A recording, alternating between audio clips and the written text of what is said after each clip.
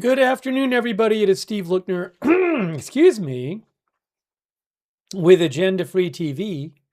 We are here to bring you live coverage of updates on the Iran war and updates on this Hantavirus outbreak, which, by the way, the WHO says that risk to the general public is low from this outbreak. But I think it's an interesting story, so we're going to cover it and talk about it. And we're going to bring you up to date on the Iran war as well. We're going to be taking your comments and questions on the air. So you can write to me on X at Lookner if you'd like. I'll be checking the chat as well.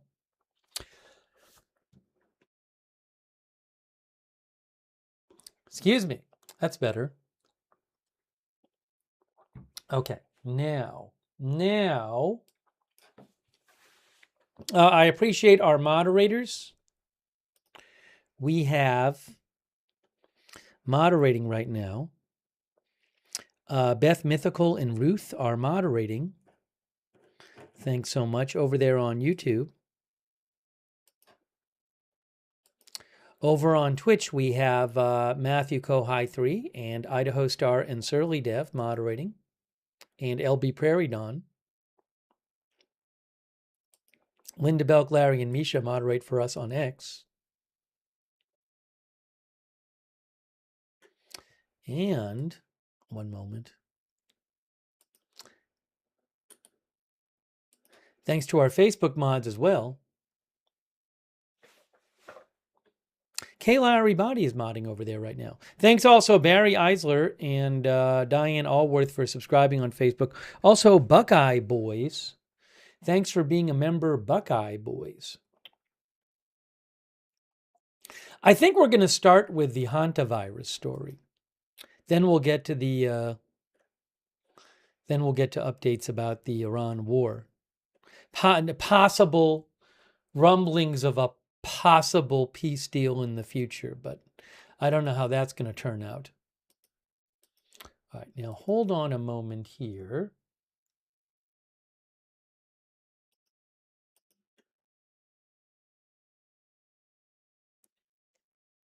By the way, I have right now via Marine Traffic, marinetraffic.com, the ship tracking and marine analytics provider, marinetraffic.com. Look, there is the ship.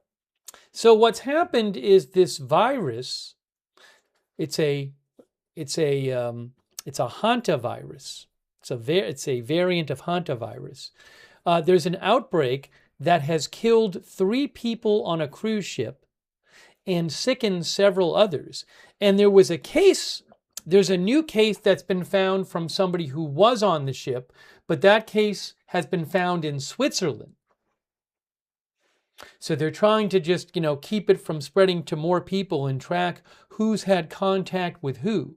The ship right now is right here. There's the ship. That is the, why is it doing 2 things here? Hang on a moment here. Why are we doing this? I'm going to refresh this and see. It is the Hondius. The Hondius passenger ship.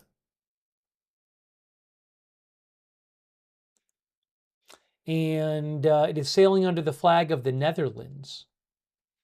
Position received 4 minutes ago.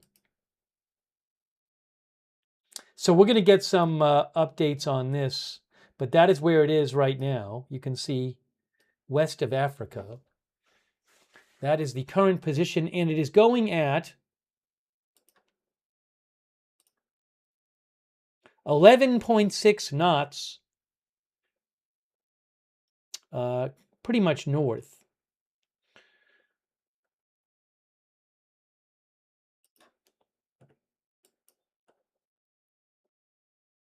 So let's get you some updates on this. I have some resources here for updates that we can talk about. If you give me a moment here. Hang on a moment. Hang on a moment.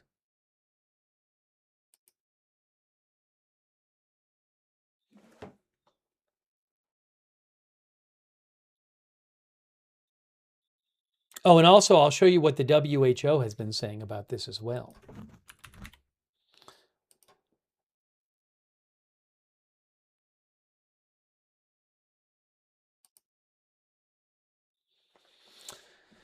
So, hey, by the way, thanks to Terror Mouse, who says we can't have a lockdown until November 19th for GTA 6. Thank you, Terror Mouse. Thank you, Twin Life, for your support, and also Luke McCombs. Thanks, Luke McCombs, for your support.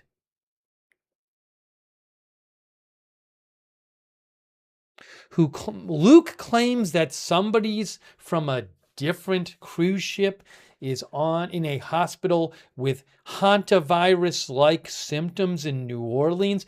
I haven't heard anything about this, Luke. I mean, I'll let you know if I do. That's what Luke McCombs says. Luke says we know them personally. I hope that person feels better, by the way, but that I don't know anything about.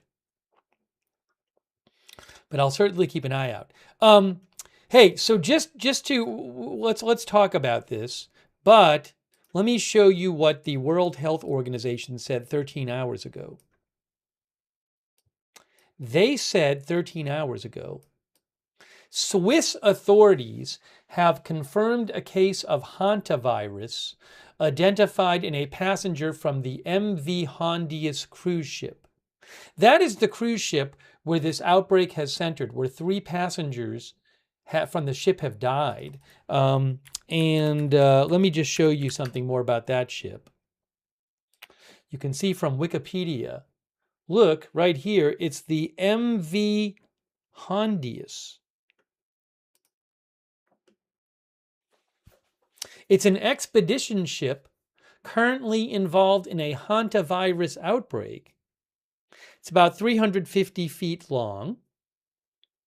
It has a accommodation for a max of 196 passengers and a crew of 72. The ship has been placed under isolation. There is a picture from F. Des Roches. That is what the ship looks like.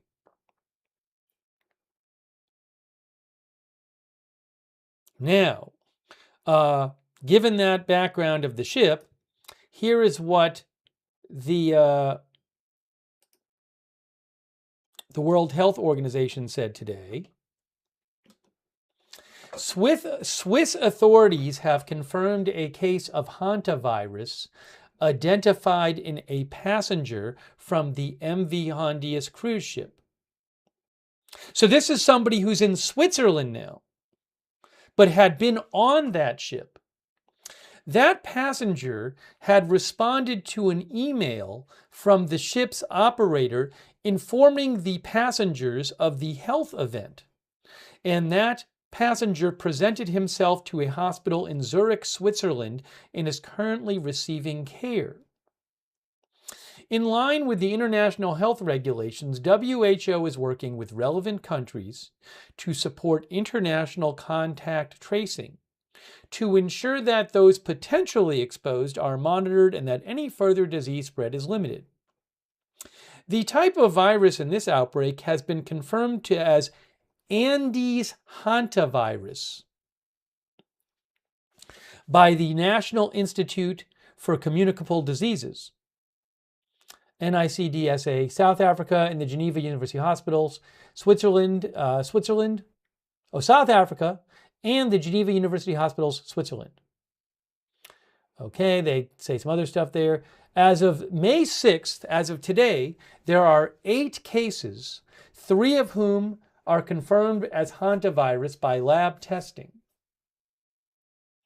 We will continue to work with countries to ensure that the patients, contacts, passengers, and crew have the information and support they need to stay safe and prevent spread. And let me also show you something else here. Hold on. Also from the WHO. From World Health Organization, Director General Tedros Adhanom Ghebreyesus. Dr. Tedros.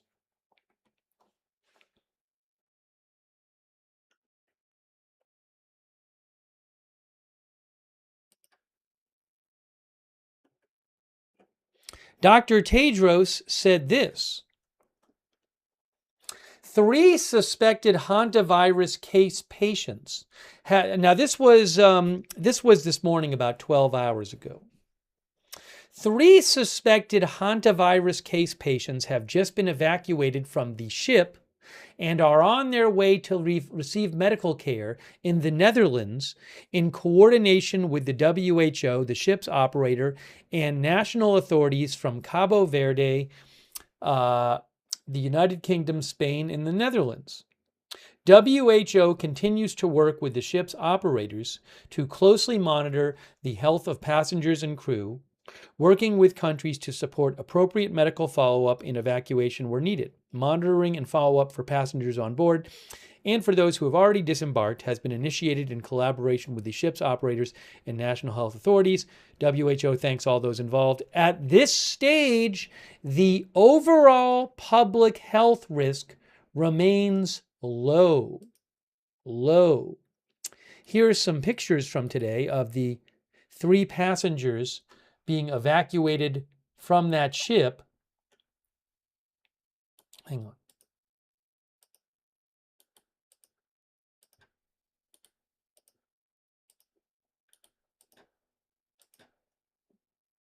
So these are pictures of this evacuation process today, whereby 3 of the passengers were evacuated from the ship.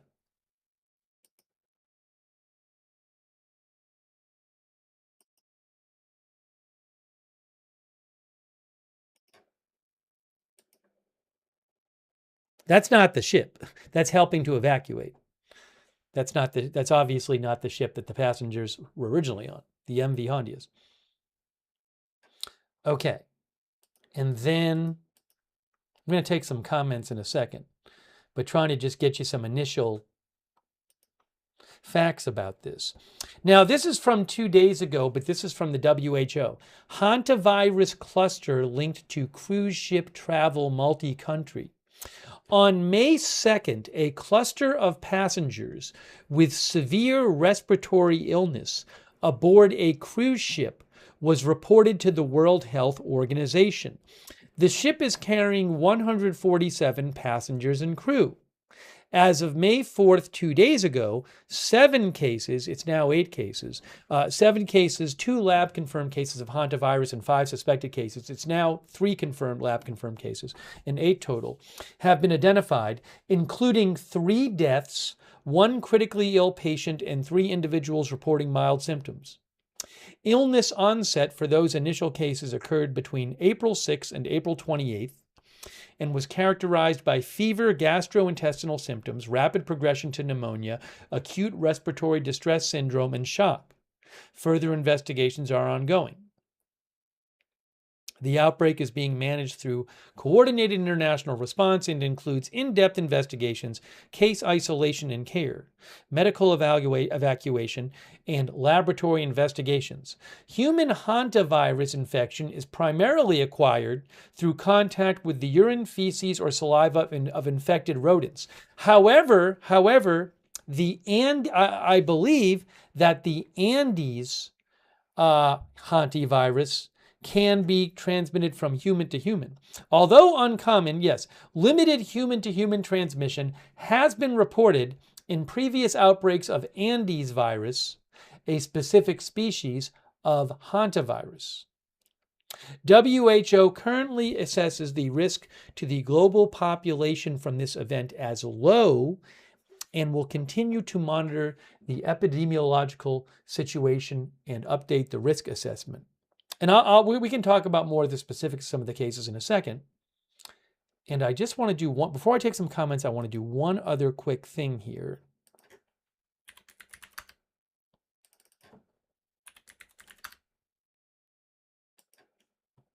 Yes, I have a video I can show you before I take some comments. Well, I'll take some comments right now. You can see Hantavirus hit cruise ship.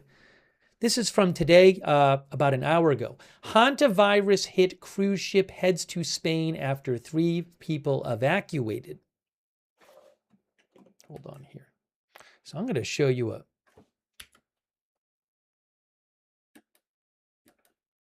video here about this. Why is it? I just want the normal. Give me a moment. Give me one moment. There it is. There it is.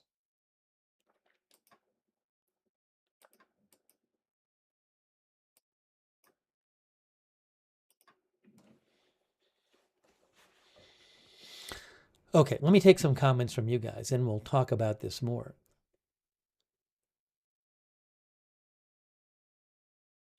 The anonymous prepper channel said TMZ reported 23 people went home before who stepped in on situation, though I don't trust TMZ is a good source.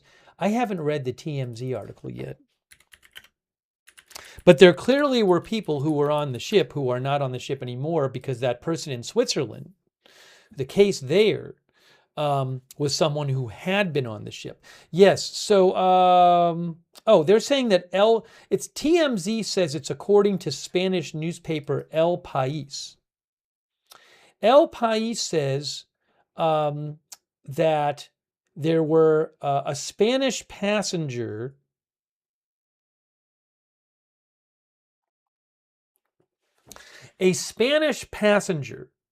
told the newspaper El País that 23 people got off the ship on April 21st.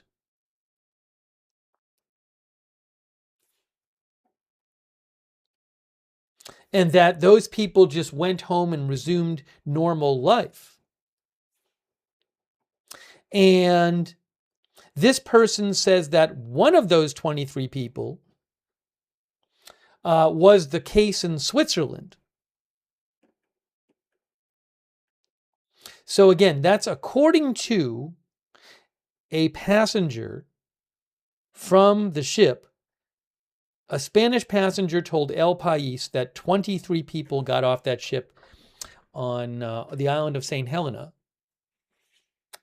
10 days after the first death on board and then went home. So, anybody who was on that ship at a certain time when it's believed that the virus might have been spreading on the ship, that person's going to need to be, the authorities are going to want to track that person and also find out who they've come into close contact with.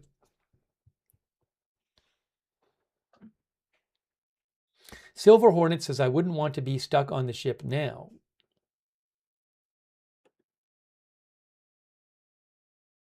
Ken says, why do they allow sick people on the ship? Well, I'm sure that they didn't know the people had hantavirus when they got on the ship.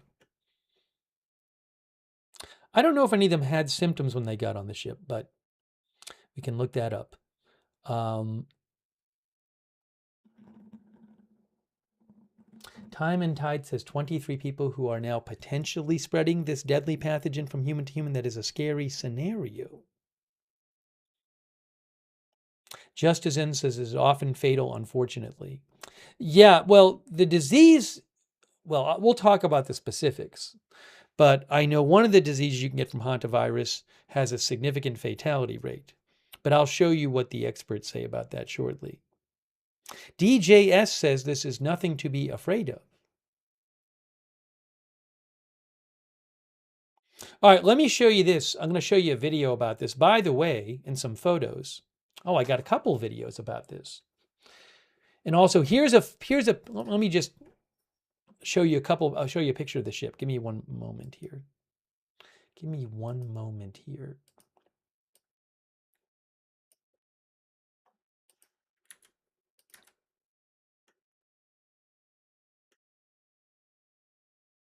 Now, where is the thing I just downloaded? Let's try this again. There it is. Okay.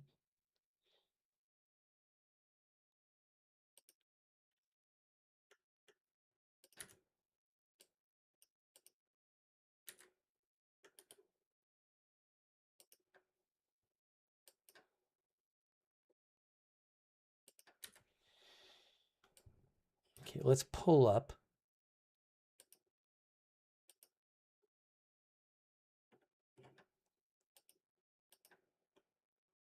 Here, this is a photo of the ship anchored off of Cape Verde port on the day that, this was yesterday.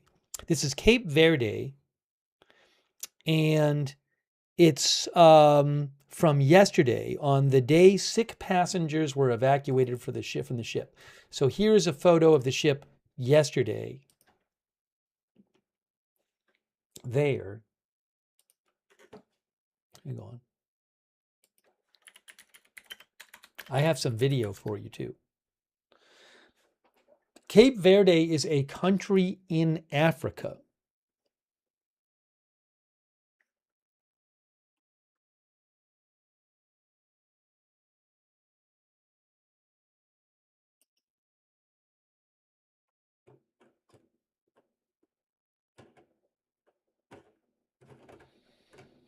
Give me a moment here.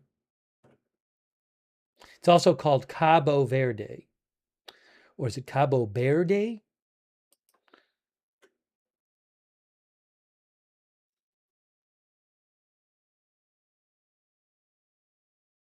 Oh, the official language is Portuguese, by the way. I'll call it Cape Verde for now. But Cape Verde is right here. So if we look over here, you can actually see it says Cape Verde. No, is Cape Verde, I have to double check this.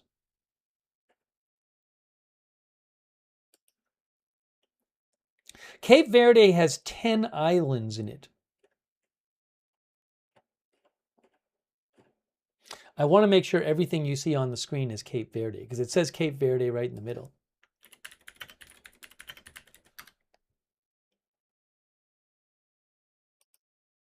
Yeah, I believe all of this is Cape Verde. And it, here, let me just show you here. So it's still around Cape Verde. Oh, see what's happening here is the circle's moving because the ship is moving.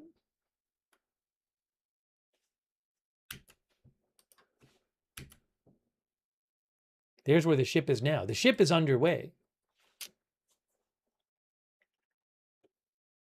Let's get more of an update though. Hold on a second here.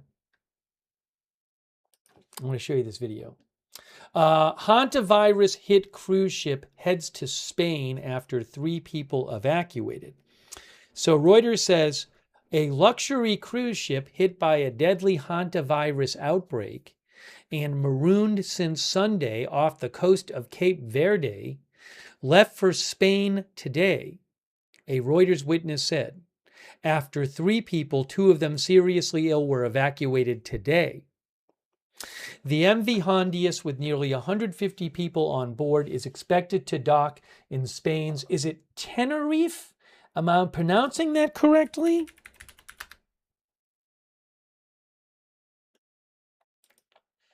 Tenerife. Yes.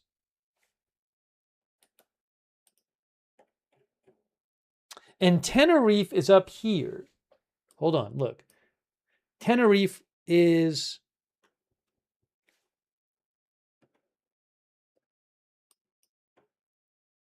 Is that right there? Am I getting that right? Let's see.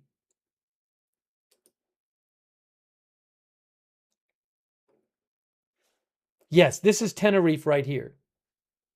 So it's going... Oh, you can't see it. I'm sorry. Wait. Here, now you can see it. Hold on. So there is the ship right now off the coast of Cape Verde. It is heading to Tenerife, which is here.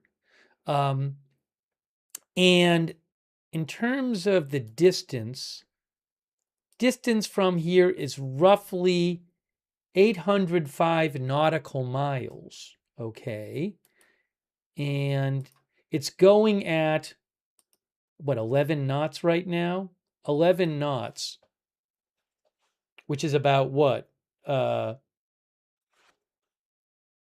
13 miles an hour or something?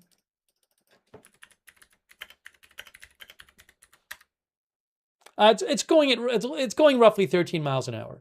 So if it goes at that speed, it'll take about what, 60 hours or so to reach Tenerife.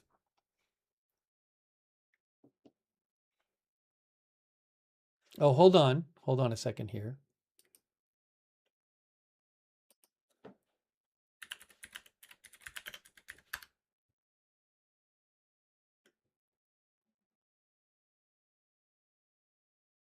By the way, BBC reported that 2 British people are self-isolating at home in the UK after potential exposure.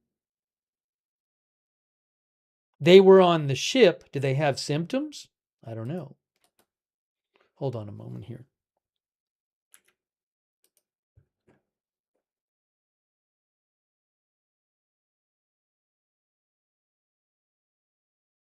They don't have symptoms. Just to be clear, BBC is reporting that 2 Britons are self-isolating after leaving the cruise ship early, but they don't have symptoms. Sky News reported the same thing. All right, hold on a second. The ship with 150 people on, nearly 150 people on board, is expected to dock in Spain's Tenerife in the Canary Islands within 3 days, Spain's health minister said, adding that those still on board were not presenting any symptoms of the disease. Okay, so according to the Spanish authorities, those on board right now, none of them have symptoms. Once in Tenerife, if everybody is still healthy, all non-Spanish citizens will be repatriated to their countries. The 14 Spanish passengers will be quarantined in a military hospital in Madrid. The duration of the quarantine will depend on when they had potentially had contact with the virus, adding that it is a 45-day incubation period.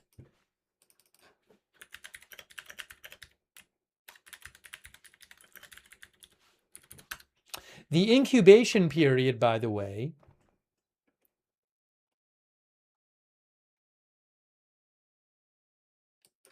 according to Wikipedia, is the time elapsed between exposure to a pathogenic organism and when symptoms and signs are first apparent. 3 people, a Dutch couple and a German national, have died in the outbreak. A total of 8 people, including a Swiss citizen who has returned home and has been being treated in Zurich, are suspected to have contracted the virus, with 3 of those confirmed by laboratory testing. Argentina's health ministry will carry out rodent trapping and analysis in the southern city of Ushuaia, the origin port of the cruise. So the cruise originated in Ushuaia, Argentina. Officials are reconstructing the itinerary of the Dutch citizens who traveled in Argentina and Chile, and then, I guess, got on the boat and later presented symptoms of hantavirus on the cruise. So the idea is people could be traveling in South America, they could pick up the virus, and then they could get on the cruise. No associated cases have been found in Argentina.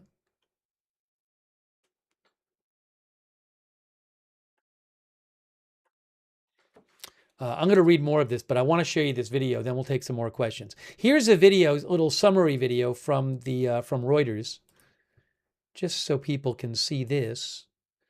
Hold on a moment here. Oops. There we go. There we go.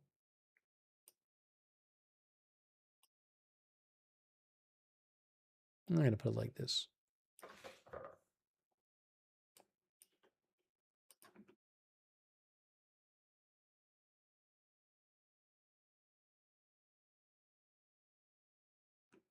Are you guys hearing anything?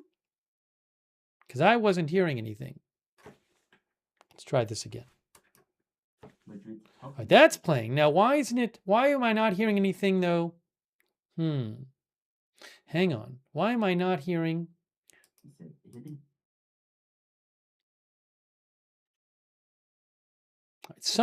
I'm doing something wrong. Oh, I know what it was.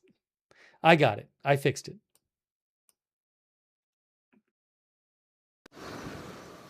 The Hantavirus hit cruise ship has been given permission to dock in Spain's Canary Islands.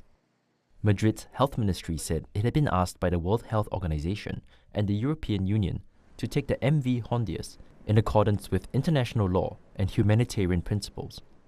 It added that once the ship arrives at the islands, crew and passengers would be examined, treated, and repatriated to their respective countries.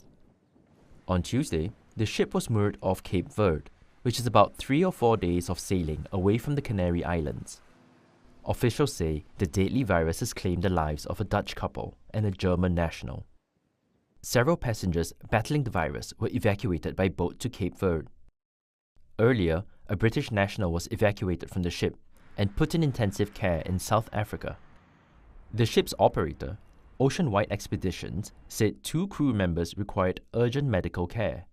Another suspected case has only reported a mild fever. People are usually infected by hantavirus through contact with infected rodents or their urine, droppings, or saliva. But on Tuesday, the WHO said this outbreak could be different. We do believe that there may be some human-to-human transmission that's happening among the really close contacts, the husband and wife, people who've shared cabins, etc. The UN health body said its working assumption was that the deceased Dutch couple who joined the ship in Argentina after traveling in the country were infected before boarding the cruise. Other cases may also have been infected while on birdwatching trips to islands where birds and rodents live, it said. Such trips are part of the cruise. The Hantavirus medical care. I just want to go over that part about the people infected before they came on the ship. Hold on a second. And human-to-human infection. Hold on a second. Let's go back about 15 seconds or so. The islands. Officials say the deadly virus has claimed the lives of a Dutch couple and a German national. Several passengers battling the virus were evacuated by boat to Cape Verde. Earlier, a British national was evacuated from the ship and put in intensive care in South Africa. The ship's operator, Ocean White Expeditions, said 2 crew members required urgent medical care. Another suspected case has only reported a mild fever. People are usually infected by hantavirus through contact with infected rodents or their urine, droppings, or saliva. But on Tuesday, the WHO said this outbreak could be different. We do believe that there may be some human-to-human transmission that's happening among the really close contacts, the husband and wife, people who've shared cabins, etc. The UN health body said its working assumption was that the deceased Dutch couple who joined the ship in Argentina after traveling in the country were infected before boarding the cruise. Other cases may also have been infected while on birdwatching trips to islands where birds and rodents live, it said. Such trips are part of the cruise. The Hantavirus hit cruise ship has been given permission to dock in Spain's Canary Islands. Madrid. Okay. That's a little summary of what's going on. I'm going to see if I can find, I don't know if I can. I'd be interested in seeing if I could find, if I have access to the hantavirus press conference that they talked about.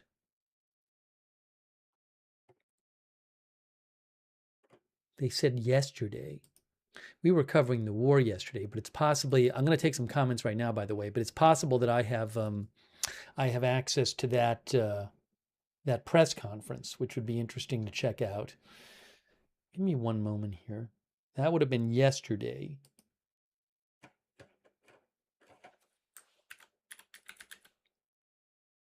Ooh, I think I do. I think I do. Maybe we'll watch that in a little bit. Actually, hold on a second here.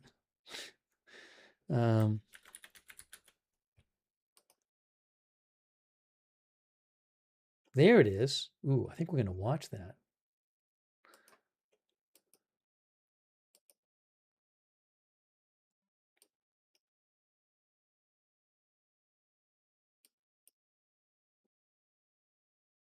Okay. Let me take some more comments from you guys.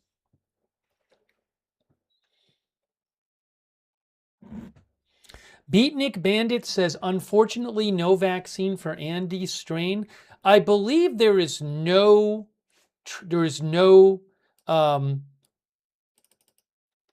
vaccine is different. There's no treatment for hantavirus.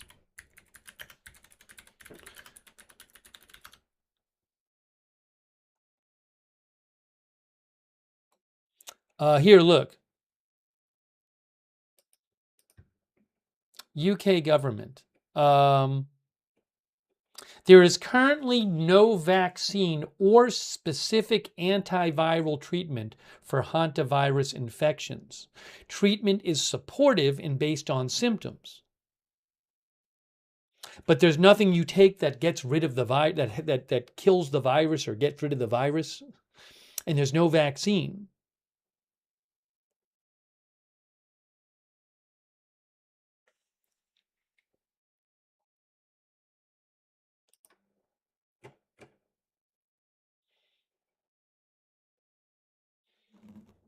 Ed Weeby thinks they'll make one eventually. You know, the thing is, though, I don't know that hantavirus, it's usually not that widespread. You know, to bother to make the vaccine, it's got to be used enough to warrant the money you spend on making it and researching and developing it. So now I don't know if this is a wide enough virus that it would be that whoever would make it would feel like it's financially worth it to make it, if that makes sense. If one could be made, I don't know if scientifically that knowledge is available right now. By the way, a quick thank you so much to Laura Chacon Official, who says the second I hear virus, my anxiety goes up. Thank you so much, Laura Chacon Official. That's really nice of you. Laura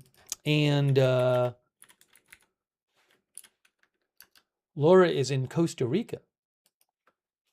As I mentioned, the WHO says the risk to the public is low. What was the exact language that Dr. Tedros used today? The head of WHO said at this stage, the overall public health risk remains low. Neutrals Inc. says for now. Hey, thank you to Lidwine Elizabeth, who is from Leiden city in Netherlands.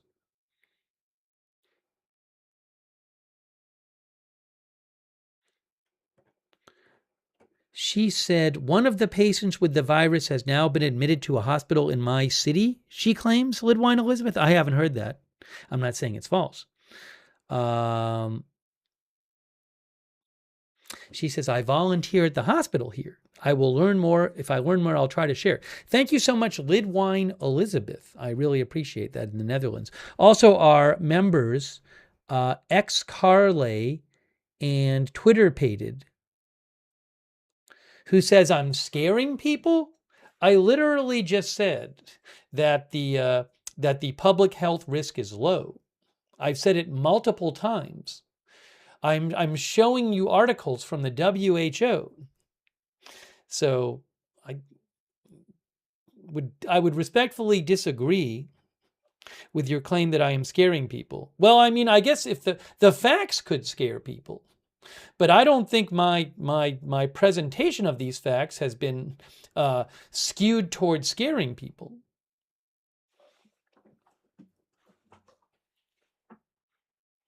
But thank you, Twitter Pated. Yeah, regarding though, and I do think it's worth mentioning, and we haven't talked about this yet, is the degree to which it can be spread from person to person. I did show you the WHO article that says that, what was it, the WHO article I mentioned talking about person to person? I don't know what the normal rate of spread is. Yeah, I showed you this. Although uncommon, limited human-to-human transmission has been reported in previous outbreaks of Andes virus. We read that before. I cannot speak to this specific strain, how much it's spreading. I think there was a quote in the video talking about possibility spreading among people with close contact.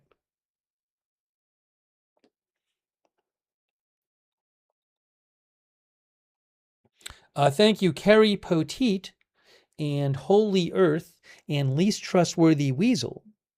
Also, Corrupt Mins. Thank you, Corrupt Mins, for your support. And also Sparky the Human, who says, I work in a role where hantavirus risk is high. We have biosuits for it. Terrifying if it has gone human-human transmission. Again, it is there is a variety of an Andes virus, which is previously known, where there has been limited human-to-human transmission. The Andes species of hantavirus. So that was already known. Thank you so much, Sparky the Human and Dystopian News. Thank you. And Ed Weeby for the membership. And hold on a second here. One moment.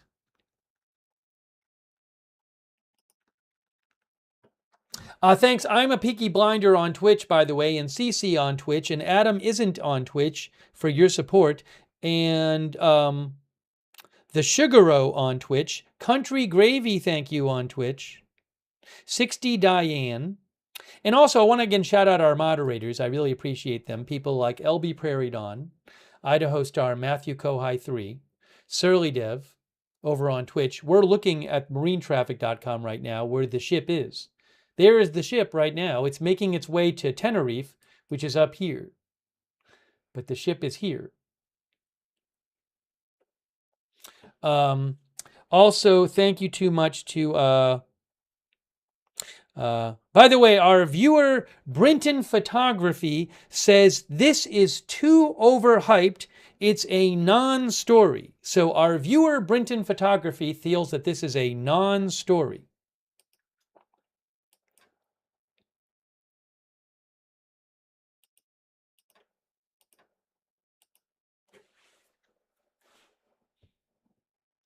Thanks to our YouTube moderators, Ruth, Beth Mythical,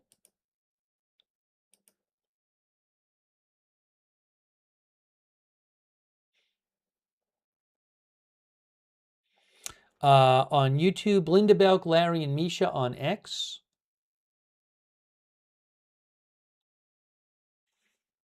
And thanks also to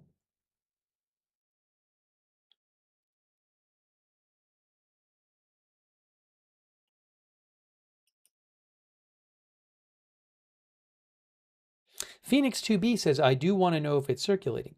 Thanks, Brian Davio for, thanks to K. Larry Body for moderating over there on Facebook. Linda Belk, Larry, and Misha who moderate for us on X. Thanks, Iva Lynn Berry Speedell for subscribing over there on Facebook, and Brian Davio and Diane Allworth. Thanks also Brian Davio for the Facebook stars. There was some more detail in this Reuters article I want to mention. South Africa confirmed it had identified among the victims the Andean strain of the virus that can, in rare cases, spread among humans through very close contact. Okay? So, some of the victims, I'm guessing possibly all of them, but some of the victims have the Andes strain, which can, in rare cases, spread among humans through very close contact. By the way, I have not seen any reporting about, could this be some new version of the Andes strain? I don't know. With different spread rate, I don't know. Argentina's health ministry said it would send Andes virus RNA and guidelines for diagnosis and treatment to laboratories in Spain, Senegal, South Africa, the Netherlands, and the UK. This is South Africa's health ministry said This is the only hantavirus strain that is known to cause human-to-human transmission, but such transmission is very rare and only happens due to very close contact. Okay? Nevertheless, some Tenerife residents said they were worried about the ship docking there. People are scared, said one resident. The WHO chief, oh, I'm sorry, I missed this before. I think we read this before and I missed it. Lidwine Elizabeth was mentioning this. The WHO chief said in a post on X that the 3 people evacuated today from the ship are on their way to the Netherlands. The Dutch Foreign Ministry said those 3 people on their way to the Netherlands included a Dutch person, a German, and a Briton, and they would be transported to specialized hospitals in Europe. One of the aircraft transporting 2 patients from, is it Cape Verde? Am I pronouncing that right? I'm going to pronounce it that way. The ship right now is near Cape Verde, and it dropped off 3 people there. One of the aircraft transporting 2 patients from Cape Verde to Amsterdam was due to stop in Morocco to refuel, but Morocco refused to allow the aircraft to land. And the plane instead was refueling at the airport in Gran Canaria, said Spain's health ministry.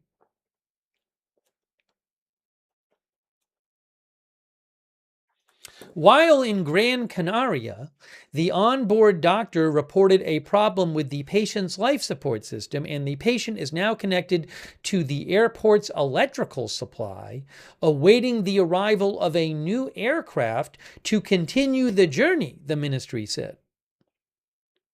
2 of those evacuated today I believe this is of the 3 today, presented acute symptoms. The ship's operator, Oceanwide Expeditions, said, I should get their, hold on. I should get their update on this. I will.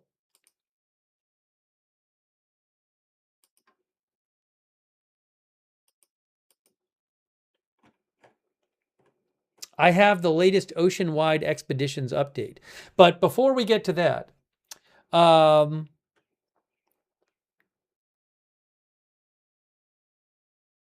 the 3 people evacuated today,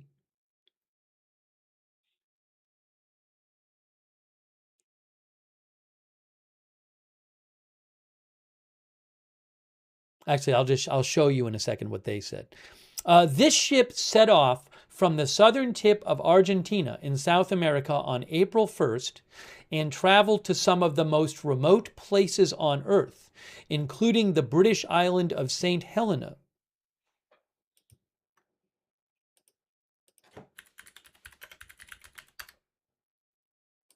St. Helena is, by the way, it's a British island. I need to pull a map up here for you. So this ship, during its journey, has traveled to some of the most remote places on Earth. Now, here is St. Helena.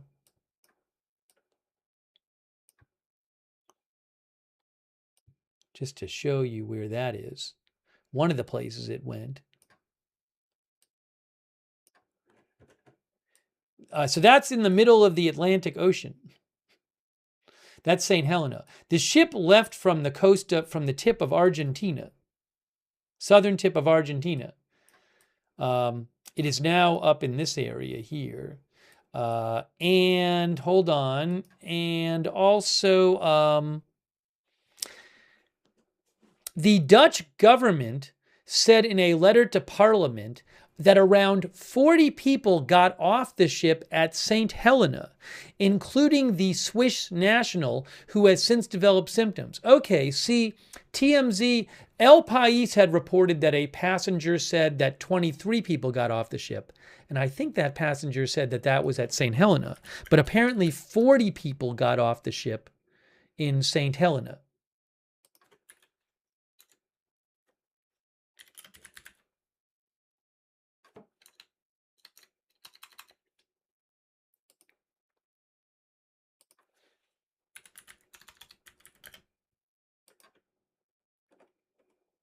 Yes, 40 got off in St. Helena. Cape Verde had been intended as the ship's final destination, but the archipelago nation off of West Africa has not allowed the passengers to come ashore because of the outbreak. Very, very different from COVID. Since the start of the outbreak, the WHO has said the wider risk to the public, said the risk to the WHO has said the risk to the wider public from a virus normally transmitted by rodents is low. And it stressed today this remained the case. The WHO Director of Epidemic and Pandemic Management told Reuters today, so when we say close contact for human-to-human transmission, we mean very close physical contact, whether it's sharing a bunk room or sharing a cabin, providing medical care, for example, that is very, very different to COVID and very different to influenza, she said.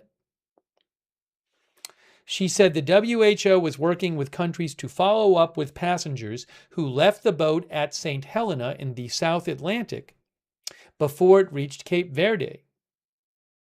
South Africa has identified 65 people who have been in contact with people who were with people with confirmed or suspected hantavirus cases, and other countries have identified 12 people who have been in contact with confirmed or suspected hantavirus cases, according to the WHO's South Africa representative.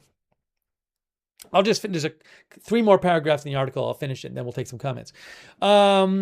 It says down here, passenger Kasem Hato told Reuters that the ship's captain was keeping passengers updated and that those on board had been advised to limit close contact with other passengers and use hand sanitizer regularly. So the people stuck on the ship, they're not supposed to closely interact with other passengers. People are taking the situation seriously, but without any panic, trying to keep social distancing and wearing masks to be safe, said the passenger. Our days have been close to normal, just waiting for authorities to find a solution. But morale on the ship is high, and we're keeping ourselves busy with reading, watching movies, having hot drinks, and that kind of things.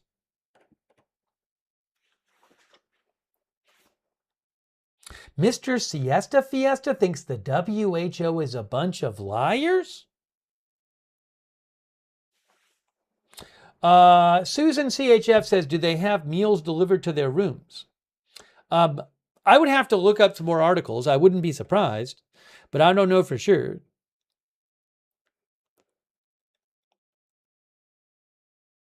All right, hold on a moment. I have to time somebody out.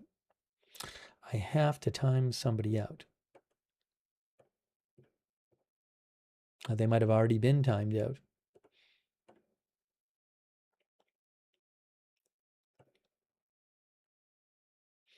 Dorn Machine says we want a counter on the screen. No, we're not doing a counter on the screen.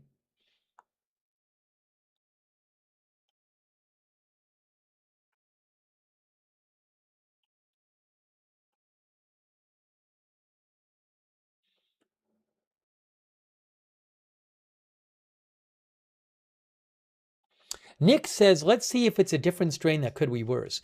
I haven't heard anything from experts from any of these health authorities saying that they think it's a worse strain of Andes virus than has previously been known. I'll certainly let you know.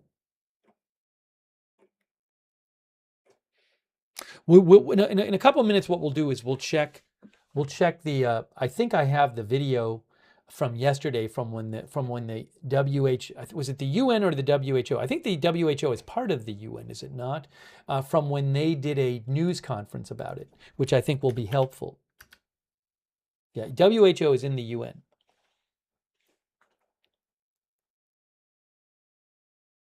Film Collector says, I would not trust the WHO one bit. They are part of the WEF and the Global Reset. Oh, I think there's an interview here with one of the passengers. Oh, no, a Swedish doctor. Okay. A Swedish doctor who previously worked aboard the luxury cruise ship said today the ship's doctor was likely working under tremendous pressure with few resources. Hang on a moment. And this is a plane carrying 3 people evacuated. We don't have to watch that video. Let's watch this one of a doctor who had worked on the ship before. Let me pull that up for you.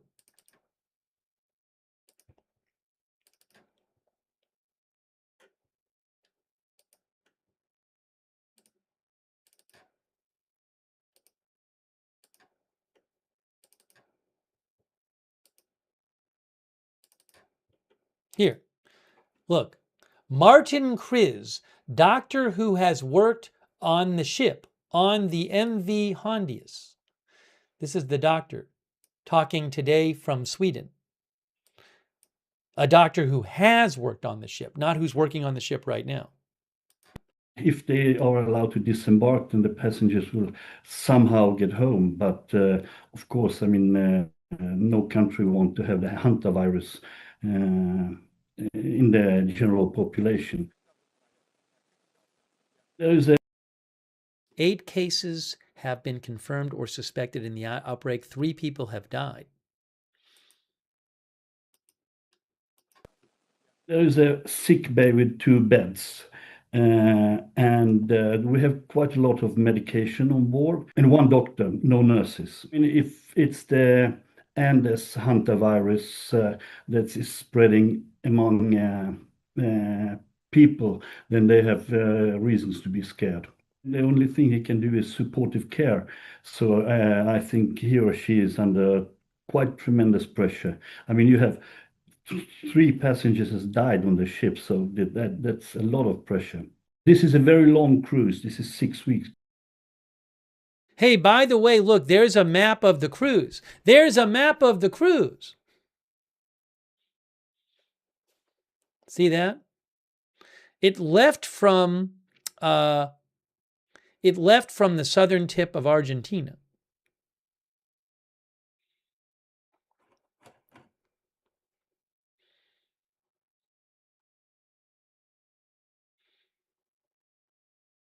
All right, hold on. This is a very long cruise. This is 6 weeks cruise. The ordinary cruises are like 10 days, but it's a very familiar feeling on the ships. Okay. 6-week cruise, he said. Now, what we're going to do, we're going to take some comments. Then I think we're going to look at that, the presser from yesterday, because I think that might be very helpful. The cruise left on April 1st, I believe, was the first day of the cruise.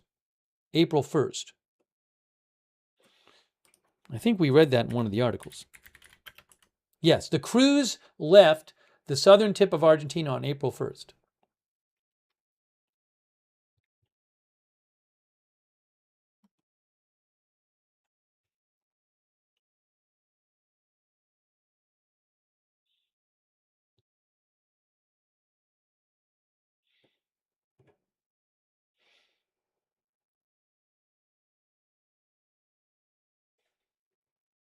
What I should do is, while we're talking about this, we'll be talking about the Iran war during the stream.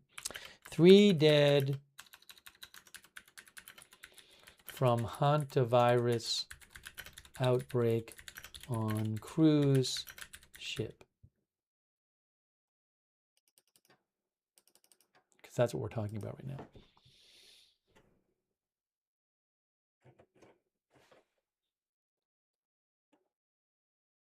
So let me show you also, getting a bunch of questions. So I'm going to keep giving you more information on this. Everyone knows says 30% mortality rate. Well, I believe one of the diseases you can get has a mortality rate like that, but I want to be careful here. So I'm going to show you some more information from the experts. Harry Seldom says, these people need to be evacuated, quarantined, and the origin investigated. This is crazy. Oh, here is what the company said.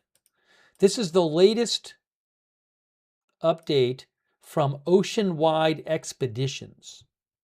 See, Oceanwide Expeditions, who operates the ship. Actually, this is from, looks like this is from, yeah, this is from today. Press update. Oceanwide Expeditions continues to manage an ongoing medical situation on board MV Hondius. Oceanwide Expeditions can confirm that the first of 2 medicalized aircraft carrying 2 of the 3 individuals who were evacuated from the ship earlier today has landed in the Netherlands. The 2 individuals on board have been received by specialist medical and screening teams in the Netherlands. The second medicalized aircraft carrying the 3rd individual is currently experiencing a delay. The individual on board of this aircraft remains in a stable condition. We will provide an update of this second aircraft as soon as possible. Oceanwide Expeditions can confirm that MV Hondius departed Cape Verde, west of Africa, at 1915 CET and is now heading north. Under the current plan, MV Hondius will sail for the Canary Islands. This is expected to take 3 to 4 days. 3 additional medical professionals have embarked on the ship to provide optimal medical care during the crossing. Okay?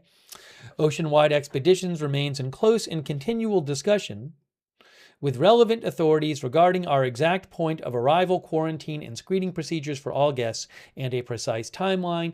We are unable to confirm the details of onward travel for guests at this stage. This is dependent on medical advice and the outcome of stringent screening procedures. Okay, let me just see their earlier communications here. Okay, this is earlier today, about the 3 people who were evacuated. 3 individuals have been successfully embarked from the ship and are now en route to locations to be able to via aircraft to provide medicalized aircraft to locations able to provide specialized care and appropriate medical screening. 2 of those 3 individuals evacuated today remain in a serious condition. The 3rd, while currently asymptomatic, was closely associated with the individual who passed away on board on May 2nd. The 2 symptomatic individuals have not tested positive for hantavirus at this time.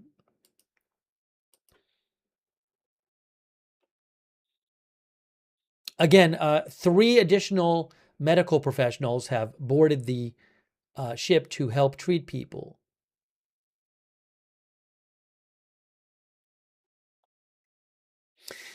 The Swedish Federal Office of Public Health has confirmed that a passenger who traveled on the first leg of the voyage, that would be from Ushuaia, Argentina, I believe it was, right? Ushuaia, Argentina, to St. Helena, the first leg of the voyage from April 1st to 24. A passenger who traveled on the first leg of the voyage has tested positive for hantavirus and is in Switzerland and is currently being treated at the University Hospital Zurich. His wife, who accompanied him, has not shown any symptoms but is self-isolating as a precaution.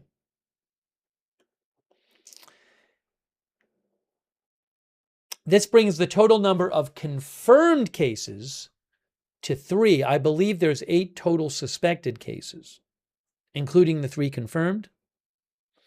On April 26th, after their planned disembarkation, a guest passed away during their transit home. A variant of hantavirus has been identified in that patient. On April 27th, a passenger became seriously ill and was medically evacuated to South Africa. This person is currently being treated in the intensive care unit in Johannesburg and is in critical but stable condition. That is a British person. That person is of British nationality. That is the second confirmed patient. The third confirmed patient is the person who is in Switzerland now being treated there and was on the first stage of the voyage.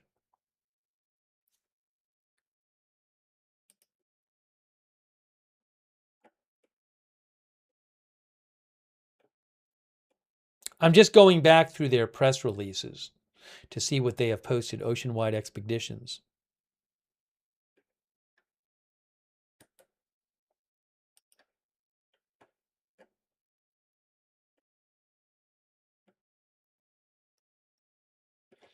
Okay, what I think we should do... Oh, hold on a second here.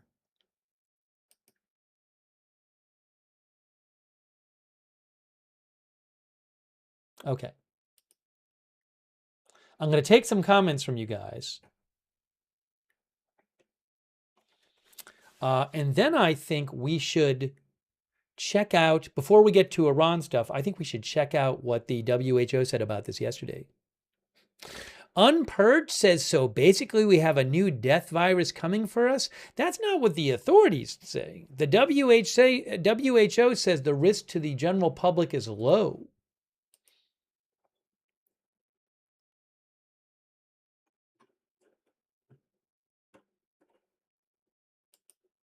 The overall public health risk remains low, says the WHO. Yes, Gene Hackman's wife did die from hantavirus. I don't know that she died from the same strain of hantavirus. And Lee, I don't believe his death was caused by hantavirus. Lee mentioned that. His death was... Trying to look it up here.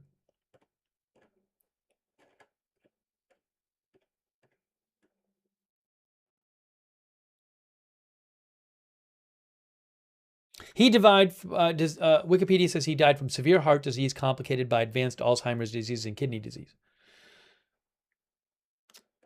No, it's not the case that all 3 confirmed patients, 3 people have died, and there are 3 people who have been confirmed with hantavirus, but not all of the people who've died have been confirmed to have hantavirus yet.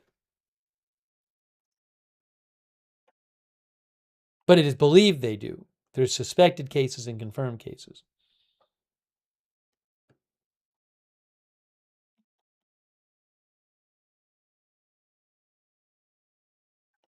Lola says the H is silent in Usaya.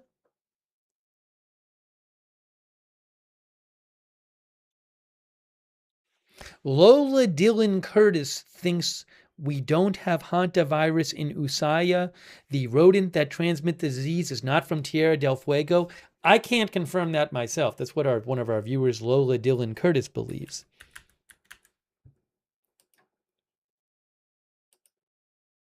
Oh, it's Ushuaia. Ushuaia. That's how you pronounce it. Sorry. That's the city in southern Argentina where the ship took off from. Thank you, Lola Dylan Curtis. Thank you also, Jeff TE88PFCR. I really appreciate that. Soulfly8, our member. Thank you. Jeff TE88, thanks for being a member. And thanks to Patty B. Good, who says, I saw passengers speaking out on social media. I'll have to look into that a little later. Thank you, Patty B. Good. Thank you also, Kruptmans, who says, points out that there are dozens of humans now who were on the ship, who are out off the ship, and points out that I know one of the diseases you can get from this has a significant mortality rate, high mortality rate. There's hantavirus.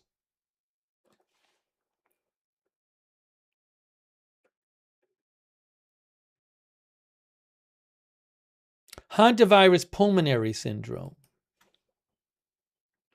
So in the WHO article about this from 2 days ago, right? If you go down here, it says, hantavirus cardiopulmonary syndrome, also known as hantavirus pulmonary syndrome, is a zoonotic viral respiratory disease caused by hantaviruses of a certain genus and family and order.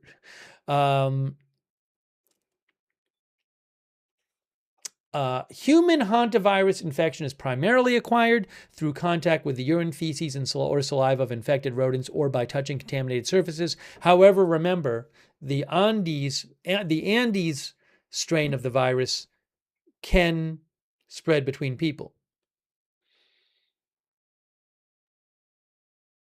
I want to get to the symptoms of HPS typically occur from 2 to 4 weeks after initial exposure to the virus. However, symptoms may appear as early as 1 week and as late as 8 weeks following exposure. Hantavirus infections are relatively uncommon globally. In 2025, in the region of the Americas, 8 countries reported 229 cases and 59 deaths, with a case fatality rate, I believe that is, of 25.7. Is that what that stands for?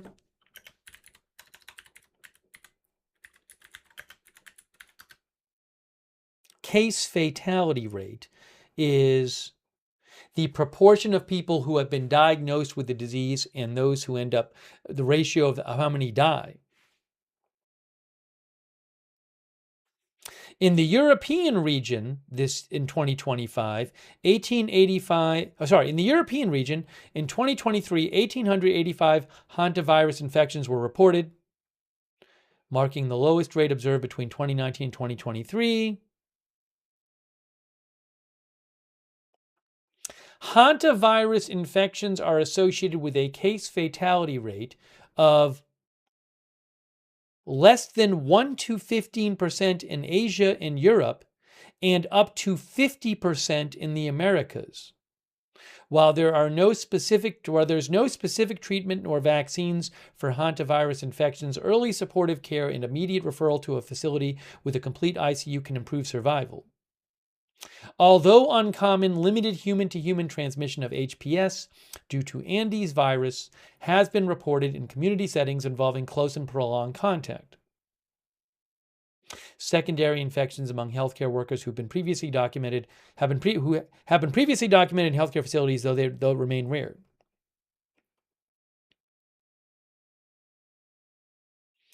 In the context of the current outbreak, passengers and crew members should practice frequent hand hygiene, remain vigilant of hantavirus symptoms, and undertake active symptom monitoring for 45 days. Crew must ensure adequate environmental cleaning, avoid dry sweeping and ventilation in the ship. Passengers and crew members experiencing symptoms should inform medical professionals on board and self-isolate. If respiratory symptoms are present, to practice respiratory etiquette and wear a medical mask.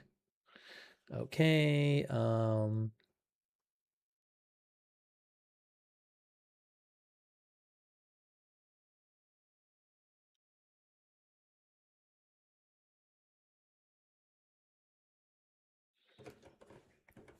I think what I'm going to do is show you guys what the WHO said yesterday about this. So remember, it is believed that at least 2 people got on the cruise with hantavirus and died of it. There may be others who got on the cruise with it. But now there are 8 suspected cases total, I believe, linked to the cruise. 3 people have died. 3 people were evacuated today, and 2 of them from the ship, 2 of them in serious condition.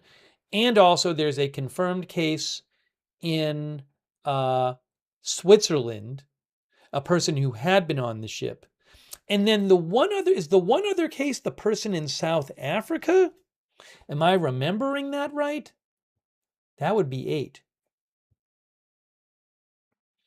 Let's see if I can figure that out. I think that's the 8th case.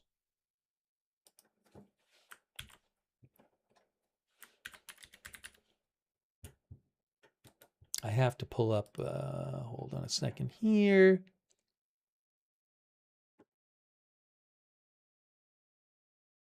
Yes, I think. The company says, Ocean One Expeditions, on April 27th, a passenger became seriously ill and was medically evacuated to South Africa.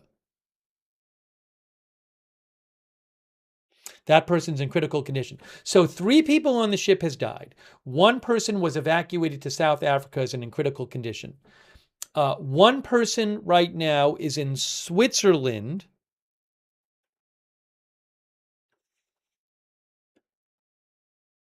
And they are being treated at a hospital in Switzerland. And then that's 5. And then 3 people were evacuated today. That's 6, 7, and 8 from the ship. And 2 of those are in serious condition. That's the 8. Midtown Mike said, where did they first contract this virus? So it's possible I know the video we watched said it's possible they contracted it. Was it the video? Either the video or one of the articles says it's possible they contracted it traveling before they got on the ship.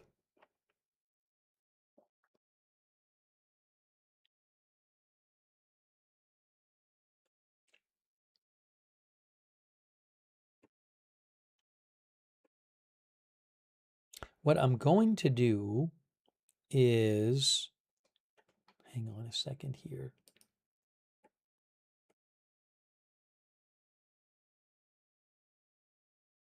Yes, look, this is from the European Center for Disease Prevention and Control from today. Hantavirus associated cluster of illnesses on a cruise ship, ECDC assessment and recommendations.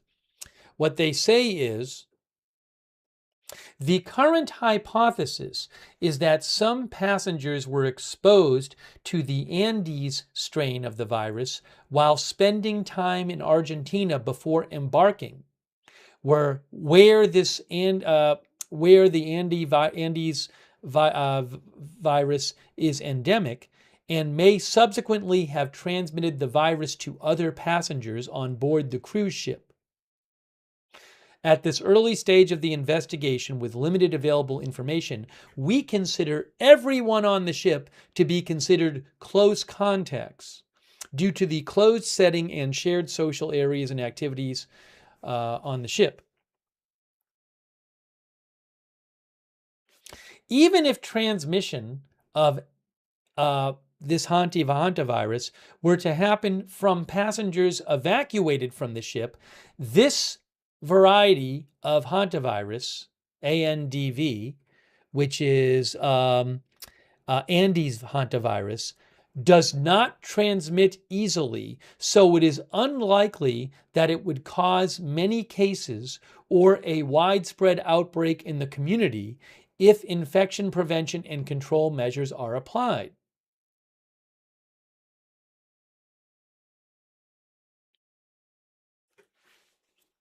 They do not expect introduction to the rodent population and potential rodent to human transmission in Europe.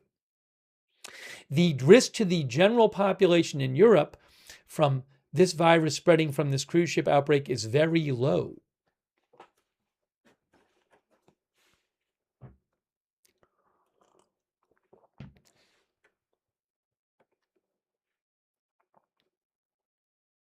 They say this is a rapidly evolving incident.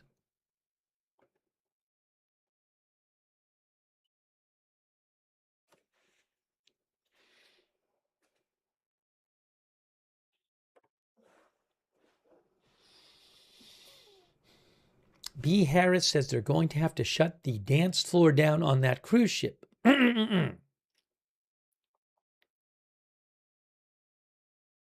Cynthia Masters says these people are from different places and the common denominator is the ship.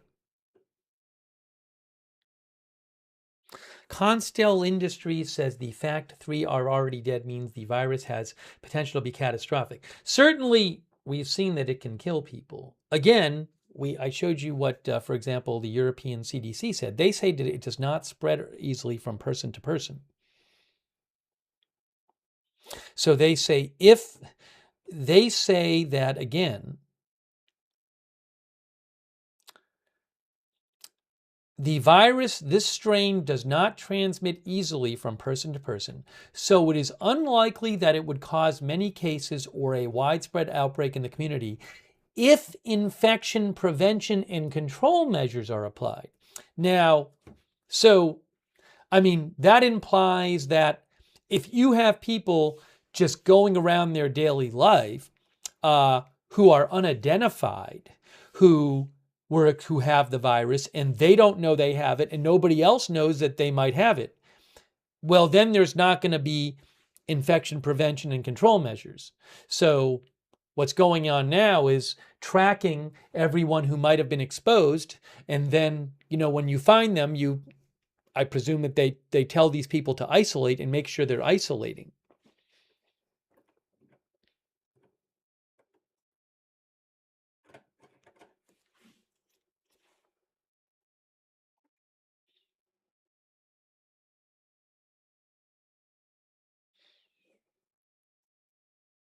David Keller asks how long that it would take to be fatal if somebody got it. That I don't know.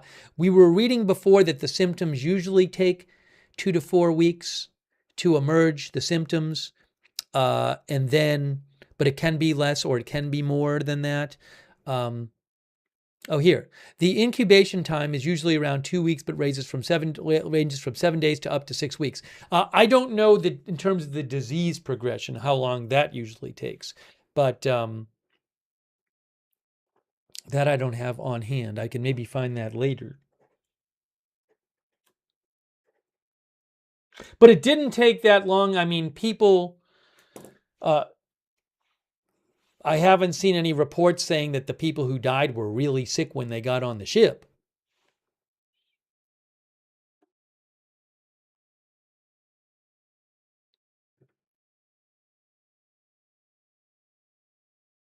Kenny K says is wondering if they'll cancel all cruise ships like they did in COVID. Well, at this point, I'm not aware of any kind of wider risk to cruise ships, but will they... might they cancel some cruises because of worries about this? It's an interesting question. I don't have an answer for you right now on that. If they think ones are particularly more at risk. Hey, why don't we? What we should do? I think what we should do is watch what the WHO had to say about this yesterday. It's not that long, I don't think, but there was a briefing from the WHO yesterday about this outbreak, and AFP had the video of it. So I thought it would be helpful. Maybe some more of your questions would be answered, right? So if we do this, we put this here. I think we should check this out.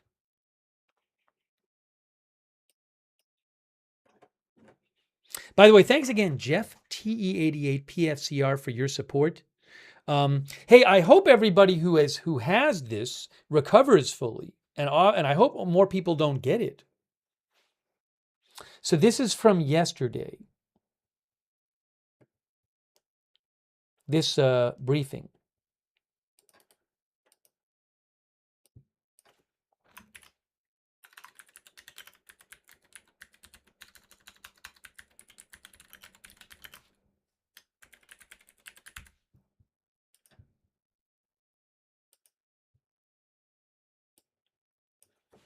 Okay. So let's see what they have to say. Oh, before that,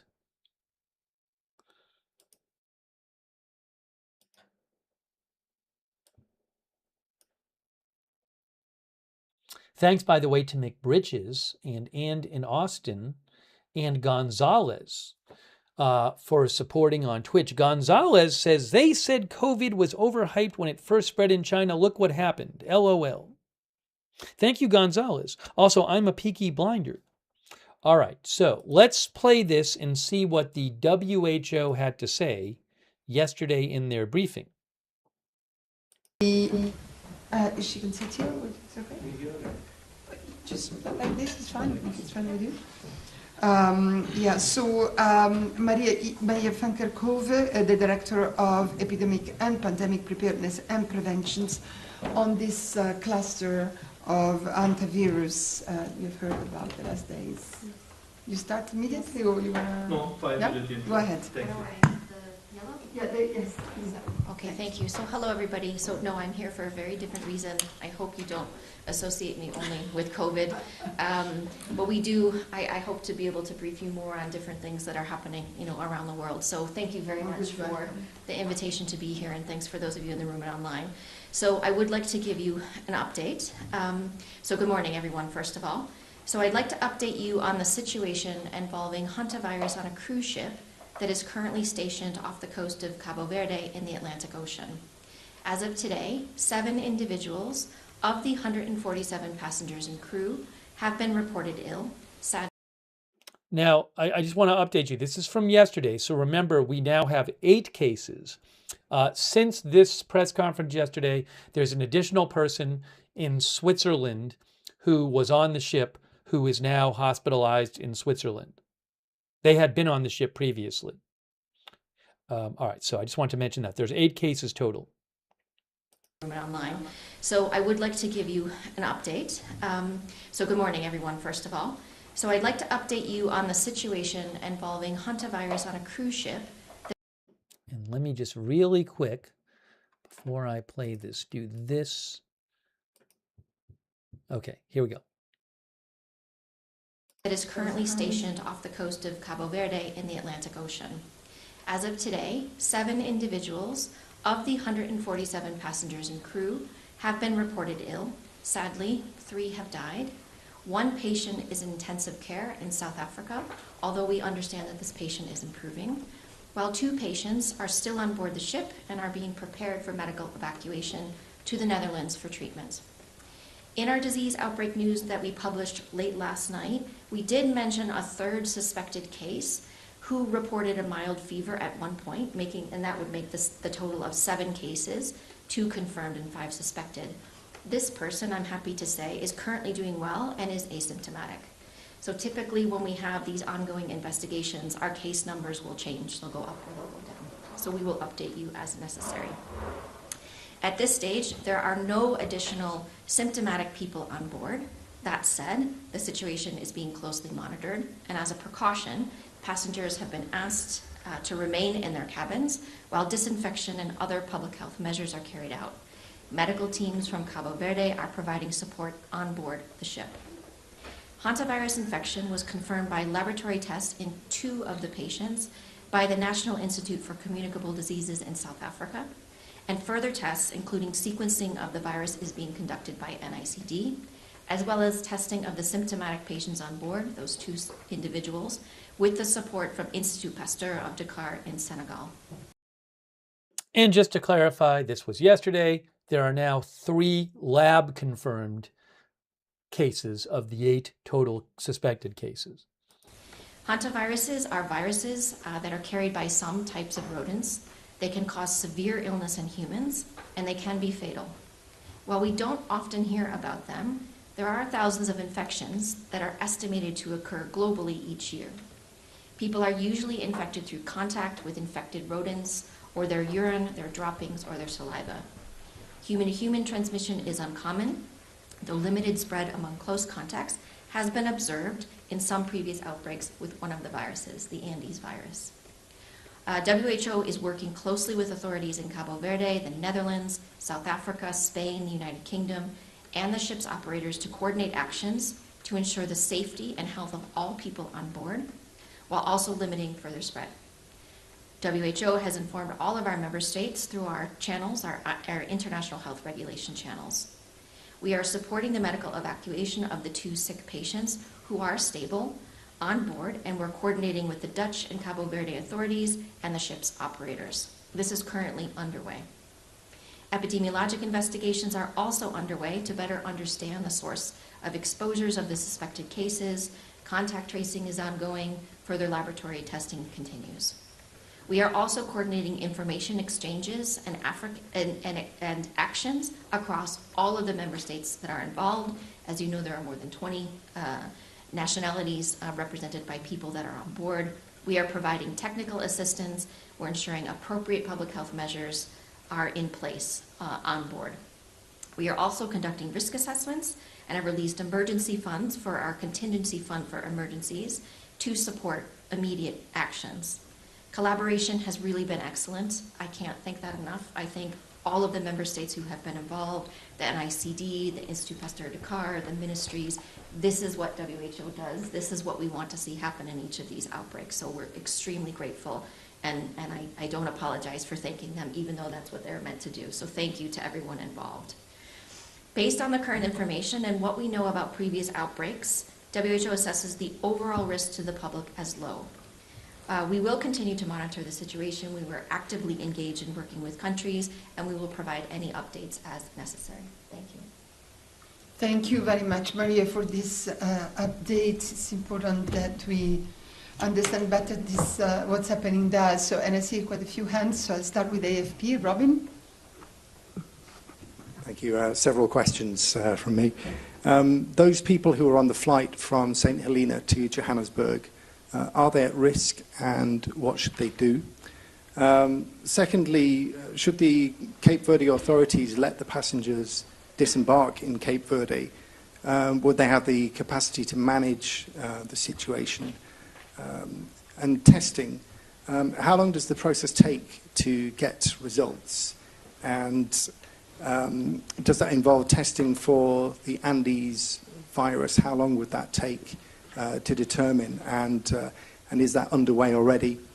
And also, do you have any theories at the moment as to how this situation may have come about? Thank you. Okay, thanks. No, that's great. Thank you very much for the questions. So the first question related to the flight. So contact tracing has been initiated on the flight there. What we know typically about hantaviruses, I just want to put this in context, typically the exposure and the infection comes from contact with rodents. We have seen with one of the viruses, the Andes virus, that there has been some limited human-to-human transmission. Now, I know that means different things to different people, but just to say that's really among very close contacts, which is what I'll come to your later question later, what we actually think has happened in the current context on the ship itself. So contact tracing is initiated. So what will happen is the authorities in the countries will contact those who are on board. They will be asked to monitor their symptoms, and then they will follow accordingly. Hold on a moment. It seems like they had an issue with their video. Hold on. Ship has left them up just to say it's not just the people who are on the ship that, of course, we are concerned about. We are also give it a moment. They had a couple. I'm replaying this. I guess a couple seconds where the video was having an issue, but it seems to get fixed in a couple seconds. So I'll just keep playing it here. The boat, ship, I was told to say ship, has left the ship in different ports along the cruise. In terms of the authorities, in terms of disembarking, so right now the ship is off the coast of Cabo Verde. The plan is, and our highest priority is to medically evacuate these two individuals to make sure that they have the. And just to clarify, this was yesterday. Today, 3 individuals were evacuated in Cabo Verde, and the ship is now traveling north from Cabo Verde, and it's going to Tenerife, where it's supposed to be in 3 to 4 days, where everybody on the ship, well, I guess the plan is to evacuate the ship completely once it gets to Tenerife, as I understand it. We can talk about that more later. But again, this was yesterday before people had gotten off. The 3 people were evacuated today in Cabo Verde. Care that they receive. So the plan that is currently in the works is underway. The plan now is for the ship to continue on to the Canary Islands. We're working with Spanish authorities who welcome the ship, full investigation, a full epidemiologic investigation. By the way, I don't know why this happened. The first 8 minutes played perfect. This is not on my end. I'm just playing the video. So let me just make sure it's not like this for the rest of the video. Let's see. Again, That's fine there. That's all good. Thank you very much. Comprehensive briefing. Well, that's weird. I don't know why there's such problems with the video when the first 8 minutes was fine. But let's watch a bit more, and then if it gets terrible, I'll stop playing it. But they can either do PCR tests, they could do serology, so it can take 2 sick individuals on board are medically evacuated, then the ship can move. So that's in progress. In terms of testing, it depends on the type of tests. They can either do PCR tests, they could do serology, so it can take a day, it can take a couple of days, it's depending on what is done. It also matters how quickly the samples can get to a lab that can actually do the testing. So again, NICD in South Africa has done a fantastic job with the patients that have arrived there. Sequencing is underway by NICD in South Africa. We're hoping to get those results as soon as possible. We were hoping this morning, but they're working very hard on it, so perhaps tomorrow. We are working under the assumption that it's the Andes virus, so from a precautionary point of view, we feel that this is the best approach to make sure that we have the right precautions in place. But yes, it is underway, and once we have that result, we will let you know. We are also awaiting further laboratory results of the 2 patients on board, and that is being conducted by IP Dakar. So they actually flew to Cabo Verde to support, and that testing is underway. I don't have those results yet. And in terms of theories, so we don't have a full picture.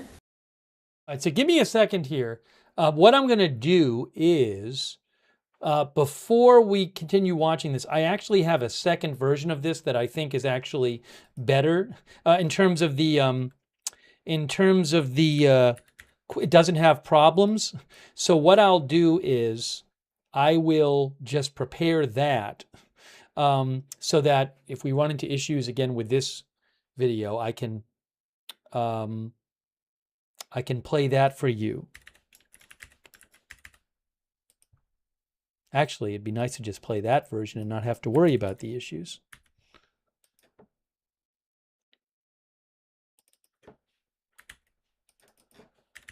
Ah, I got it.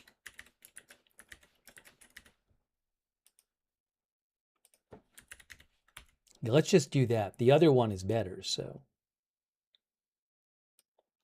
I got it. I got it now. I got it now.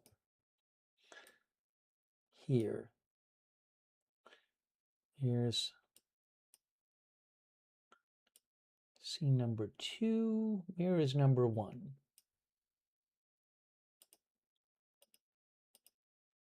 I think I have it now.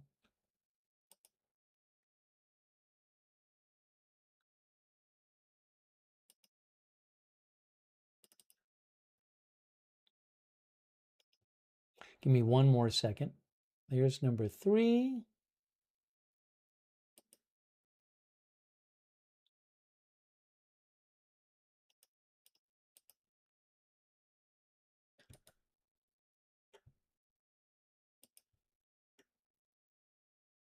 I'm just waiting for the last clip to download so I can show you that one.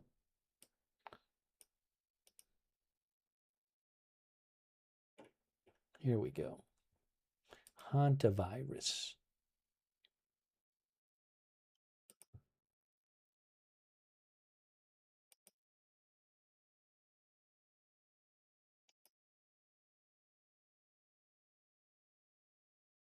I got it. Okay.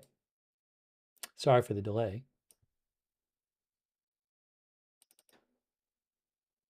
There it is. All right, this should be much better. We couldn't hear the answer to a couple of the questions before, so what I'm going to do is I'll play you that where she starts answering the questions.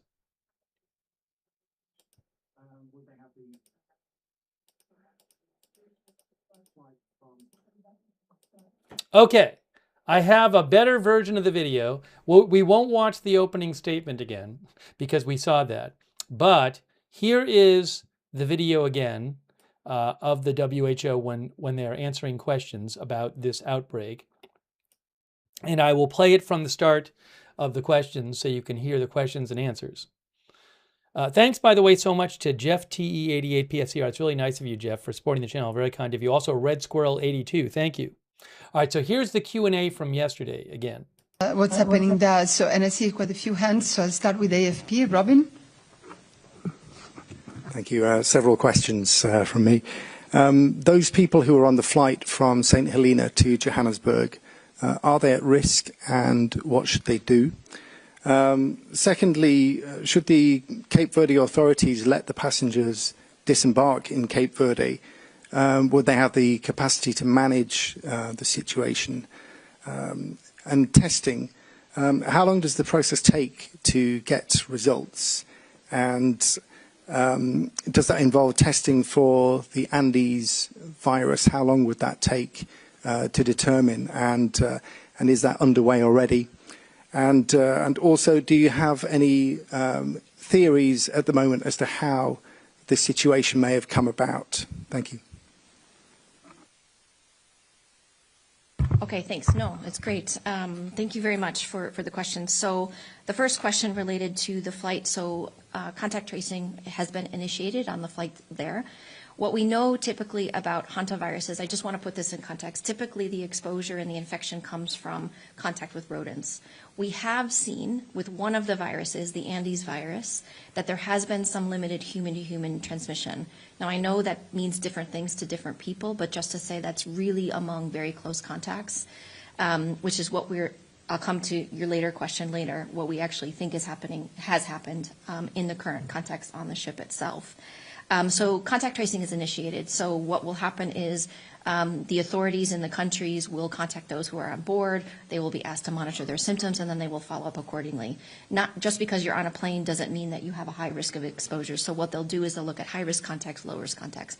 We'll do that actually in all different types of settings. So that is underway. I don't have any feedback on that right now. We're also doing that just to say it's not just the people who are on the ship that, of course, we are concerned about. We're also working with authorities for anyone that has left the boat, the ship, I was told to say ship, that has left the ship in different ports along the cruise. In terms of the authorities, in terms of disembarking, so right now the ship is off the coast of Cabo Verde. The plan is in our... And again, really quick, this was yesterday, so today the ship let off. 3 people were evacuated from the ship in Cabo Verde, and the ship is now heading north from Cabo Verde to Tenerife. Highest priority is to medically evacuate these 2 individuals to make sure that they have the care that they receive. So the plan, that is currently in the works. It's underway. The plan now is for the ship to continue on to the Canary Islands. We're working with Spanish authorities who will welcome the ship, have said that they will welcome the ship, to do a full investigation, a full epidemiologic investigation, full disinfection of the ship, and of course to assess the risk of the passengers that are actually on board. As I said, there are no other symptomatic patients who are on board. So that is planned. So once the 2 sick individuals on board are medically evacuated, then the ship can move. So that's in progress. In terms of testing, it depends on the type of test. They can either do PCR tests, they could do serology, so it can take a day, it can take a couple of days, depending on what is done. It also matters how quickly the samples can get to a lab that can actually do the testing. So again, NICD in South Africa has done a fantastic job with the patients that have arrived there. Sequencing is underway by NICD in South Africa. We're hoping to get those results as soon as possible. We were hoping this morning, but they're working very hard on it, so perhaps tomorrow.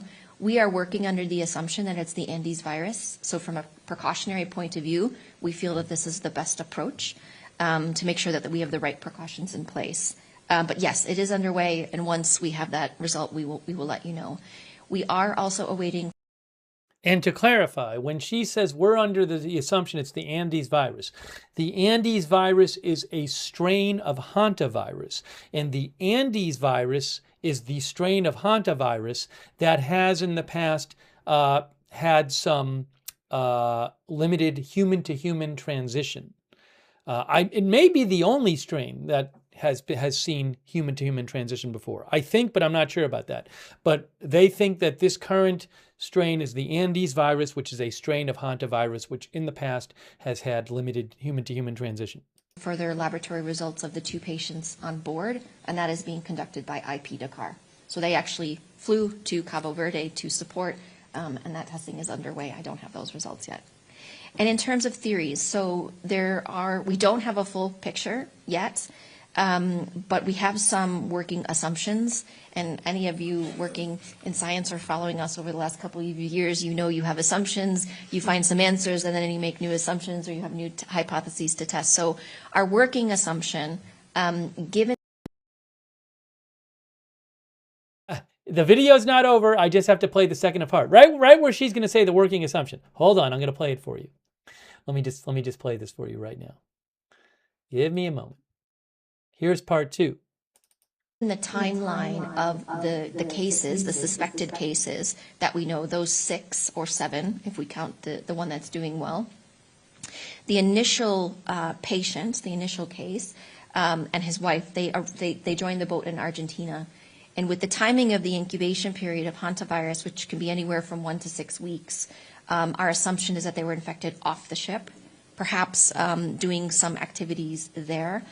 This was an expedition boat, and many of the people on board were doing bird watching. They were doing, a lot of things with wildlife. So our assumption is they were infected off the boat and then joined the cruise. The cruise did stop at many different islands up the coast of Africa, and again, seeing a lot of different wildlife. On those islands, there are birds. Some islands have a lot of rodents, others don't. So there could be some source of infection on the islands as well for some of the other suspect cases. However, we do believe that there may be some human-to-human transmission that's happening among the really close contacts, the husband and wife, people who've shared cabins, etc. So again, our assumption is that has happened, and that's why we are operating and working with the ship to make sure that anyone who is symptomatic, anyone caring for patients is wearing full personal protective equipment. The medical personnel who have boarded the boat have brought additional PPE as well. So that's our working assumption. But just, again, contextually, hantaviruses don't typically transmit that way. It's really a rodent infection.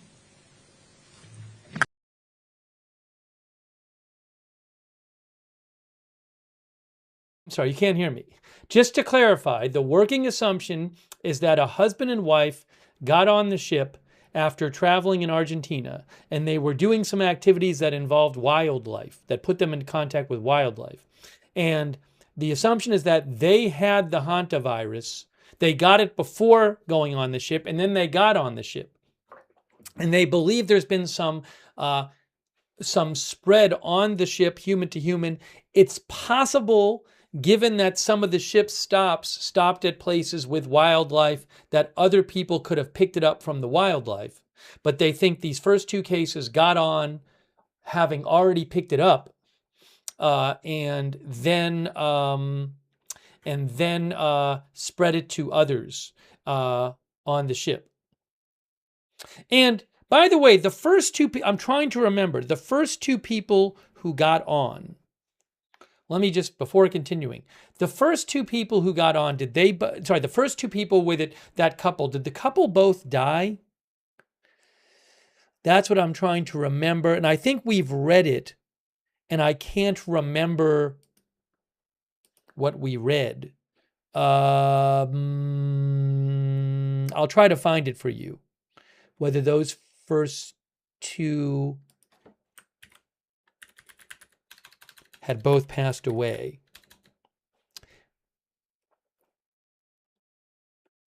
Okay. Some of our viewers are saying yes. I think I read that before. Some of our viewers are saying yes, and I think that's what we read before, but I can't remember for 100%, so I'll try to look it up. A number of our viewers are saying yes. Again, I think that's what I remember, but I don't want to say it's definitely true when I can't 100% remember. So anyways, let's just keep playing. There's a bit more of the Q&A, so I want to play that for you. I don't want to get hung up on it, but I'm not sure, but I'll try to find that. Let's keep playing the Q&A here for you. Thank you very much. That was really clear. Jérémy Lange, Radio France Internationale. Thank you, Alessandra. Dr. Van Kerkhove. Two questions, just to make sure I get that right on the number. You meant 5 suspected cases, 2 confirmed, but we have 3 dead. So that means that 1 person who has died has not been confirmed to be tested positive, right? Okay, I see you nodding, so that's a yes. That was an easy one. The second question is more on when was the last time you had to monitor such a cluster of hantavirus? And question on treatment. Is there any specific treatment for this Hondius virus? Yeah, thanks very much. So yes, no, as I nodded in your first answer, one of sadly, the patients who died, we didn't have a lab test from. In terms of when we investigated clusters like this in the past, we haven't had something like this on a ship before, but there have been some clusters of hantavirus in the past. There's a really good paper that has been sent to me multiple times over the last couple of days, which I did know about. There are thousands of cases of hantavirus that do occur each year from exposure to rodents. But there is one cluster in Argentina that happened a few years ago that we often refer to. It's uncommon. It's definitely uncommon. And again, when you have an enclosed settings, you have people that are spending a lot of time together, these types of things can happen. And then your last question on treatment. So right now, there aren't any specific treatments for hantavirus, but care is supportive. Typically, people will develop respiratory symptoms, so respiratory support is really important, particularly oxygen. Some require mechanical ventilation. So what we want, especially if patients are deteriorating, we want to make sure that they have appropriate level of care, they have intensive care, and they have respiratory support. But no, there is no specific treatment. There are some that are in development, but at the present time, care is supportive. So if there are people that are on the boat, so if I may, we have heard from quite a few people, on the boat. We just want you to know we are working with the ship's operators. We are working with the countries where you are from. We hear you. We know that you are scared. And we're trying to make sure that the ship has as much information as they can, which I know is being communicated through the captain, and to have a really proper plan to make sure that you're cared for and, of course, that you get home safely.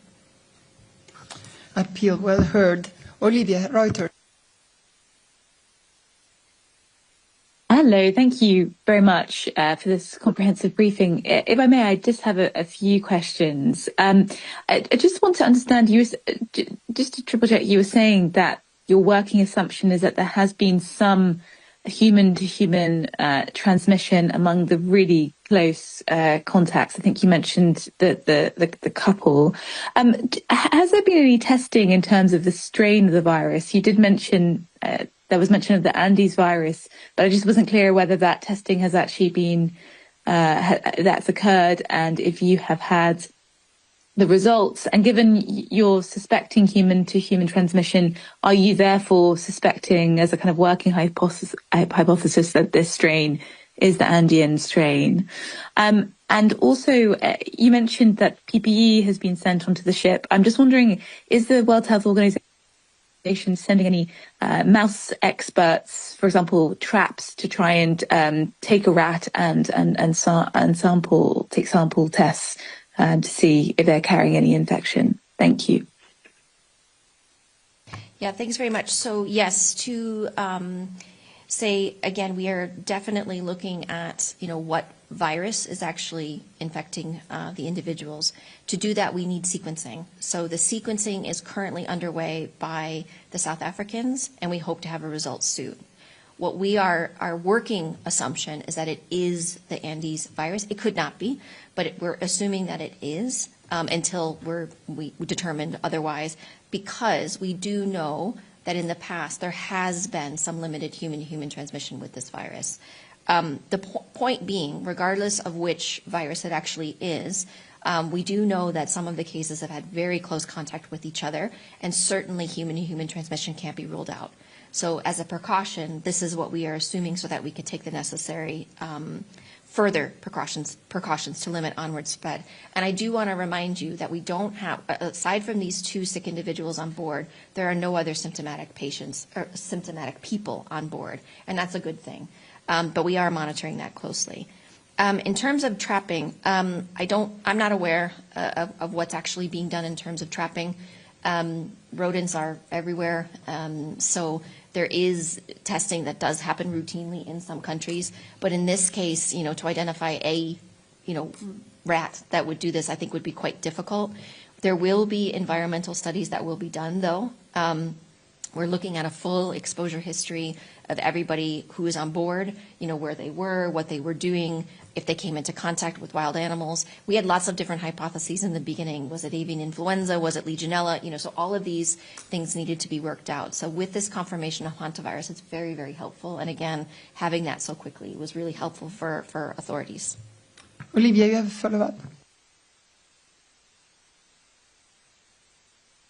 Thank you. I just wanted to check, sorry, and forgive the simple question, but when you say close contact, could you perhaps specify what you mean by that exactly? What does close contact mean? Does that mean people who've been in physical contact, kind of within the same room or the same kind of dining table? And just a bit of detail on how, therefore, it would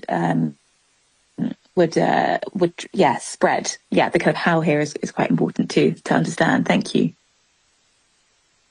Yes, thank you. So different people define close contact different ways. First of all, what we will do is we will look at all of the different type of contact people had. Some people on the ship were couples, they were sharing rooms, so that's quite intimate contact, physical contact, prolonged periods of time of spending, in close proximity to one another. Certainly they're on a ship, and so they would have shared rooms or shared dining facilities. But again, when we say close, we mean like there's a physical distance, and I'm not going to give a specific meter because, obviously people come in close contact, they move far apart from one another. There are some respiratory symptoms, so if somebody is symptomatic, they can obviously spread through these infectious respiratory particles. I won't say droplets or aerosols, but that can happen. But this is not typically how hantavirus spreads. So we are trying to determine actually that. So what I don't want to come away with this briefing is that, everybody on board is at the same risk. That would not be the case. But when we do see couples that have spent a long time together and both of them are infected, either they had a common source infection and one incubated quicker than the other, or one infected the other. So for us, what we want to do, and we know, the number of people on the boat, so we can treat the people on the boat in a very specific way to maximize, our support to them and lower the risk. But of course, it's not the same. The risk to general public is low. This is not a virus that spreads like flu or line of the. Hold on, I'm going to play the last part. You can hear her saying the risk to general public is low. It is not a virus that spreads like, and then she said after that, like COVID, it's quite different. And Albert. So she said it's not a virus that spreads like COVID. It's quite different, she said. TPA. Hello, thanks. I have one question regarding the seventh suspected case that you mentioned at the beginning. If this person is not symptomatic, why is it a suspected case? And can you specify whether it's a crew member or a passenger? Thank you. Yes, thank you. I'm not sure if I am supposed to say if it's a crew member or a passenger for privacy purposes. It's a person on board, if I could say. This individual did report a mild fever. This is what we've been told, a mild fever. So that's why I initially considered a suspected case. There were samples that were taken from this individual, so we will look for the lab results as well. But I'm just very happy to say this person is feeling well, is healthy, so. And I wanted to distinguish between those who need to be medevaced and those, who are doing well. So, Maria, thank you so much. That was so clear and comprehensive. Oh, sorry, Robin. Just last question because we have abused of your patience. Go ahead. Thank you. Is there anything that can be done on board to kill the virus? Is there anything that is known to eliminate this? Secondly, remaining in your cabins, would that be the optimal thing to do, or is it just the best available thing to do in these circumstances? And finally, yesterday the operator said there were 149 people on board, including passengers and crew, but including one fatality. So I'm just trying to see if I can figure out what the discrepancy is. Thank you. So I'll start with the last one. So I'll have to come back to you on that. I'm reporting what information that we have, but I don't know if they were counting the medical professionals who boarded the ship.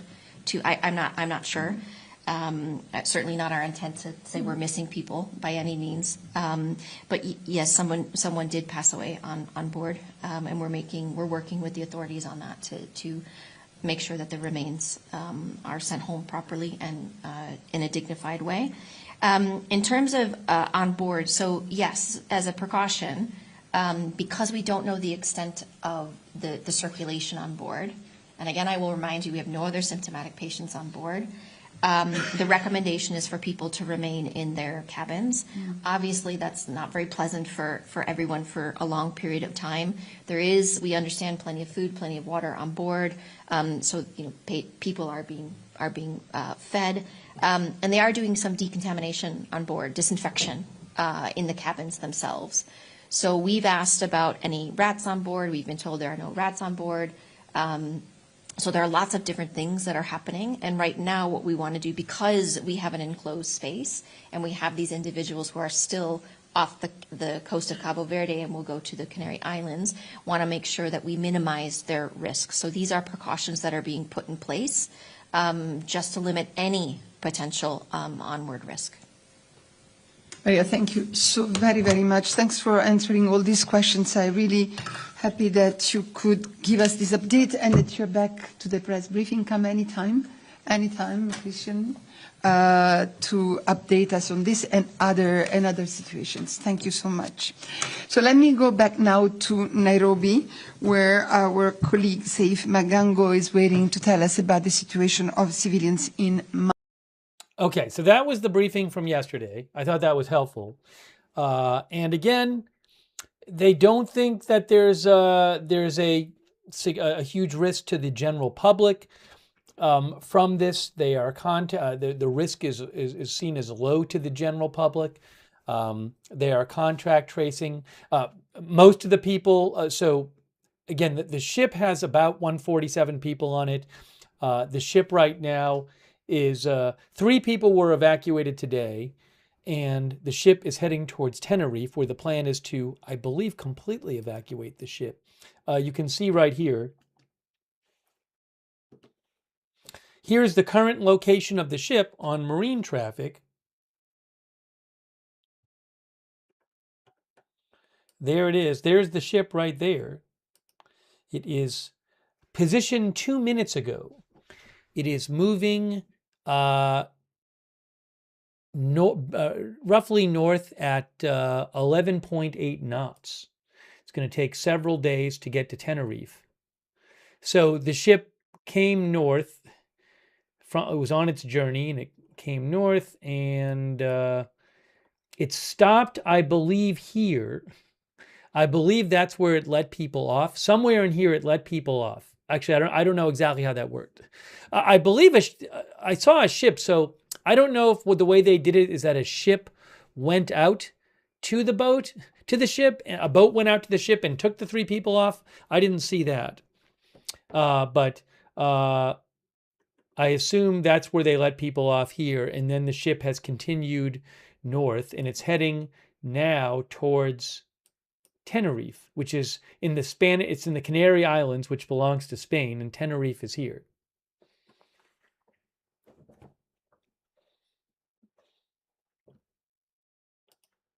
So in a few days, it's supposed to get to Tenerife. And there is the current location of the ship. Let's see here. Once in Tenerife, Reuters says, once in Tenerife, if the passengers are all healthy, all non-Spanish citizens will be repatriated to their countries. And the ship is expected to dock in Tenerife. And the Spanish passengers will be quarantined in a military hospital in Madrid.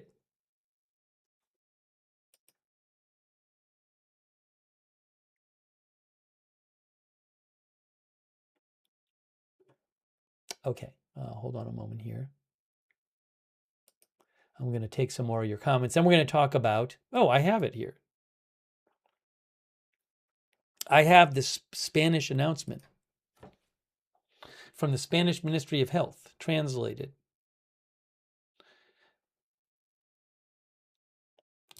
Three symptomatic cases have been evacuated off the ship. On the ship, which will dock at the port of Tenerife, only passengers and crew are without symptoms. So everybody on the ship now does not have symptoms. Spanish citizens with habitual residence in Spain will be transferred to a hospital in Madrid, where they will quarantine under health supervision. The risk to the general population is very low, and remember, interpersonal transmission of the Andean hantavirus is extremely rare. One question I have not seen addressed, and which was not asked in the press briefing, and somebody asked in our chat, I believe, is it possible that this is some sort of new strain of the Andes hantavirus, which spreads more easily than past strains? I don't know for sure.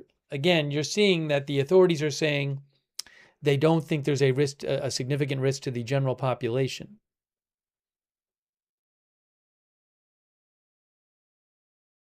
And then here is the list of patients. Outbreak has 8 linked cases, 3 deaths, a patient admitted in Switzerland with a positive test who left the ship in St. Helena, another patient in the ICU in South Africa, and 3 symptomatic patients who were evacuated today.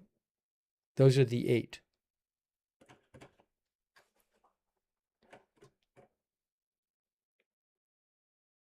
Daniel Fletcher says, cancel the World Cup until we know?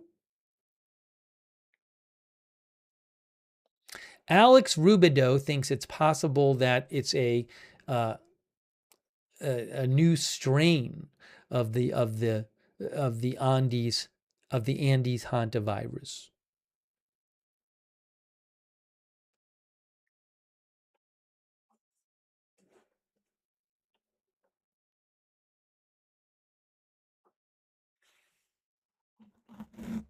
Crimson Viper said that's what they said about COVID. The WHO said, we just heard in the press briefing from yesterday, said that this does not spread like COVID spreads with the ease of COVID. Sidewalk Connoisseur says, sounds like Spain has a concise and coordinated plan.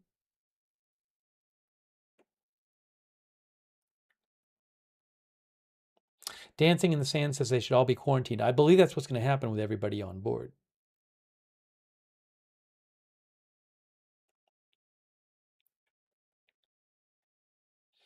Titus Halo says it's not very contagious, so that's good news. That's what the authorities say. And again, they say nobody on the ship has symptoms right now. Sleuthy TV says it's hard because of the long incubation period.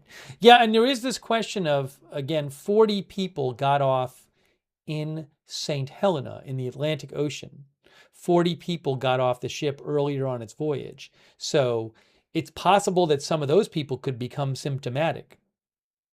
Cosmic Brownie says, can't imagine being on that ship. Poor people. Trillion Waters says, does not spread like COVID, but it is much deadlier. Yeah, we talked about that. The case fatality rate for hantavirus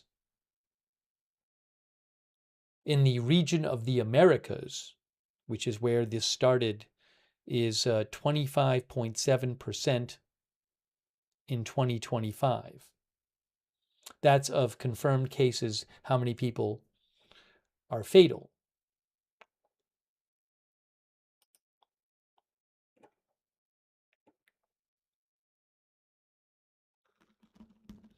All right, so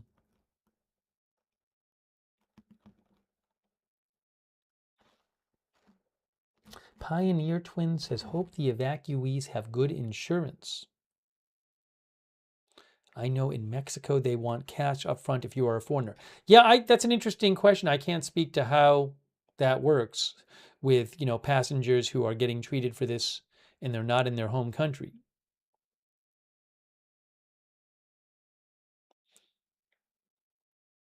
"72 Saeth says it is a much worse illness than COVID.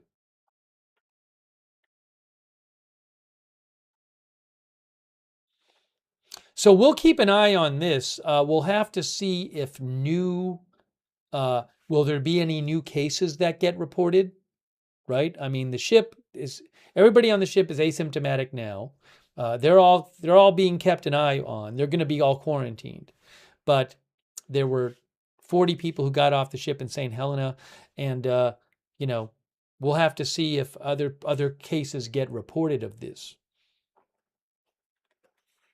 By the way, thanks to CAC813 for your support. Also, Tarot Oracle Original and Mr. Boombastic Biggie Cheese. Thank you. Also, Ruth, who's moderating. Thanks for your support, Ruth. Also, Cowboy7189, who says, if the virus spreads globally, you can blame whoever thought it was a good idea to let those people off that ship or anything off that ship. I'm not aware that I'm sure they didn't let people off if they thinking it was going to be a health risk. But it's I guess here's the question about the timing though, is apparently the 40 people got off the ship when?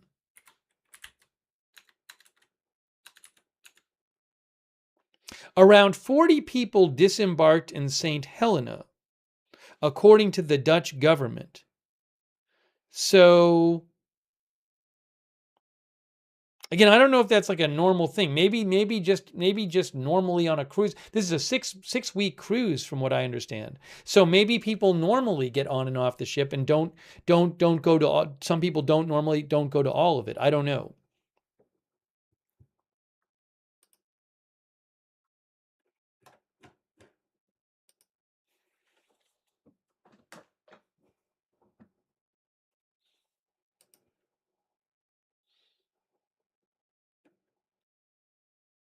And just to be clear here, in terms of the timeline of the people, the first case got symptoms April 6th, and they died. The first person died on board April 11th.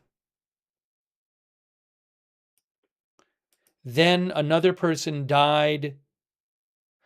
A close contact of case 1 went ashore at St. Helena on April 24th. So it kind of looks like here that maybe the first person died April 11th and then people got off after that. I don't know if the people that got off at St. Helena were just getting off because they wanted to get off or getting off because they were concerned by somebody dying on board or what. It's a good question. But the first case was April 11th. According to the WHO, that person died. The second person died April 26th, close contact of the first person. Yes, that was the couple who had traveled in South America, including Argentina, before they boarded the ship on April 1st. Then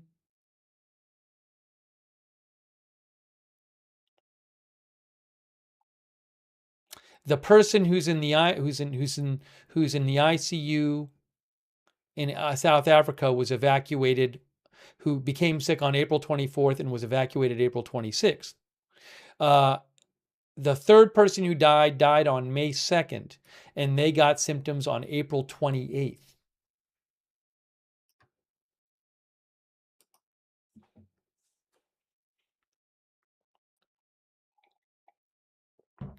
Okay. I do want to get to the Iran stuff. So I think we're going to talk about some of the Iran stuff now. We can come back to this in a little bit if we want. But I did say we're going to be covering both on the stream. Reiko Gonzalez says, I am from Tenerife. This virus is normal, comes from rodents in South America, around 2K cases yearly. Well, there's different strains of it. There are different strains of it. But yes, people often get it from rodents. As we've said, this human hantavirus infection is primarily acquired through contact with the urine, feces, saliva, or saliva of infected rodents or by touching contaminated surfaces. Excuse me.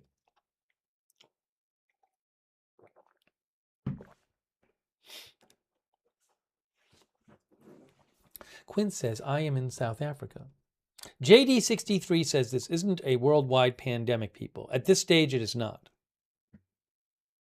Char says if it's indeed human-to-human transmission, that's not good.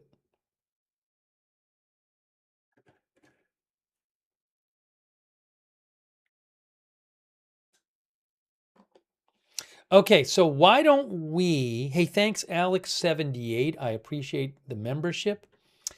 And thanks to Prague Pro for watching and McBritches for your support on Twitch. Why don't we transition over now to the latest updates from the Iran war? Because we haven't even talked about that yet.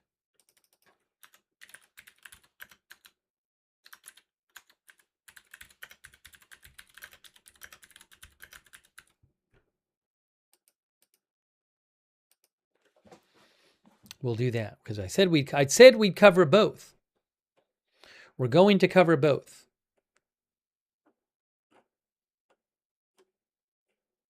Something we should look at is President Trump did take some questions in the Oval Office today, or he spoke about this.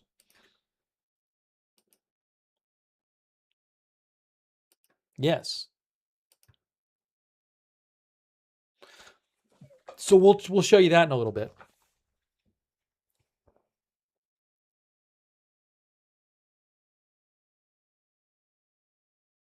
So remember what happened yesterday as an update on this. President Trump, starting 2 days ago, President Trump had announced this new military operation, Project Freedom. And that military operation the initial goal was to get the ships that had been trapped for months during the war by Iran closing the Strait of Hormuz, to get them out of the Persian Gulf and through the Strait of Hormuz safely so they could get out from being trapped. And also, in the longer term, that operation was supposed to open up the Strait of Hormuz to commercial shipping traffic. But after 1 day, President Trump announced he was pausing it. Hold on, I got to do this.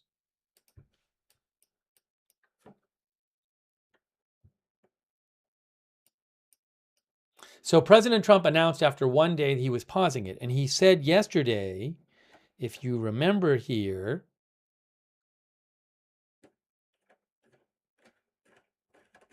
I got to go back to where he posted. Hang on, I have it right here.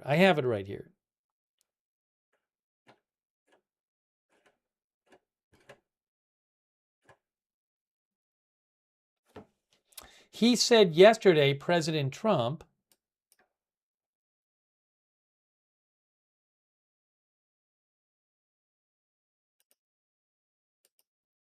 there it is.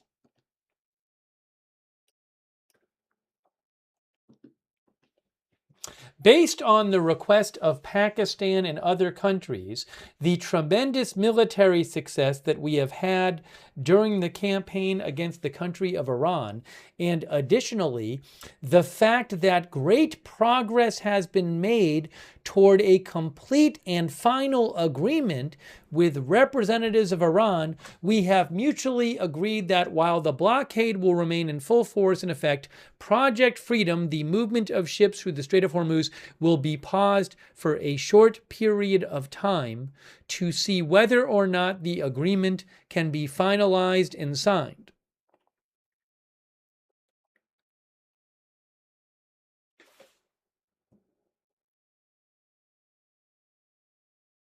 Hey guys, a general thing, a general comment I want to make. I got to make a general comment about this, and then I'll move on and we'll get to it. But please do not post old news in the chat, okay? I see two things happening very often. In a case like this, I am clearly going over the story to catch people up and to get us all situated on the same page.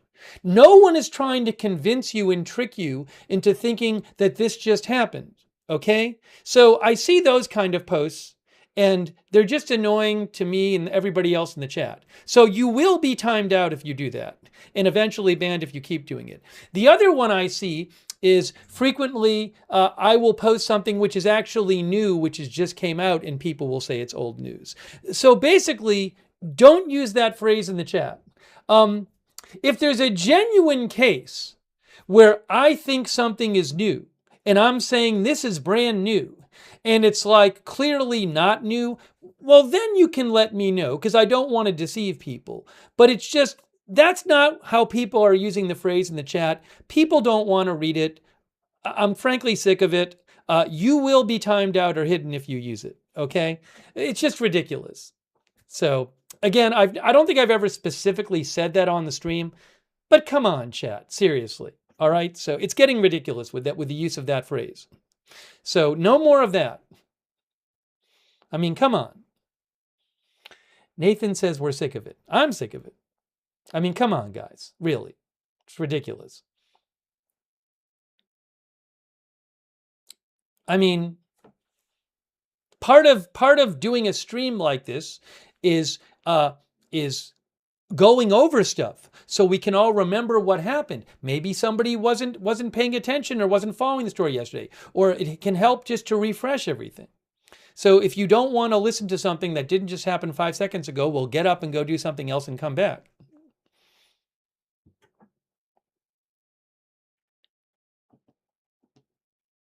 All right. That being said, sorry for the interruption, but I did want to say it once. I won't say it on air again, I don't think, but I did want to say it once.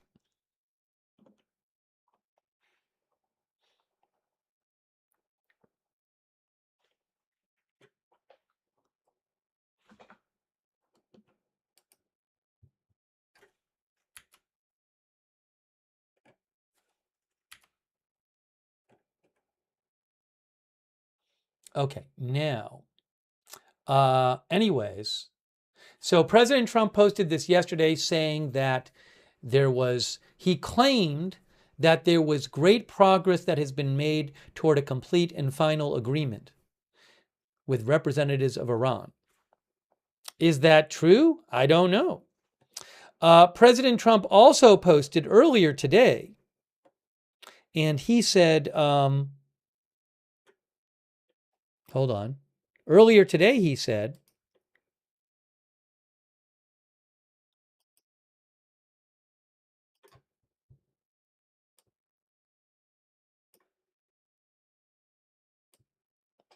assuming Iran agrees to give what has been agreed to, which is perhaps a big assumption, the already legendary epic fury will be at an end. Which is a bit strange because Marco Rubio yesterday said epic fury had ended. And the highly effective blockade will allow the Hormuz Strait to be open to all, including Iran. If they don't agree and the bombing starts, and it will be sadly at a much higher level and intensity than it was before. Thank you for your attention to this matter. So President Trump claims that something has been agreed to, but then Iran has to agree to give what has been agreed to.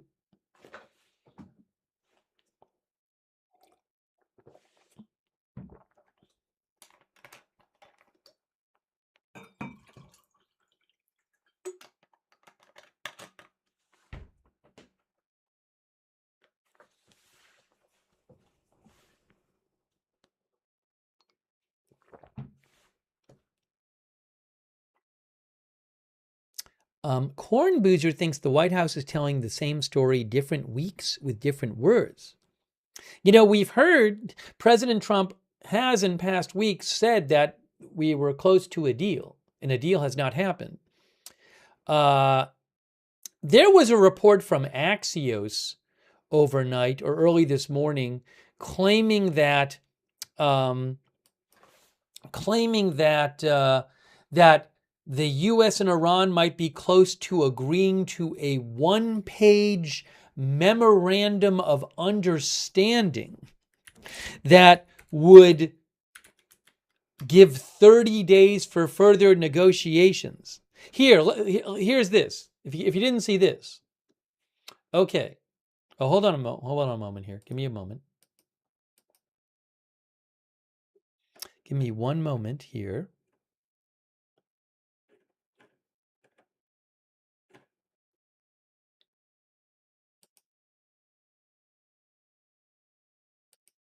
Hang on a moment.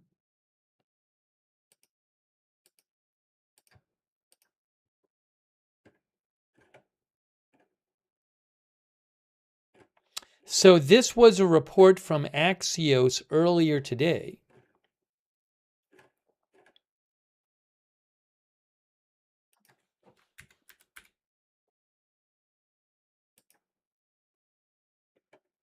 And it said, U.S. and Iran closing in on one-page memo to end war, Axios reports, but it's one page which says that further negotiations are needed. So look, Reuters says, the White House believes it is getting close to an agreement with Iran on a one-page memorandum of understanding to end the war and set a framework for more detailed nuclear negotiations, Axios reported today, citing two U.S. officials and two other sources briefed on the issue. The U.S. expects Iranian responses on several key points in the next 48 hours, according to the report, which cautioned that nothing has been agreed, but yet said that this was the closest the parties had been to an agreement since the war began.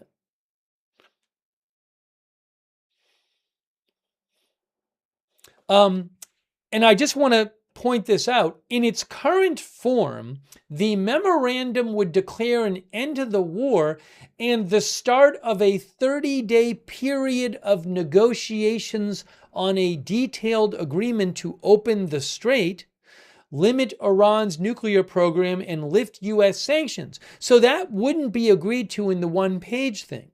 That would have to be negotiated.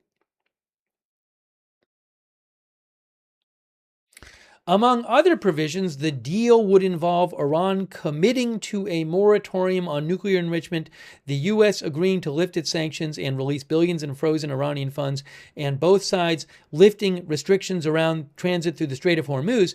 But again, that would have to be negotiated in the 30-day period after. The one-page, 14-point memorandum of understanding is being negotiated between U.S. envoys Steve Witkoff and Jared Kushner and several Iranian officials, both directly and through mediators, the report said. Now, I don't know if this report is true. I'm just telling you what the Axios report said. Iran's restrictions on shipping through the strait and the U.S. naval blockade would be gradually lifted during the 30-day negotiation period, Axios said. If the negotiations collapse, U.S. forces would be able to restore the blockade or resume military action. Iran said earlier on Wednesday it would accept a peace deal only if it was fair.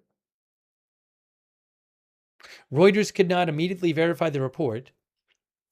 U.S. stock index futures extended gains following the Axios report. And by the way, I think probably in part due to this report, oil prices. Yeah, look, U.S. oil prices rebound as investors assess prospects for a Middle East peace deal, Reuters said U.S. crude futures, the futures had gone down Wednesday as investors assessed prospects for a Middle East peace deal. Let's see here. The benchmark oil contract slid about 7% on Wednesday on optimism about a possible end to the war in the Middle East, with reports the U.S. and Iran were nearing an initial peace deal. A source from mediator Pakistan and another source briefed on the mediation said an agreement was close on a one-page memorandum. See, it says that would formally end the conflict, but I don't see how it really ends the conflict if it's a one-page memorandum which says we're going to negotiate for the next 30 days. I mean, that doesn't really end things because you still got to work out the details of the negotiation and what's agreed on.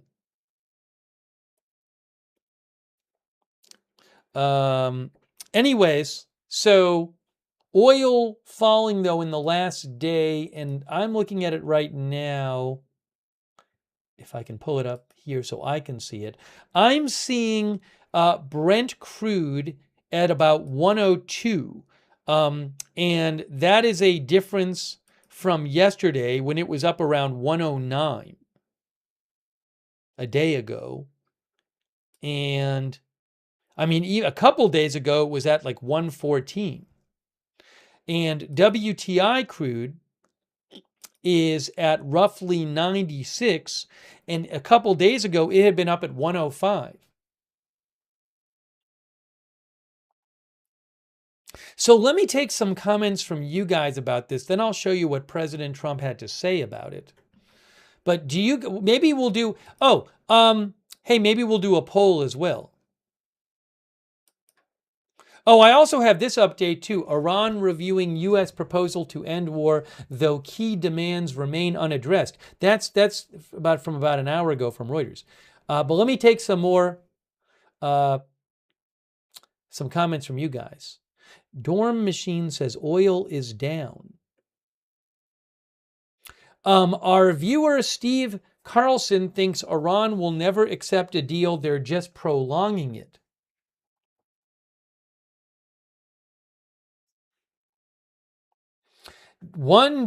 Q thinks it's a load of BS and a nothing burger. Zeppelin says oil was relatively low today.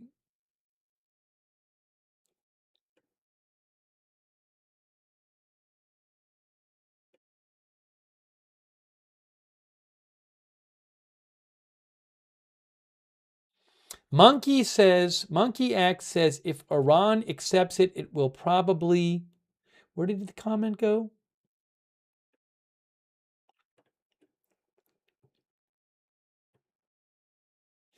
Now I can't find Monkey's comment.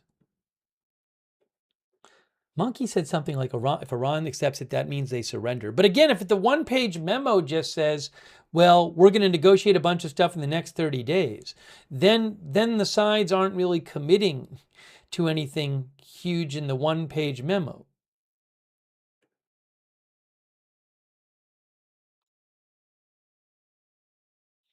Okay, Libby says, who is going to enforce it? Well, that would be something for the details, right? If Iran agrees to restrict its uranium enrichment, for example, for a certain number of years, then it's got to be said, it's got to be specified who's enforcing that and what they're agreeing to.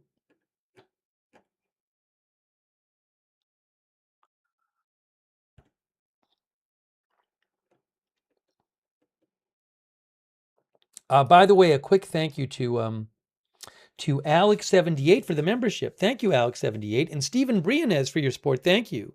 Also, Amanda Taylor, thanks for the membership. Maybe we should do a poll. By the way, Miss NRH says, what about the IDF? What does Israel think about this? Pepito says, if Iran keeps the uranium in a year, this will start again. So is that going to be part of the deal? So will there be a one-page agreement in the next week? I'm going to do that for the poll.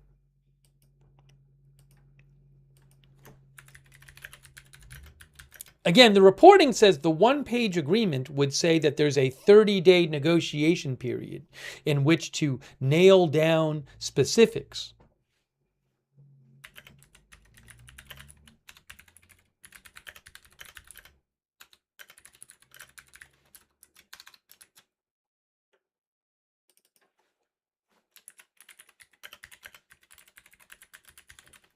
Will there be a one-page memo of understanding in the next week? I am asking you this right now as a poll question.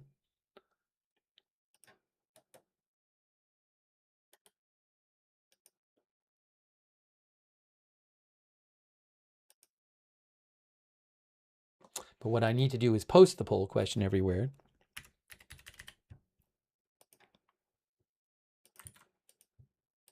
Oops.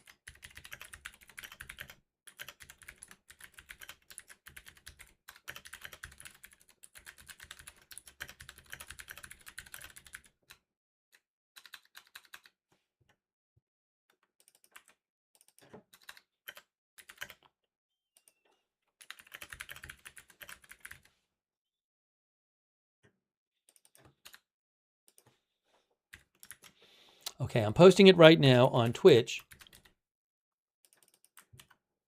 I've now posted it on Twitch. Now I have to post it on Facebook.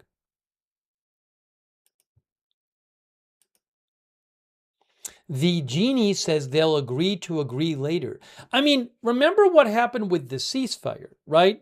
With the ceasefire happened, but there were different agreements. There were different, on the different sides, there were different claims about what they had agreed to in the ceasefire. But it was still a ceasefire. So, I mean, could we have something similar where there's an agreement to kind of keep the fighting stopped, but disagreement over what's been agreed to come?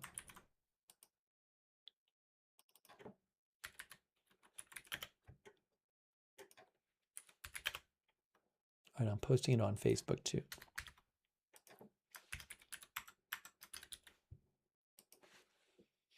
Okay, so I'm posting it right now, but before I show you the results, what I need to do is show you thinking about what to do in this poll. Hey, look, there you are thinking about it.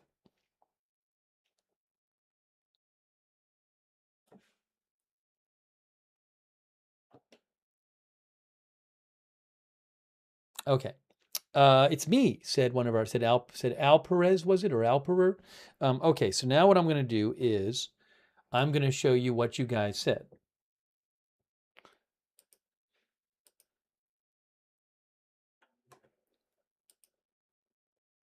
Will there be a one-page memo of understanding in the next week? 76% on YouTube are saying no. 24% are saying yes. How about over on Twitch?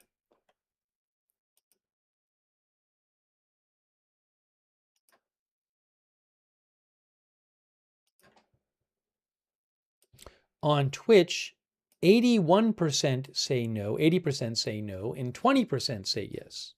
A lot of you are skeptical.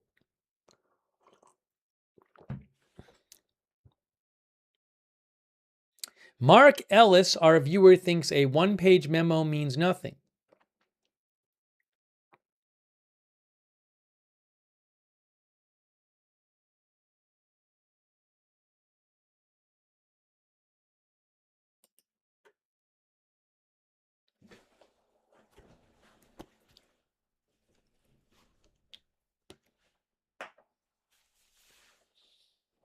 Dancing in the Sand thinks if Iran accepts it, it means they're lying.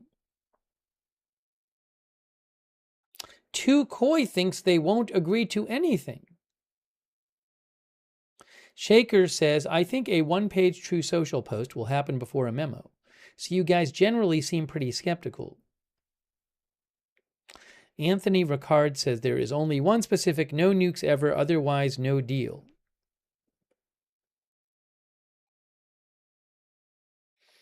Fiona Diamond says, very long page. MD77SA says, I said no because Iran will not agree to it and Iran has all the cards. That's what MD said.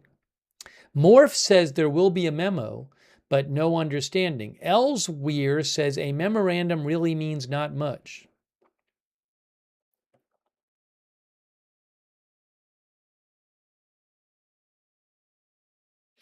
In Encore mode says, I'm trying to be optimistic with my vote, but I think I'm going to be disappointed.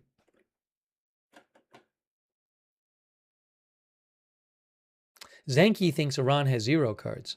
Thank you for voting in the poll.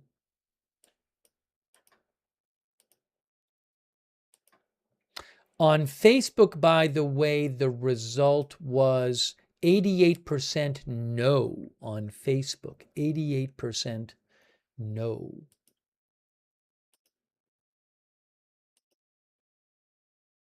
Posting it right now. Oops. I did want to do one thing here. Hey, thanks, by the way, so much to Gary Baines for the memberships. Thank you, Gary. Also, Renee Lorraine for your support. Cece for the bits on Twitch. Hey, also shout out to our moderators as we look right now at the Strait of Hormuz over there on marinetraffic.com, the ship tracking and marine analytics provider. Haley Girl, thanks for moderating. Beth Mythical and Ruth are moderating on YouTube. Huge thank you to our mods on Twitch. LB Prairie Dawn, Idaho Star, Surly Dev, and Tariag, thank you. On Facebook, Kay Lowry Body, thanks Kay for moderating. Thanks David Brazier for being a subscriber. And thanks Brian Daviow for subscribing. And hold on a moment here. Thanks Brian for the Facebook stars as well.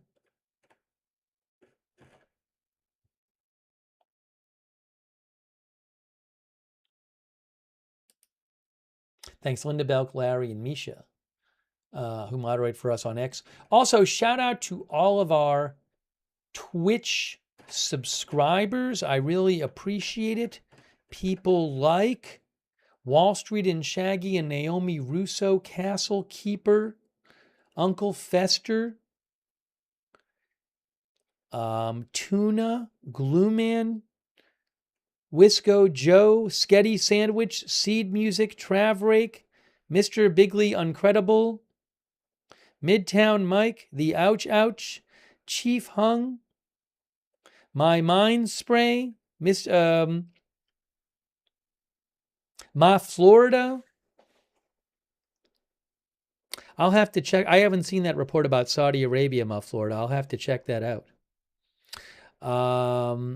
And who else? CC, thanks for subscribing over there. Andlin Austin, Midtown Mike, Mongol Mama, Castle Keeper, Boba J Fett, Spectre EH. Thanks to all of our Twitch subscribers. Thanks M Bunny Lady for your support on Twitch as well.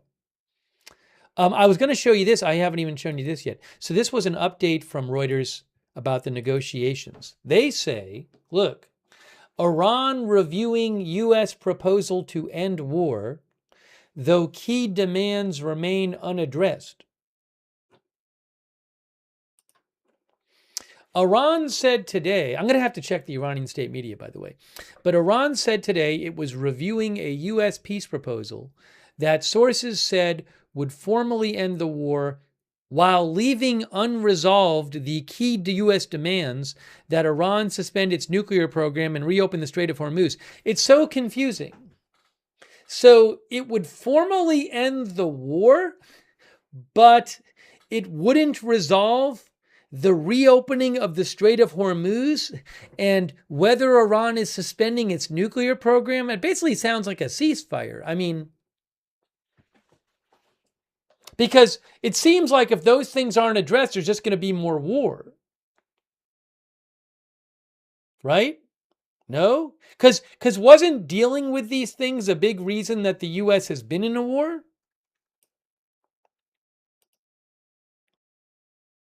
That's So I'm a little confused there. Red Squirrel thinks it doesn't make sense.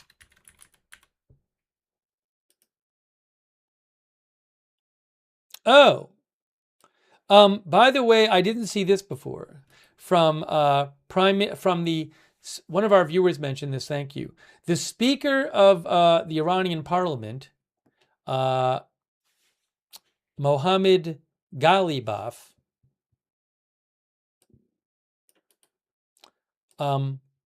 who sometimes posts things on X that kind of troll the U.S. and Trump.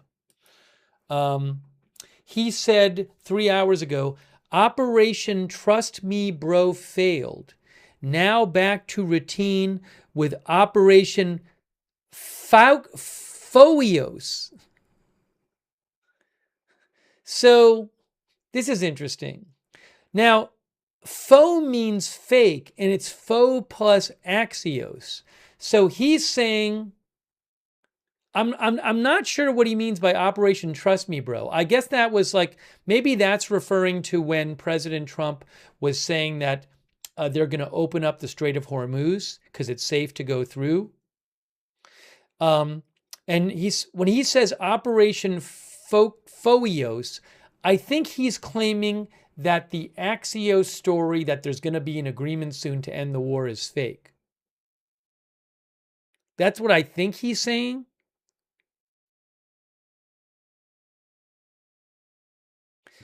So is Trust Me Bro? Yeah, when he says failed, I think this is supposed to be about Project Freedom.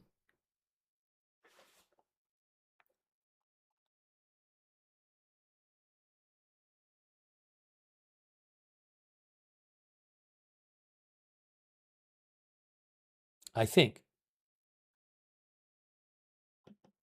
Okay, so thanks for mentioning that, one of our viewers. So again, Reuters, again, this is quite confusing. It's the story that's being reported is that there's a one-page memo that would end, there's some sort of short proposal that would end the war formally, but wouldn't actually resolve the issues of the Strait of Hormuz and Iran's nuclear program, which would seem to just leave unresolved the causes of the war, which would seem to make it likely there'll be more war if that's not resolved. An Iranian foreign ministry spokesman cited by Iran's ISNA news agency said Tehran would convey its response. President Trump said he believed Iran wanted an agreement. We'll listen to what President Trump had to say soon. President Trump said, they want to make a deal. We've had very good talks over the last 24 hours, and it's very possible they'll make a deal. On True Social, as I showed you, President Trump threatened to restart the bombing campaign, calling the possibility of Tehran agreeing to the latest U.S. proposal a big assumption. Trump has repeatedly played up the prospect of an agreement that would end the war, so far without success. The two sides remain at odds over a variety of difficult issues, such as Iran's nuclear ambitions and its control of the Strait of Hormuz. A Pakistani source and another source briefed on the mediation said an agreement was close on a one-page memorandum that would formally end the conflict, but it would kick off discussions to unblock shipping through the strait and lift U.S. sanctions on Iran and set curbs on Iran's nuclear program. It was unclear how the memorandum differs from a 14-point plan proposed by Iran last week, and Iran has yet to respond to the latest U.S. proposal. Iranian lawmaker Ibrahim Razai, a spokesperson for Parliament's powerful Foreign Policy and National Security Committee, described the text as more of an American wish list than a reality. And as I showed you, Iran's Parliament Speaker Ghalibaf appeared to mock reports that indicated the two sides were close, writing on social media in English that Operation Trust Me Bro failed. And he also said, well, they didn't give the full quote here. He said, Operation Trust Me Bro failed. Now back to routine with Operation Foios, which I think is a combination of fake, faux, and Axios. Axios being who was reporting this one-page memorandum agreement was close.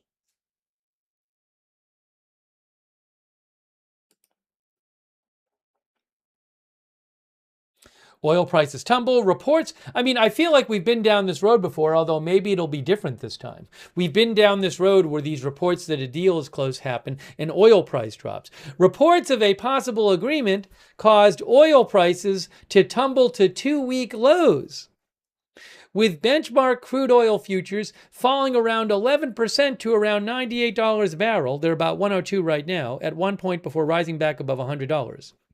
Global share prices also leapt and bond yields fell on optimism about an end to a war that has disrupted energy supplies.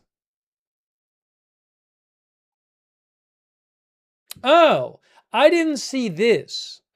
This is what I think Ma Florida was saying. Trump yesterday paused a 2-day-old naval mission to reopen the blockaded strait, citing progress in peace talks.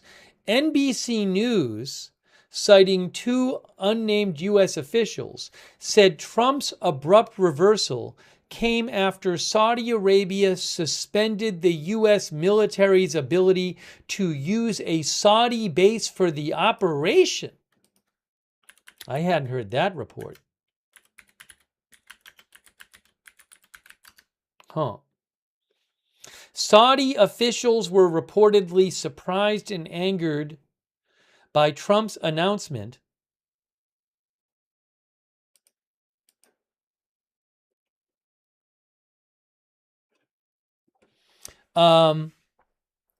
that the U.S. would help escort ships through the Strait of Hormuz. He said guide them through the Strait of Hormuz, leading them to tell Washington they would deny the U.S. permission to fly military aircraft out of a Saudi base or through Saudi airspace. NBC reported that a call between Trump and Saudi Crown Prince Mohammed bin Salman failed to resolve the issue.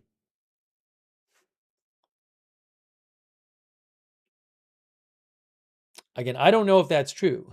NBC News claims that Trump's abrupt reversal on his plan to help ships go through the Strait of Hormuz came after Saudi Arabia suspended the U.S.'s military's ability to use its bases and airspace to carry out the operation.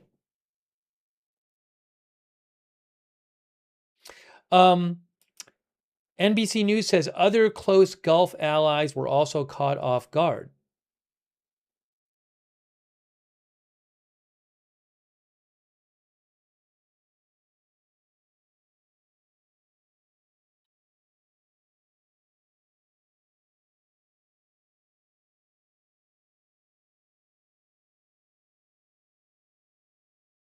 Anyways, I can't confirm that report. It's an interesting report.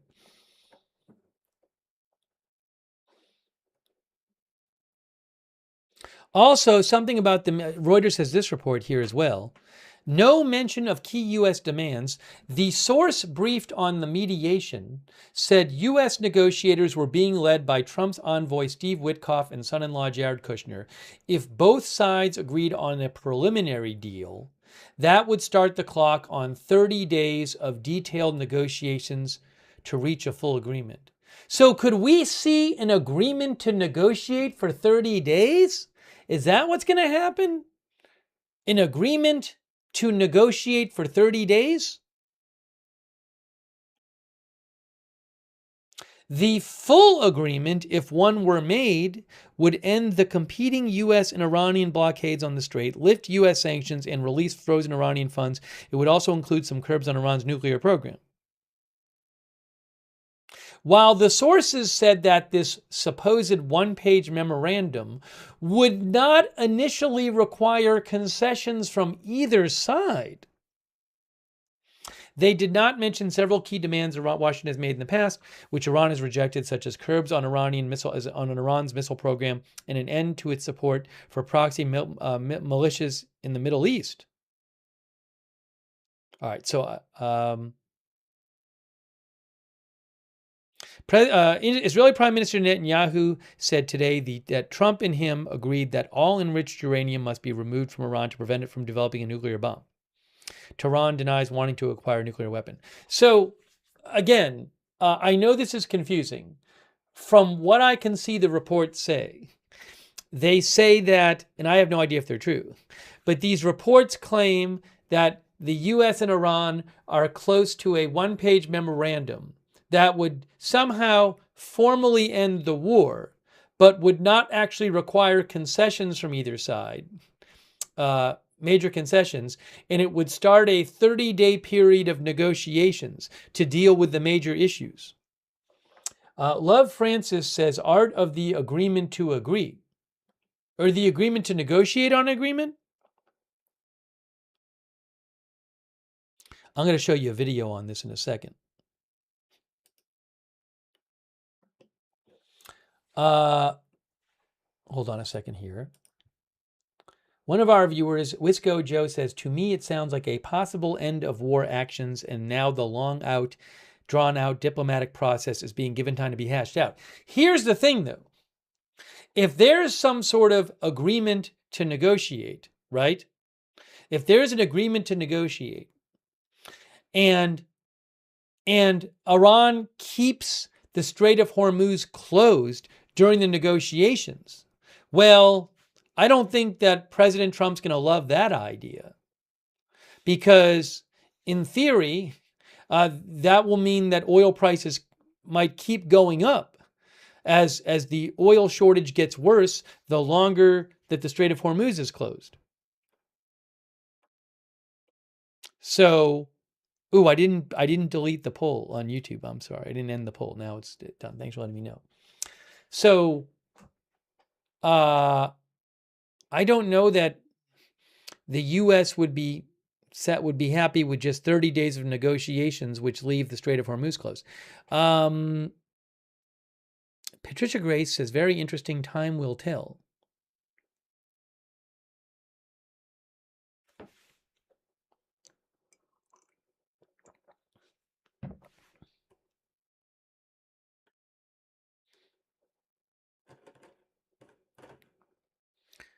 Let's see here.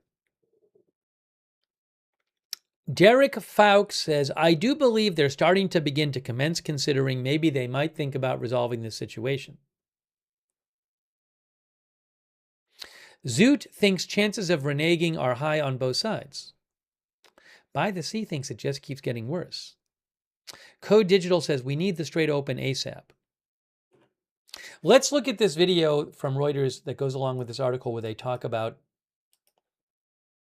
the current state of things. Hang on a moment. I'm going to show you this right now.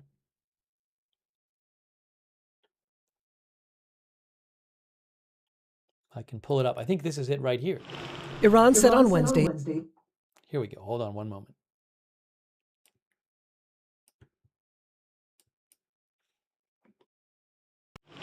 Iran said on Wednesday it was reviewing a new U.S. proposal. That comes after sources said Washington and Tehran were closing in on a one-page memorandum to end the war in the Gulf. An Iranian foreign ministry spokesperson, cited by Iran's ISNA news agency, said Iran would convey its response soon via Pakistan, which hosted the war's only peace talks and serves as the main conduit between the sides.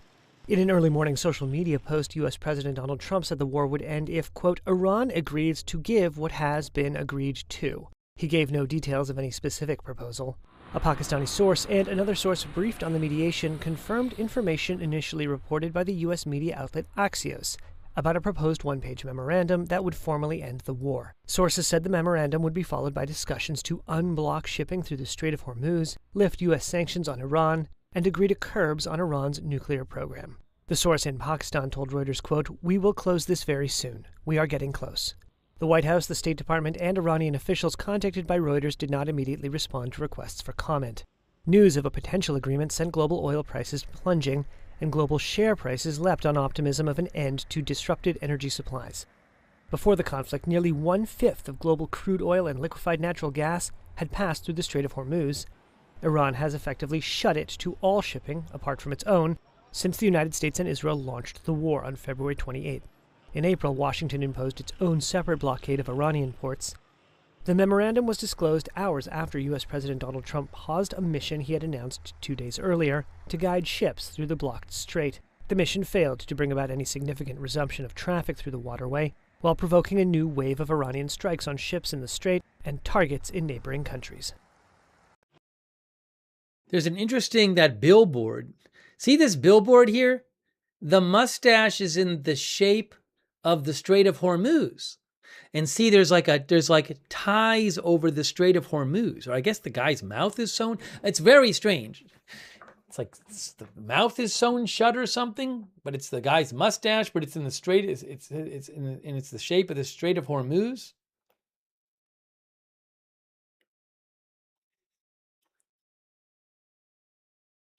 Anyways, oh, is that Trump's face? Is that Trump's face? I didn't know that. Is that true? Some of the viewers say it's Trump. Is that supposed to be Trump? I didn't know. It's Donald's face? Is it? What? Boy, it's strange. I guess it was obvious to you guys. It wasn't obvious to me. Wasn't obvious to me. I didn't know what it was. So you guys think it's Trump's face.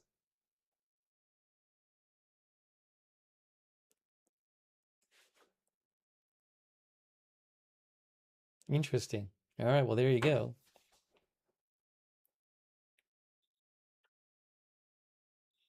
Well, let's try to get you some more updates now.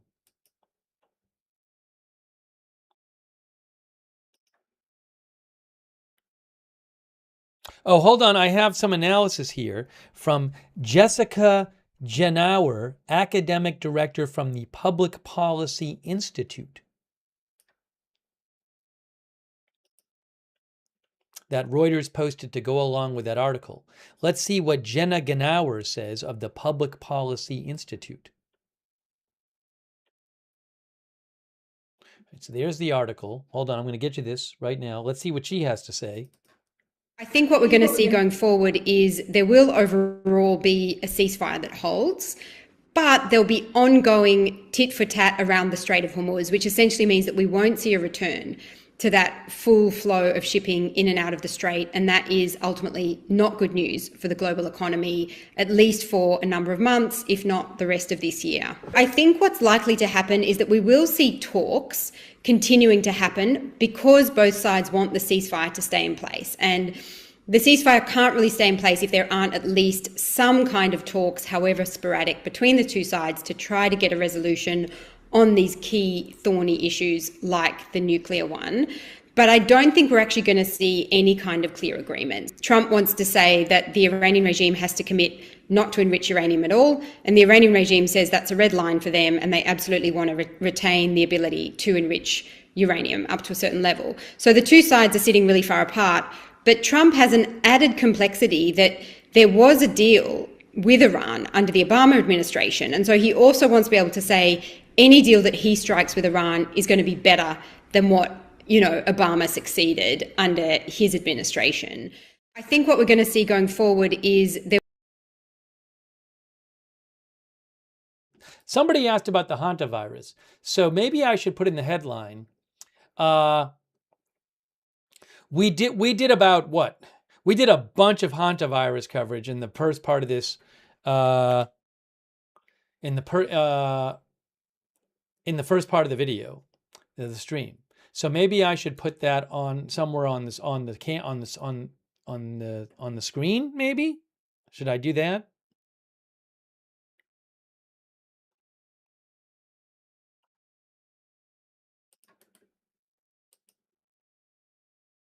What do you think? Rewind this stream for hantavirus coverage.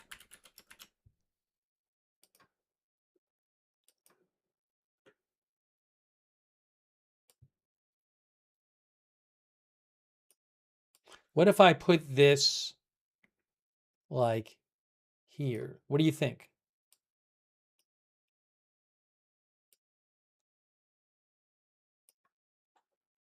I could put it in the headline too.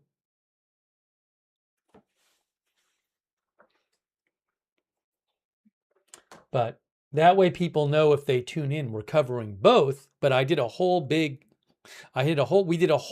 report on it. We talked a lot about hantavirus.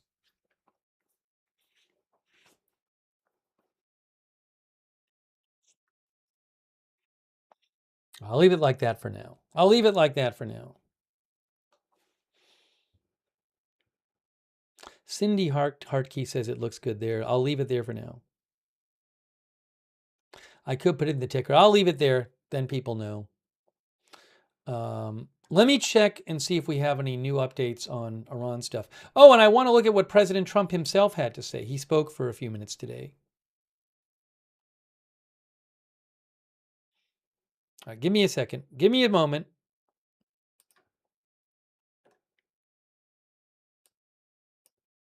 Take some more comments. Oops. I have a typo. It says Hantavirus. Obviously, it's not Hantavirus. It's Hantavirus. There we go. Thanks for letting me know.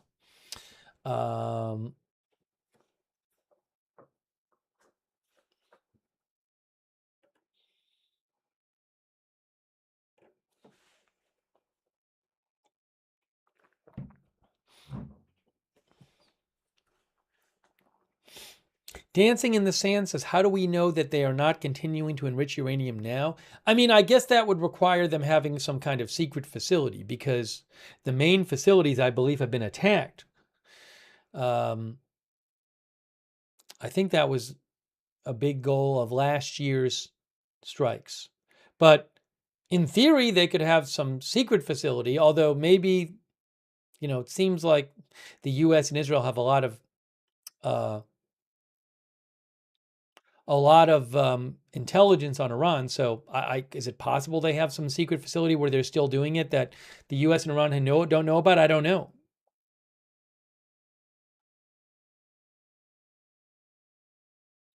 I mean, I would think if Iran and the U.S. really thought that, then that's something that they would take action on. Because if Iran and the U.S. really thought that Iran was secretly enriching uranium, they wouldn't want to sign some sort of deal with Iran that doesn't address that issue.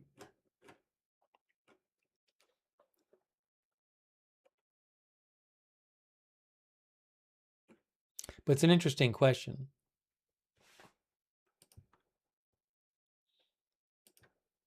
Hold on, I have to check. Hold on.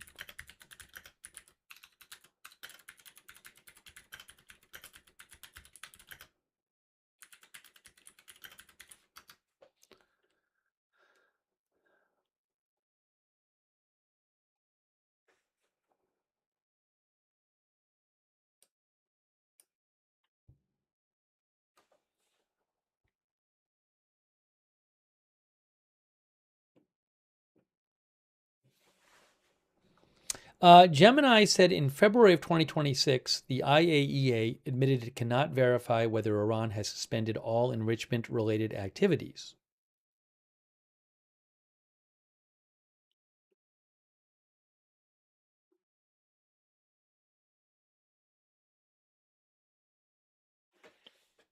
So, yeah, that's an interesting question, whether they still could be at this point.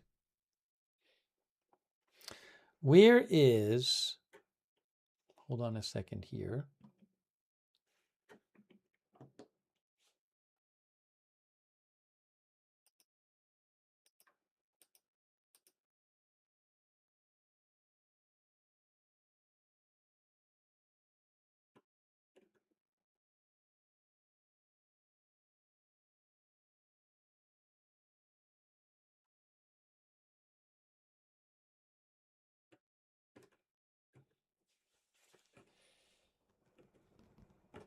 So I'm just checking for the last few minutes.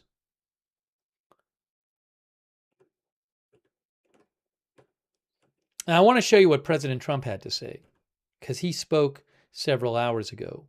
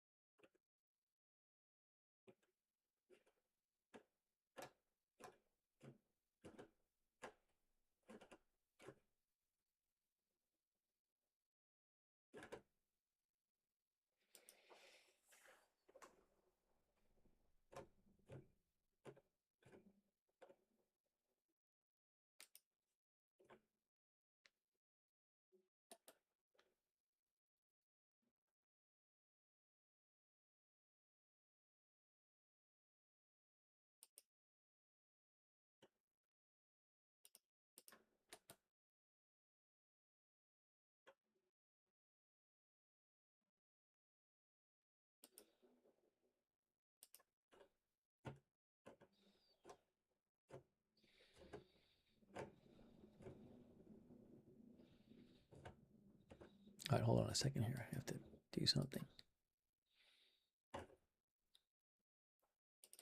Let's watch. Oh, one of our viewers mentioned something which was interesting that I forgot to mention, which I had posted on my X account. Thanks for reminding me. So this was interesting. 8 hours ago, CENTCOM said this. For those who missed it. In case you missed it, CENTCOM said, U.S. forces disable vessel in Gulf of Oman attempting to violate blockade. U.S. forces operating in the Gulf of Oman, next to the Strait of Hormuz, enforced blockade measures by disabling an Iranian-flagged unladen oil tanker, empty oil tanker, attempting to sail toward an Iranian port at 9 a.m. Eastern Time today. CENTCOM forces observed MT Hasna as it transited international waters en route to an Iranian port on the Gulf of Oman. American forces issued multiple warnings and informed the Iranian-flagged vessel it was in violation of the blockade. After Hasna's crew failed to comply with repeated warnings, U.S. forces disabled the tanker's rudder by firing several rounds from the 20-millimeter cannon gun of a U.S. Navy FA-18 Super Hornet launched from the USS Abraham Lincoln carrier. Hasna is no longer transiting to Iran. The U.S. blockade against ships attempting to enter or depart Iranian ports remains in full effect.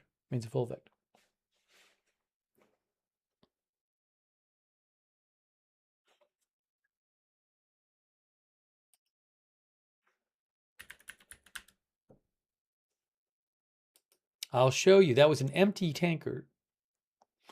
Austin says, "Great work by the crew of the plane." Here is this is the Hasna here. Can't really see it.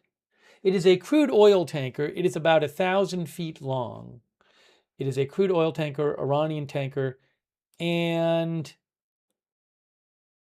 there's a satellite position that I can't get. I don't have. I guess it looks like it was not. Maybe it looks like maybe it did not have its transponder on. It was not. I looked for past. I looked up past track and I don't see anything recent. So, yeah, the last track for it was April 20. On April 28th, it was off the coast of Sri Lanka.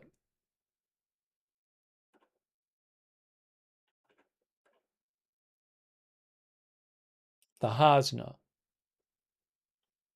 Assuming that's the right ship. So maybe it tried to turn off its signal and try to get to Iran over the last number of days.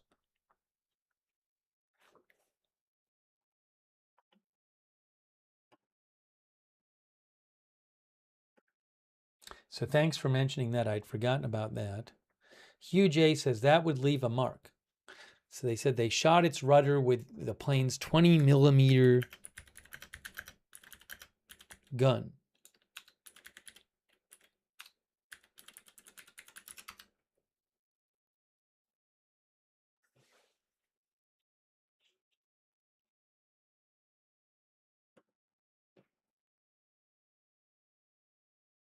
Jonathan Sharp said that's an insane report from NBC News. Again, NBC News is claiming that Trump's abrupt U-turn on a plan to reopen the Strait of Hormuz came after Saudi Arabia suspended the U.S. military's ability to use its bases and airspace and to carry out the operation. I don't know if that's true. That's what NBC News says. Why don't we take a look at President Trump spoke. It was not a long appearance today, but he took some questions in the Oval Office. Let me just see here. I don't need to show the whole thing. I can show him just taking questions. Let me see where Hold on.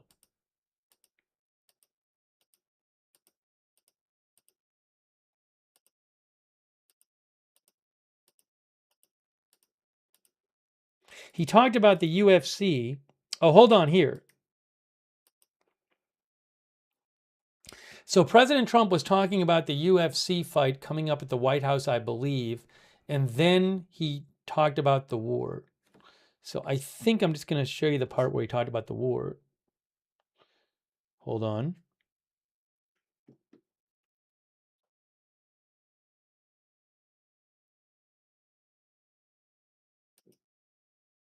Okay, so this would have been earlier today.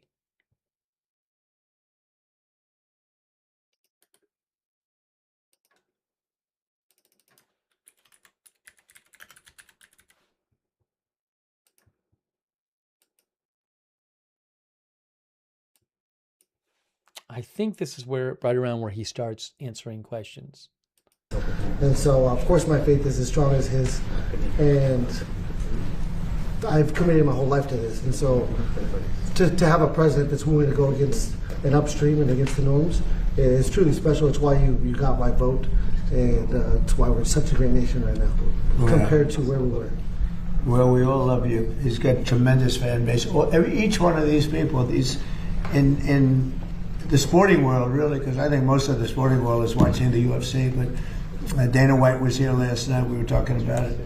He said they've never had anything like what's happening. The problem was everybody wanted to fight. You know, we had so many guys. They're all saying we want to fight at the White House. Well, they all said we don't want to because of optics, and then they cried when they didn't get on it. So. That's right. Yeah, now they're crying. Now they're crying. That's true. But anyway, so they're going to go outside. They're going to have some pictures taken on the balcony, the Truman balcony. I think they're going up to Truman, and there's a beautiful balcony on the White House. And do you have any questions? Only for the fighters now, I think. They want to ask about Iran and a couple of other things. I can try on Iran. Go ahead. I'll bridge this. Here you go. Yes, you're facing. Well, I'll try. Wait. This will work. You're facing an opponent right now in Iran that has refused to submit. You seem optimistic now that you may be closer to a deal. What's different about this moment now than in other moments where a deal has seemed close? Well, why do you say they refused to submit? You don't know that. You don't know what's going on. They were firing on U.S. ships a few days ago. Yeah, no, a few days ago is a long time ago. You know, in the world of war, a few days ago. No, they want to make a deal badly, and we'll see if we get there. If we get there, they can't have nuclear weapons. You know, it's very simple. But what's not to submit? So they had a Navy with 159 ships, and now every ship is blown to pieces and lying at the bottom of the water. They had an Air Force, lots of planes, and they don't have any planes. They don't have any anti-aircraft. They don't have any radar left. Their missiles are mostly decimated. They have some. They have probably 18-19%, but not a lot by comparison to what they had. And their leaders are all dead. So I think we won. Now it's only a question of, look, if we left right now Iran, it would take them 20 years to rebuild. You would call that, we're in good shape, right? Fantastic. We're in good shape. And now we're doing well. Now we have to get what we have to get. If we don't do that, we'll have to go a big step further. But with that being said, they want to make a deal. We've had very good talks over the last 24 hours. And it's very possible that we'll make a deal. So, Mr. President, thank you, Mr. President. It's good to see you. What are the status of these talks? They're very good. Just give us some insight as to where we are at this point. And we've had some good talks before, as you know. Right. And all of a sudden, the next day, they're like, they forgot what happened. You know, they're proud, like these guys are proud. Nobody more proud than these guys. Sometimes they fight on pride because, you know, they're injured, they're hurt. No matter how great you are, you get hit by somebody else that looks like them. It's very tough, but they have great pride. These people have great pride. The others do too. Enemies have great pride. We went into Venezuela. Smart people, great people. They have a really strong military. We won it very quickly, and we have a fantastic. It's been a great thing for Venezuela. The people are really happy. They're dancing in the streets because they have a lot of money coming in through the big oil companies that are all moving in. I was with ExxonMobil last night. The chairman was here, and we were talking about Venezuela, along with a lot of them. Chevron, they were all here last night. They all want to go there and elsewhere. We just hit a new high in the stock market. The stock market's the highest it's ever been.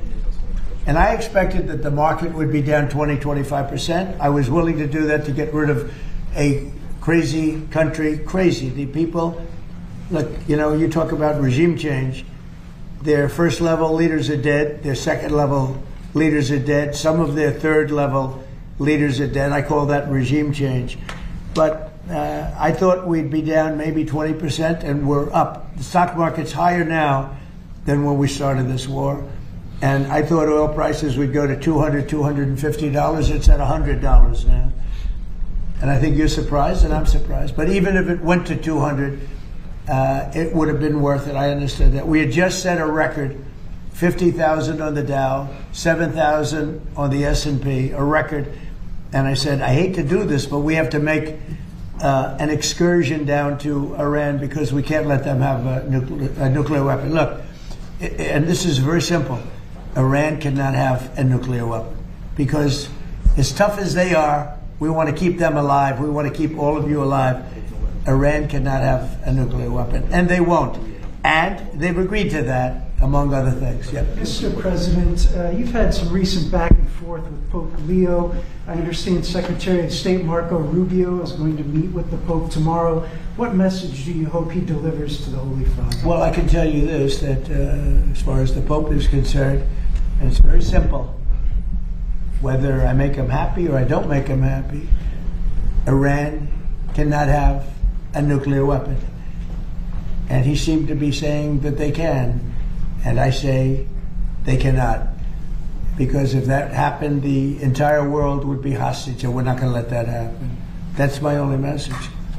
Okay? So they're going to go out now, and they're going to have some great pictures taken, and we'll see you guys on June 14th. But I know in your case, we're going to see a lot more.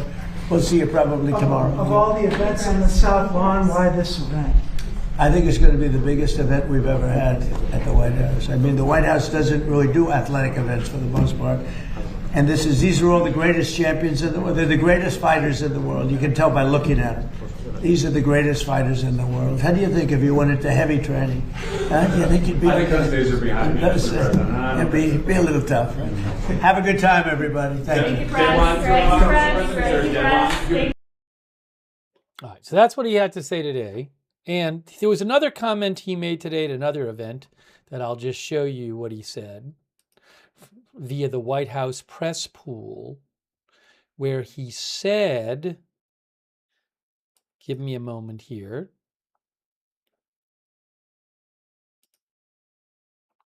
According to Garen Keith Gaynor with the White House press pool, President Trump also said at an earlier event today, I'm putting the quote on the screen right now so you can see it, hopefully.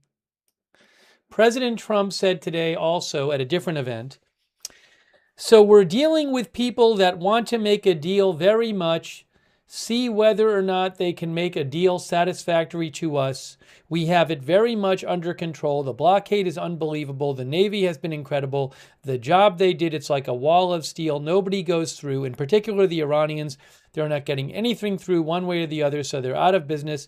We'll see whether or not they are agreeing. If they don't agree, they'll end up agreeing shortly thereafter. So that's the way it is. And I thought you might want to have a little rundown. Now the fake news is all happy to hear what we have to say. So he said that earlier today. And then also, just so you know, I just saw his schedule for tomorrow. Via the White House released President Trump's schedule tomorrow. Can I fit this all on the screen? I like to show you this when I get it.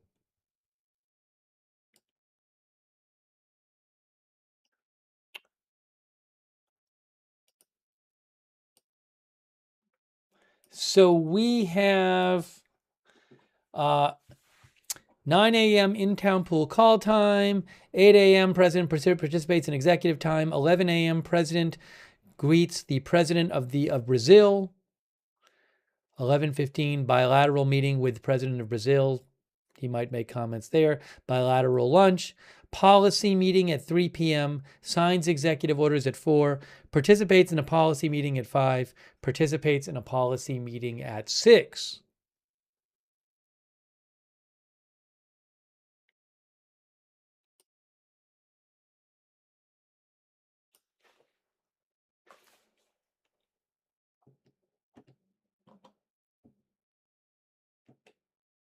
Oh, I'm sorry. I forgot to do this. Here we go.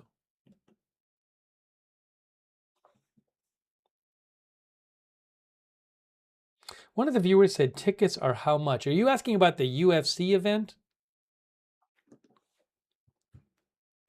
I don't know how they're doing that.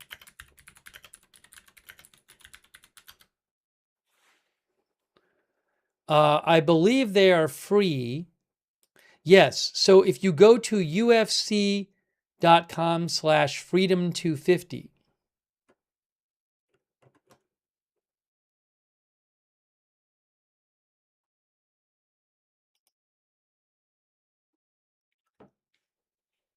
that's it, right at the Ellipse, Washington, D.C.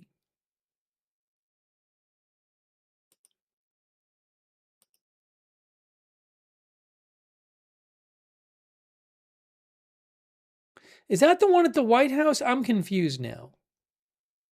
Now I'm confused. UFC is giving fans the opportunity to request up to 2 free tickets to the upcoming UFC Freedom 250 Fan Fest on the Ellipse. But is there one location or multiple? I have to look up the Ellipse. That's why I'm confused.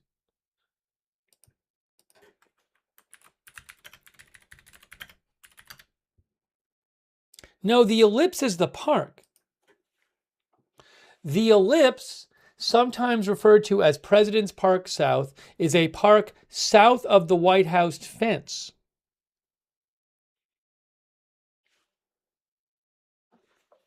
Hang on, we'll show you this. Matt says that's it. Hold on a moment. Hold on a moment here. Let me show you.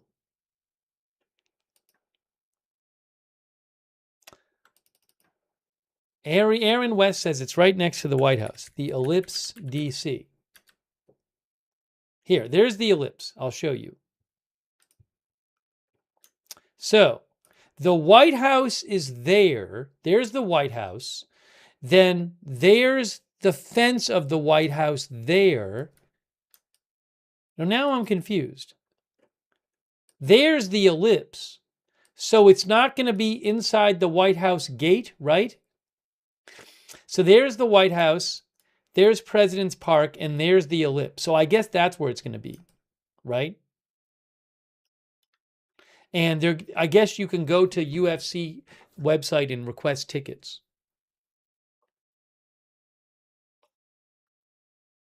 But now Gary says there's a fight inside the fence. I never looked this up.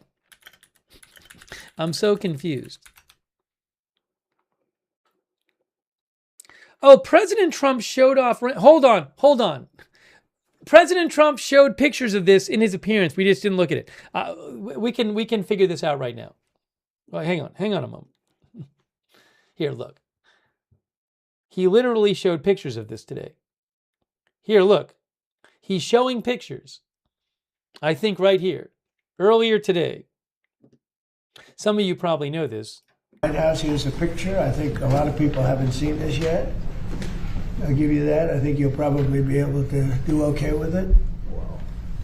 The media's going to go crazy. Not bad, right? Championship belt. Dana White was here last night. Did you know that? He was here last night. He loves this guy. He loves all of them. Here's another one. This is another.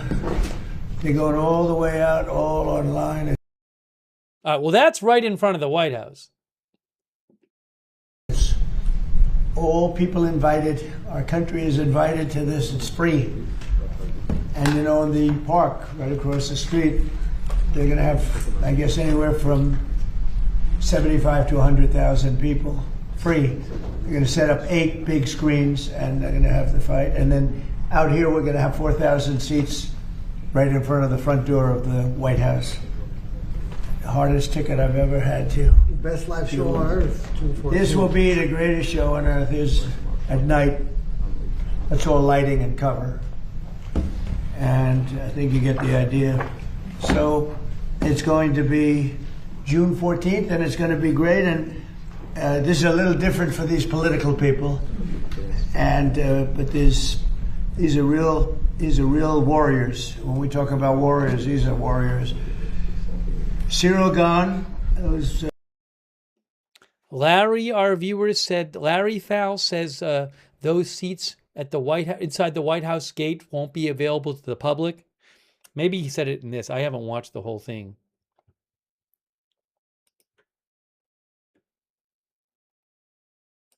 Hang on a moment here.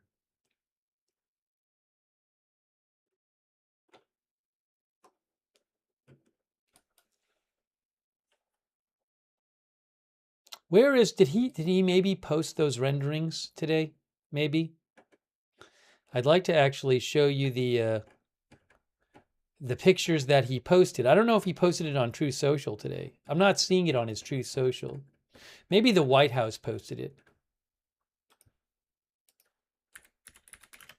I would like to show you the renderings.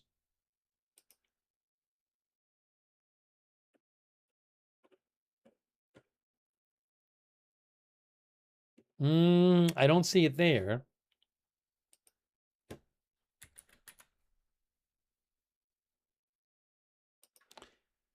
Matthew said, Felty said he basically said the 4K tickets were gone. I'm sorry if I missed it.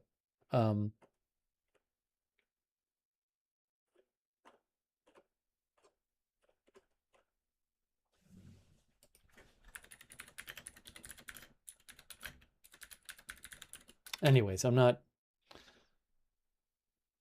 going to spend a bunch of time on that particular question.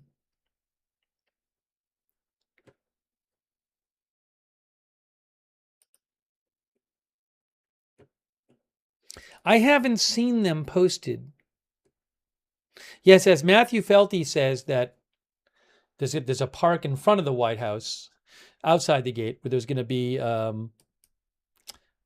I guess, about 80,000 people, 75 to 100,000 people watching on screens.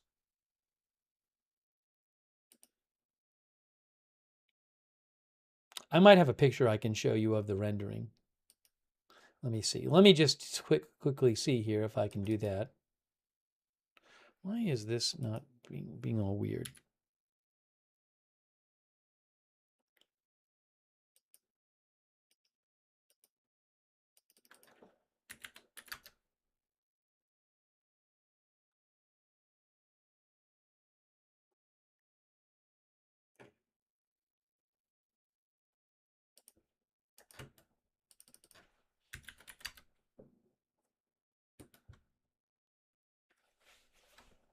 Anyways, I'm sure you can find them online.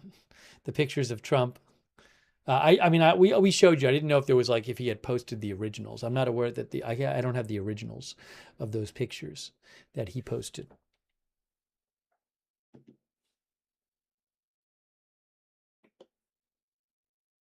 That is what, June 14th?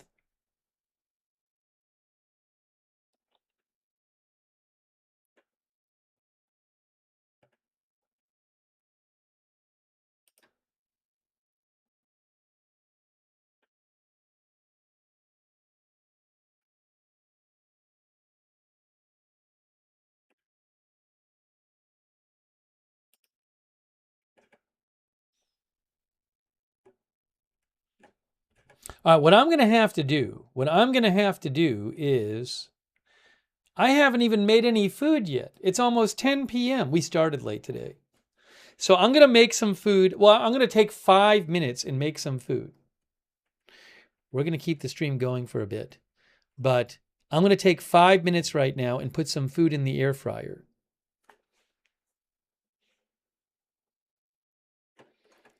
And I will come back in 5 minutes. This is no longer earlier today.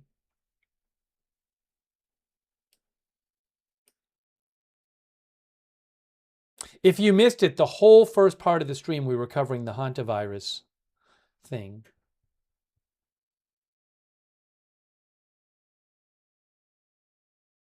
So you can rewind and you can go look at that because we did a bunch of coverage of it.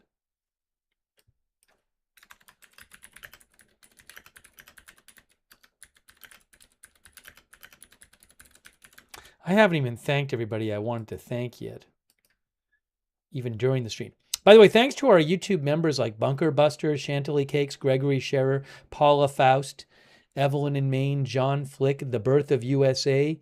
Thanks for being members. Doris 3825, Chucky T Plague, Waltham Mass, the one and only Dr. McRib, Darren May, who else? Stephen Parmy, Benjula Holmes, Registered Nurse, Matthew Felty, Roger Shoemaker, Unauthorized Nostalgia, Least Trustworthy Weasel, Heliodorus,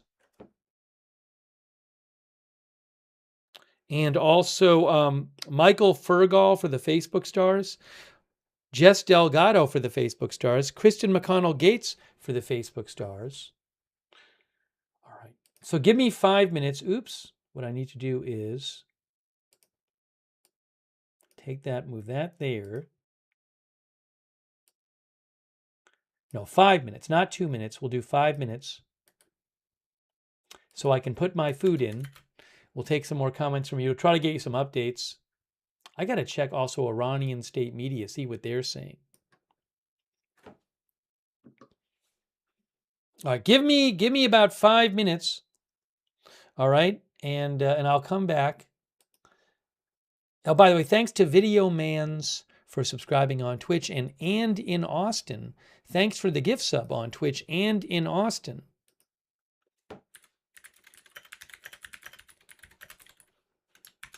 And thanks M Bunny Lady for the bits.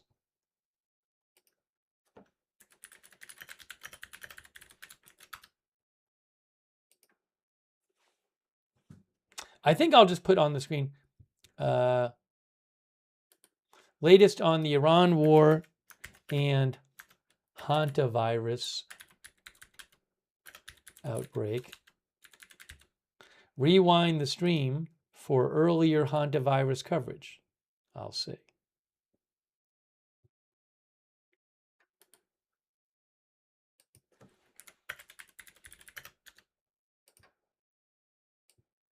There. Okay.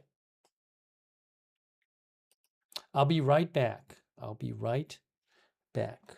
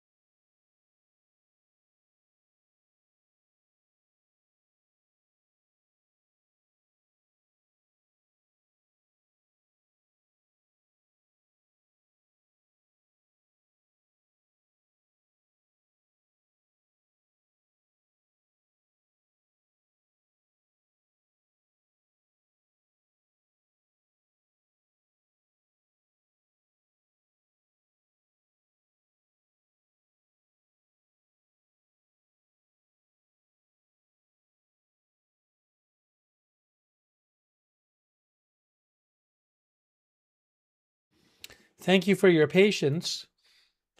I have some food in the air fryer. I haven't even gotten a chance today to check the Iranian state media. What's going on there? Oops, I'm hearing two of me though. Give me a check. Give me a second. Let me check that.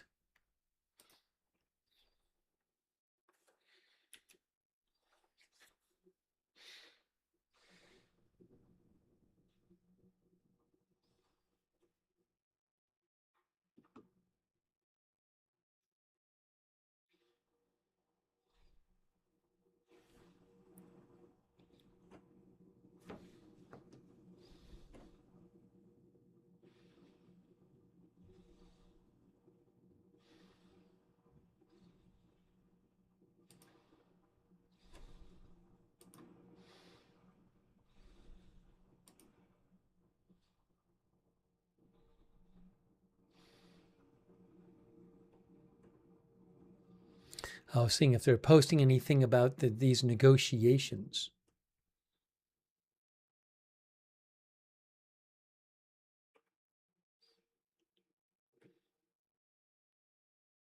How about Fars? Does Fars have anything? Let's see.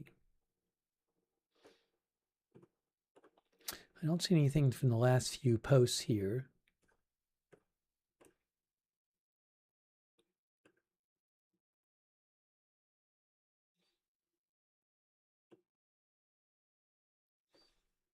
Here's something from Fars News, which is affiliated with the Iranian Revolutionary Guard. It said, oops, oh, I know what I did wrong. Hold on. I know what I did wrong.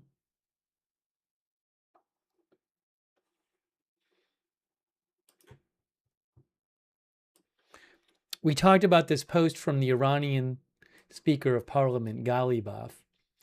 Fars News says, Ghalibaf's reaction to the publication of fake news about the negotiations by the Americans. In response to Axios' fake news about the negotiations, the speaker considered the news to be part of the American psychological operations after their heavy defeat in the military operation in the Strait of Hormuz. Axios, the main source for publishing fake news from the White House, was nicknamed, isn't it Faux and not Fox? Isn't it Foios? Yeah, it's Faux. Foios by Ghalibaf, inspired by the English word faux, meaning false or fake. Anyways, Fars state media is claiming that the Axios story that the U.S. and Iran are close to a one-page memorandum that would end the war and start 30 days of negotiations. They're claiming it's fake news. For whatever that's worth. Hold on, I need about 15 seconds. Hold on a moment.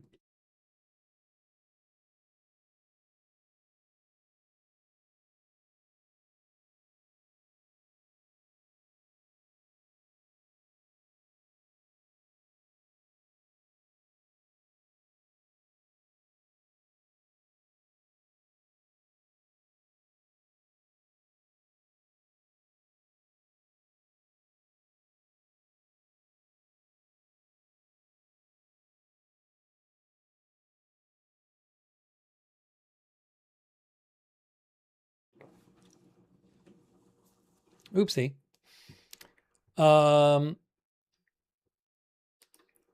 Let's see. By the way, huge thanks to all of our moderators who have been here. We have Leslie Ladyhawk and Haley Girl and Ruth all moderating. Thank you. LB Prairie Dawn, Idaho Star, Sarah, and Surly Dev on Twitch. Thank you. We have Paul Anderson and Kay Lowry Body on Facebook. Thanks for moderating over there. Linda Belk, Larry, Misha on X.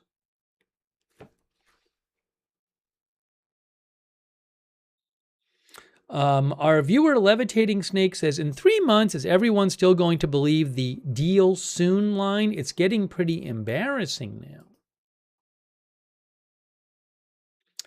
Amber Dog says, as a Trump supporter, I am disappointed in this last pause. I wish I knew all the facts. One thing I know is Iran doesn't adhere to any agreements.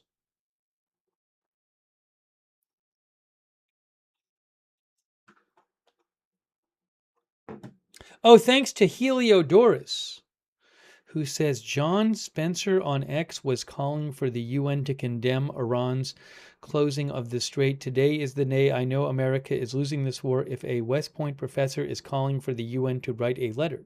That's what Heliodorus04 said. Heliodorus04, thank you so much for your support. Also, Benjula Holmes.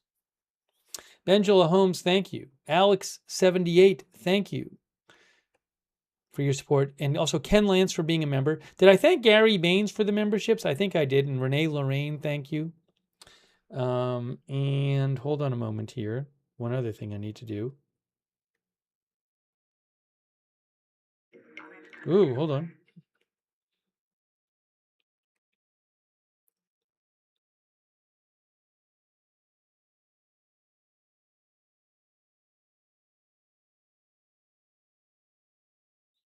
A quick shout out to once in a while lately, I'm sort of testing out streaming on TikTok. So we have a TikTok stream going right now. To shout out to the people who are watching over there. I don't really talk about it much, but I appreciate our people watching over there. I don't know if I can even see a list or anything. Can't see.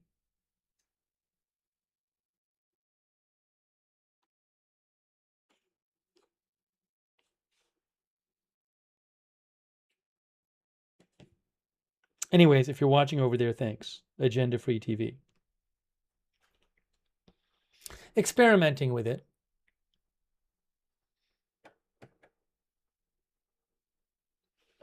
Yeah, so what's going to happen is hold on. What's this?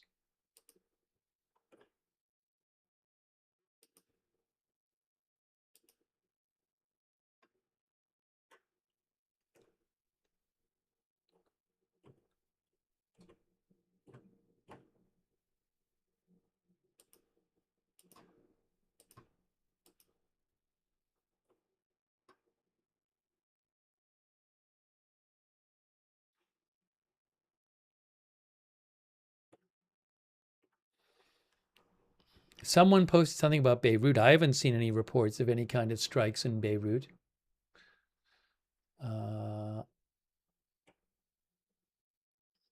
So what we're going to do in a few minutes is I'm going to eat my food, and then if anything big happens while I'm eating, I'll just rush in here. Otherwise, I'll come in after I eat, and we'll see if we have any updates on things.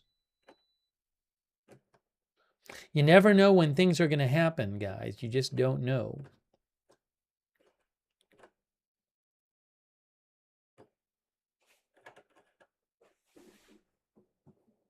There was today? Oh, not right now, during the day? Ah, I didn't know this actually. This was earlier today. Okay, people are saying. Sorry about that.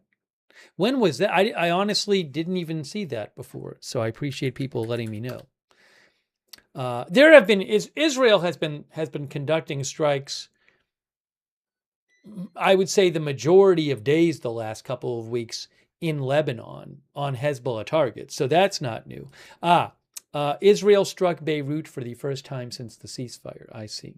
Thanks for letting me know. That was on Wednesday. That was hours and hours ago. Israel said it targeted a commander of the militant group's elite Radwan force in the city's southern suburbs. Prime Minister Netanyahu, Defense Minister Katz announced the action in a joint statement. Israel said the Hezbollah commander was killed.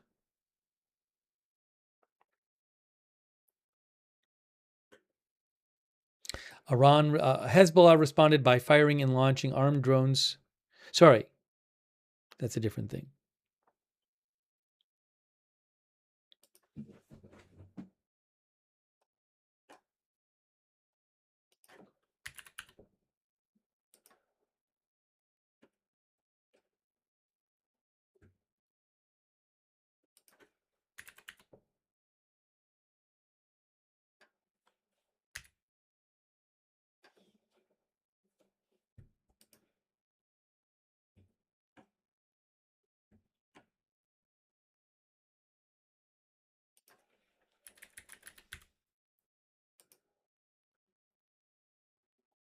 Yeah, so this is the announcement from Netanyahu earlier today.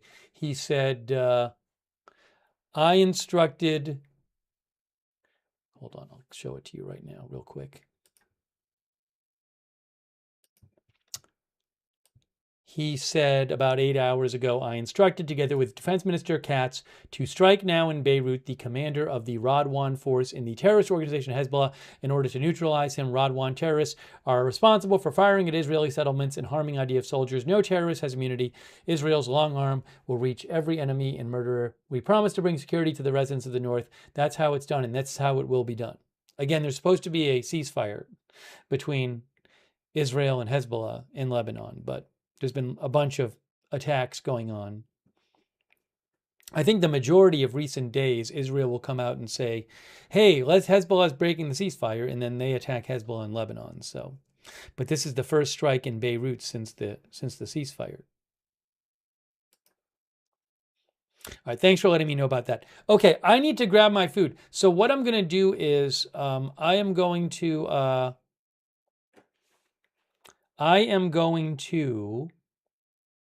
eat, but if there's something big that happens while I'm eating, I'll rush in. If not, I'll come back after and we'll see where we're at and we'll see if there are any updates and we'll take some more comments from you.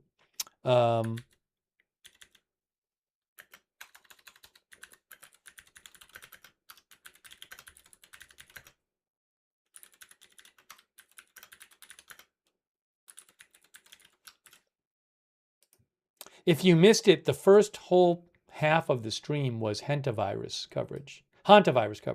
So you can go see the Hantavirus coverage if you want to rewind.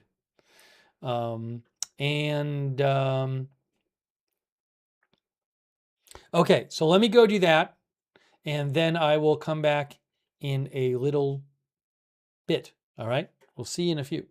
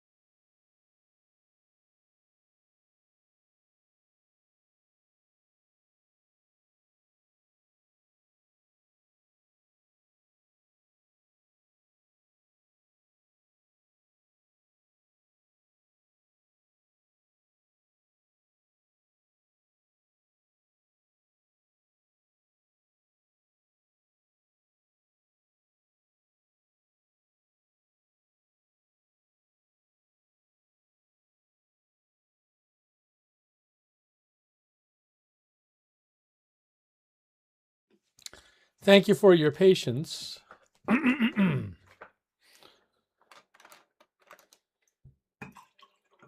Oops, the one thing I didn't do, we're going to hear two of me if I don't take, I need 15 more seconds.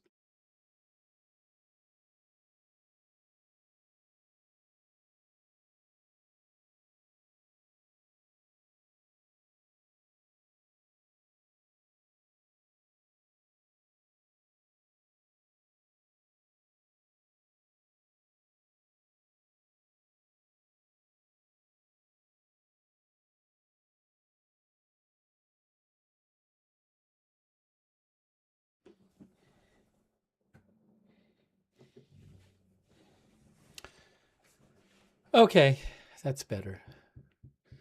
Let's see here. We have been covering both the Hantavirus outbreak and the war in Iran.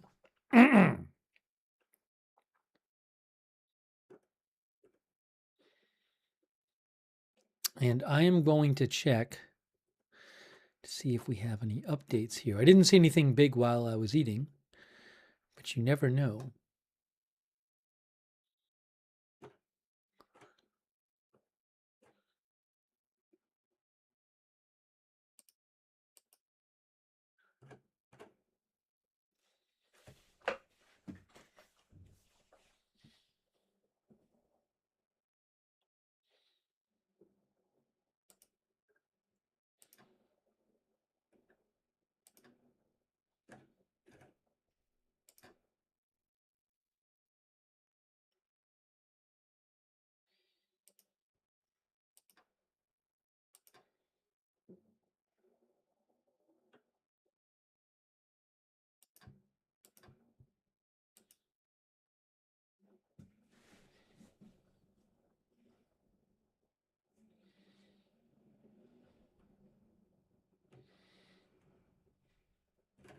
Ooh, hold on. Maybe we'll take a sec because we talked about it a lot at the first part of the stream, but we didn't really talk about it later in the stream. So maybe we'll just mention the the virus again. Oh, this is interesting. This is something about the virus in Argentina. So remember, the story with the virus is that there's a cruise ship that had left from Argentina on April 1st, and it is believed that a couple got on that ship after having contracted this hantavirus, possibly in Argentina from wildlife. It's frequently, I think usually it comes from rats.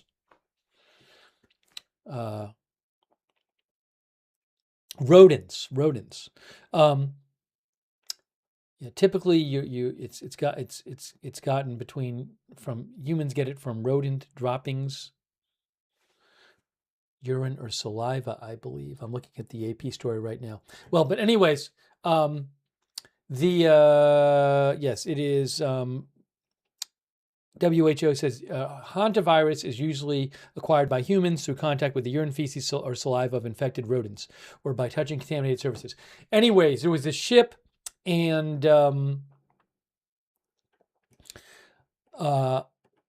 this couple got on the ship, apparently having already contracted hantavirus, but they didn't know it. And then they got sick on the ship. The couple ended up both dying. A third passenger on the ship also died. And there's 5 other cases of this, either confirmed or suspected. And so 8 cases total. And in addition to the 3 people who died, there's one person who was evacuated from the ship, ICU in South Africa. There were 3 people who were evacuated today, 2 in serious condition. And there is a person who was on the ship weeks ago and is in Switzerland now and is a case there. and is in the hospital there. But everybody else on the ship is asymptomatic. Nobody else on the ship now has symptoms. And the ship dropped 3 people off today in Cabo Verde, and it is heading to Tenerife in the Canary Islands, which is part of Spain, or which is under control of Spain.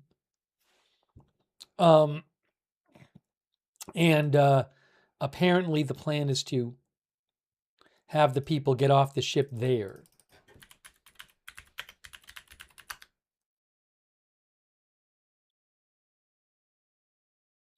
But I'm going to show you something about this now. We were talking about this a bunch earlier. The name of the ship, it is, I'm going to show you right now on the Hondius.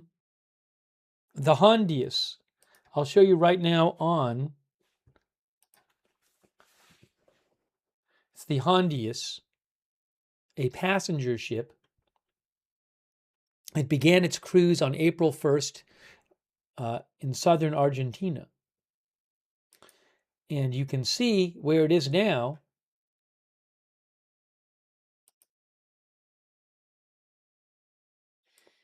So this ship, the Hondius, it ended up going to Cape Verde to let off 3 passengers today, and then it is now moving. It's en route to. Hold on, turn on my fleet.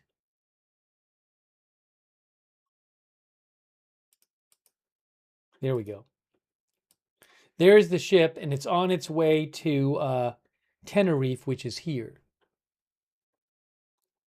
So there's Africa. So the ship is going to go to Tenerife now. It is believed that the type of hantavirus this is it's called Andes hantavirus, which I don't know if it's the only one or one of the few, but usually it doesn't spread person-to-person hantavirus, but Andes hantavirus can spread person-to-person, but it requires close contact. The WHO does not believe that they believe that the risk to the general public is low from this. So we're going to I'll take some comments on this, but let me just show you this. We haven't seen this before today here. Hantavirus is on the rise in Argentina, where there's the ship right there. There's a picture of the Hondius right there, the ship. Hantavirus is on the rise in Argentina, where a stricken cruise ship began its journey. Officials and experts in Argentina are scrambling to determine if their country is the source of a deadly hantavirus outbreak that has gripped an Atlantic cruise. The health emergency aboard the ship comes as Argentina has seen a surge of hantavirus cases that many local public health researchers attribute to recently accelerating effects of climate change. Argentina is consistently ranked as having the highest incidence of the rare rodent-borne disease in Latin America. Higher temperatures expand the virus's range because, in part, it gets warmer. As it gets warmer and ecosystems change, rodents that carry the hantavirus can thrive in more places, experts say. People will typically get this virus, when people get it, from exposure to rodent droppings, urine, or saliva.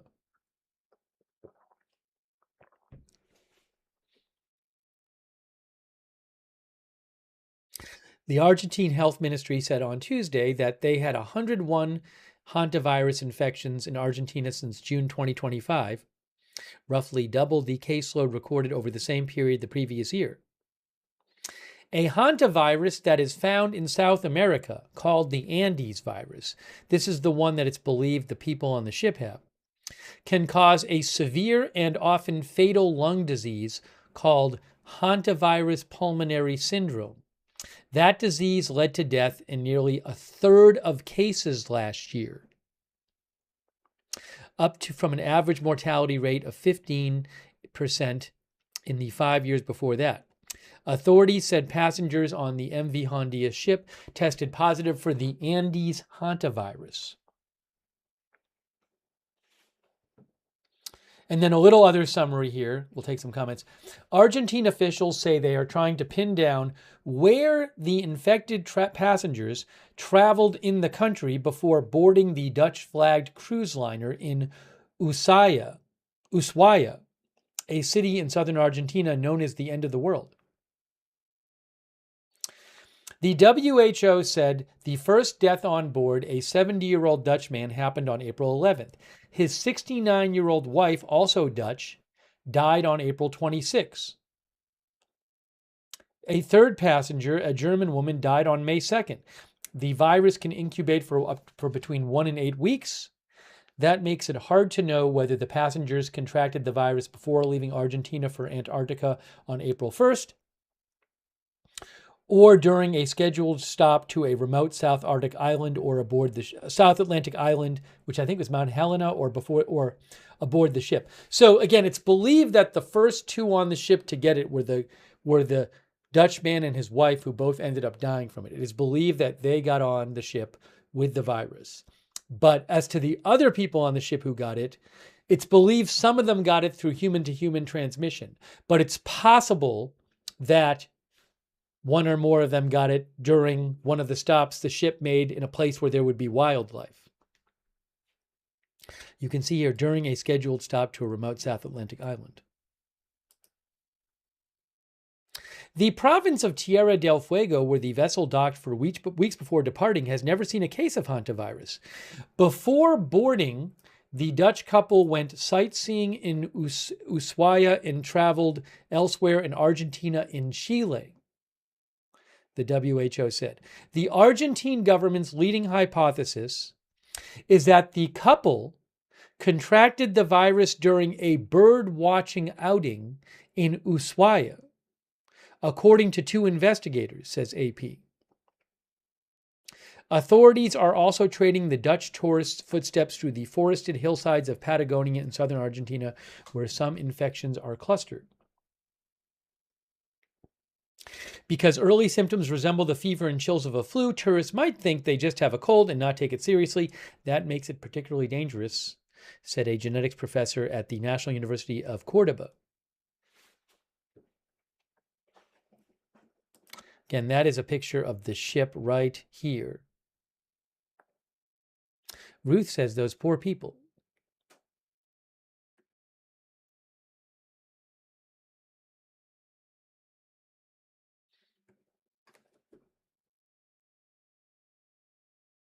So in several days, this ship will be arriving in Tenerife, in the Spanish Canary Islands, and the plan is to have people get off there and then go into quarantine, I believe.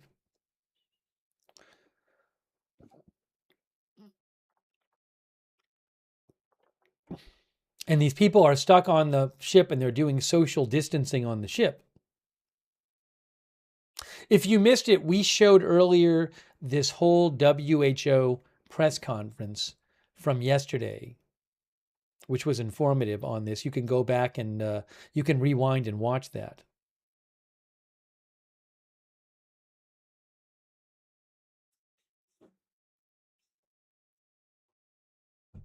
Code Digital thinks the ship should stay out of port. Well, I'm sure that steps are being taken to minimize any risk. But we talked about earlier how I think, what was it? Like one of the aircraft that was evacuating 3 people today, one of the aircraft, I think Reuters said, was not allowed to land in Morocco as originally planned. So it landed somewhere else.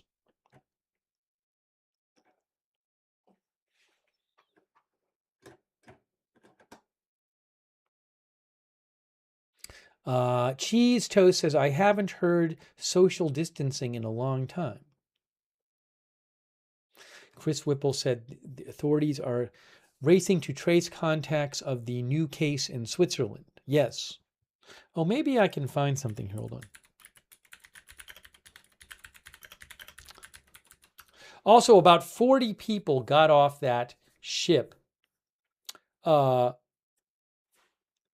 St. Helena in late April, I believe, in the southern Atlantic.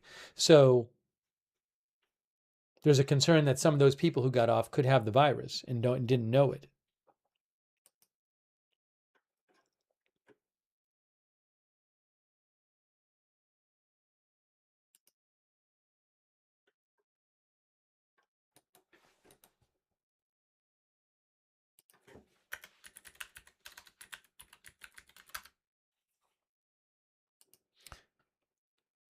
Here is an announcement from the Swiss government, by the way, about the newest patient. Patient with a hantavirus infection being treated in the hospital. One person with a hantavirus infection. This is somebody who was on the ship and then got off. And then they got, I believe, a notice from the ship or from the company that runs the ship saying that this infection had happened. One person with a hantavirus infection is currently being treated at the University Hospital Zurich. The patient is male and returned to Switzerland after traveling on the cruise ship on which there were a number of hantavirus cases. The hospital is prepared to deal with such cases, is able to care for the patient, and guarantee the safety of staff, and all patients. There is currently no danger to the Swiss public. Here, look. The man returned from a trip to South America with his wife at the end of April. Having noticed symptoms, he telephoned his GP and went to the University Hospital Zurich for further assessment. There, he was immediately placed in isolation. A test that was carried out at the reference laboratory at the Geneva University Hospitals revealed a positive result for hantavirus. It concerns the Andes virus, a hantavirus that occurs in South America. Unlike the European hantaviruses, which are transmitted through excretions of infected rodents, for the American hantavirus variant, person-to-person transmission has also been documented in rare cases. However, transmission only occurs through close contact. The Office of Public Health in Federal Council of Public Health or Federal Office of Public Health, FOPH in Switzerland, therefore considers the occurrence of further cases in Switzerland unlikely. The risk to the public in Switzerland is low. The patient's wife accompanied him on the trip. She has not yet shown any symptoms, but she is self-isolating as a precaution. The cantonal authorities are currently investigating whether the patient came into contact with other people during the infectious period. Appropriate safety measures are in place at the hospital for the patient's treatment. The hospital is the reference hospital for such diseases. The government is in close contact, the health ministry, with other bodies. Hantavirus fever is rare in Switzerland. In recent years, there have been between 0 and 6 reported cases a year. Of those few cases, the vast majority are attributable to infections acquired abroad. So that's about the person in Switzerland. It seems like they're not hugely concerned that this is going to cause some sort of outbreak in Switzerland at this point. Midtown Mike is asking about what they mean by close contact. That was asked in the press conference, and it wasn't, so I don't know that they had a specific, there wasn't an exact response given, and it's possible that they don't have that exact knowledge.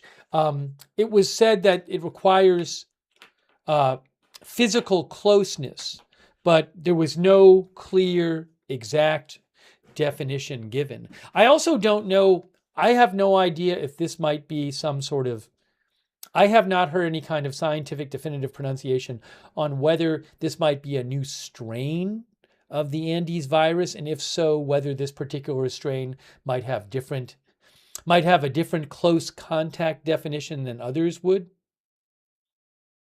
Yeah, so like Mr. Wandover asked about a plane. In the earlier press conference, which you can go back and watch, the WHO said, well, even if you're on a plane with somebody with hantavirus, not everybody on the plane would be considered a close contact. You have to be within a close distance to the person.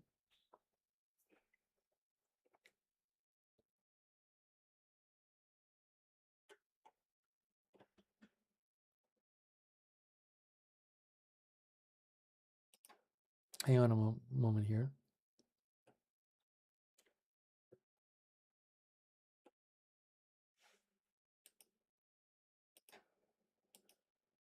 Thank you, Walter Walters, by the way.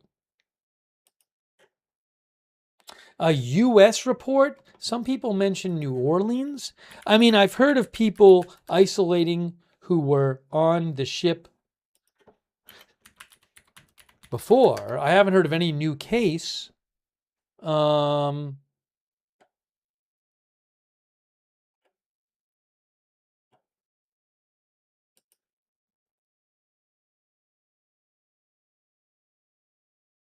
not aware of any kind of new case except the ones we've talked about. Somebody said New Orleans. I haven't heard that. I know the BBC reported there were 2 people in the UK, I believe, who had who did not have symptoms but were self-isolating.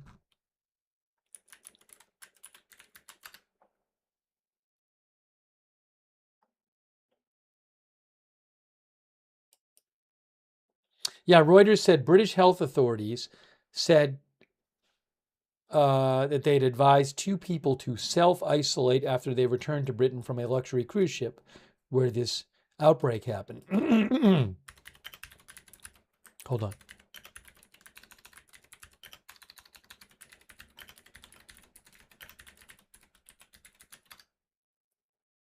Mr. QQQ Crash said some story on X about 3 states, unclear sources. Here's an update from the UK. Here, UK Health Security Agency. 3 people, including 1 British national, with suspected hantavirus have been evacuated from the ship, that happened today, in order to receive medical care in the Netherlands. So one of those 3 people was a British national.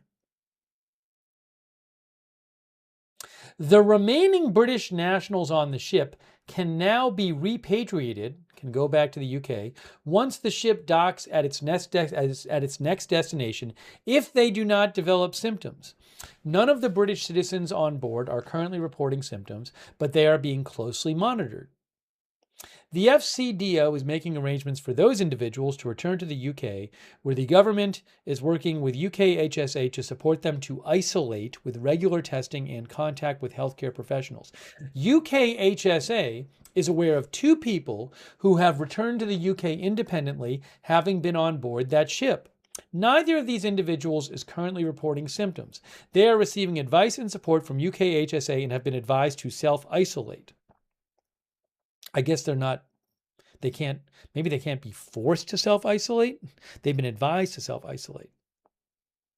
UKHSA are supporting a small number of individuals identified as close contacts of those on the boat. They are being offered support and are also self-isolating. None are reporting any symptoms. The risk to the UK general public remains very low. And the Deputy Director for Epidemic and Emerging Infections at UK Health Security Agency said, "It is important to reassure people that the risk to the general public remains very low.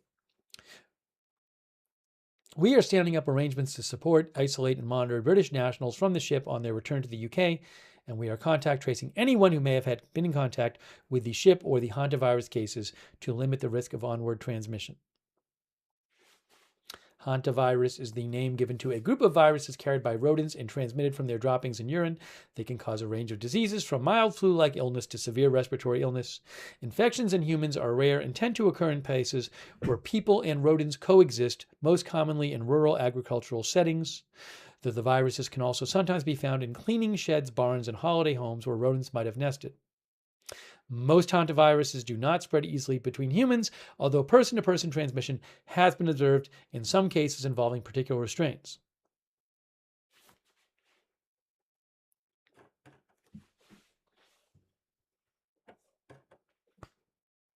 So you can see, I mean, the WHO, the Swiss government, I believe the Spanish government, the UK government say they don't think there's a large risk to the general public.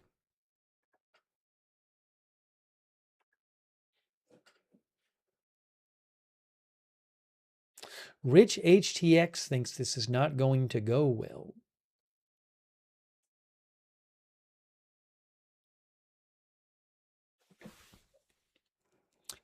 another thing I should look up is, hold on.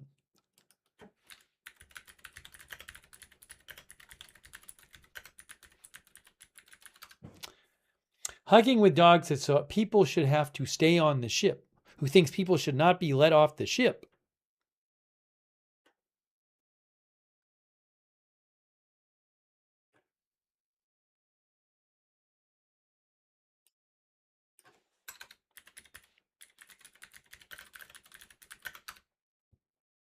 Ah. I went to the Argentina Health Ministry to see if I could find something there.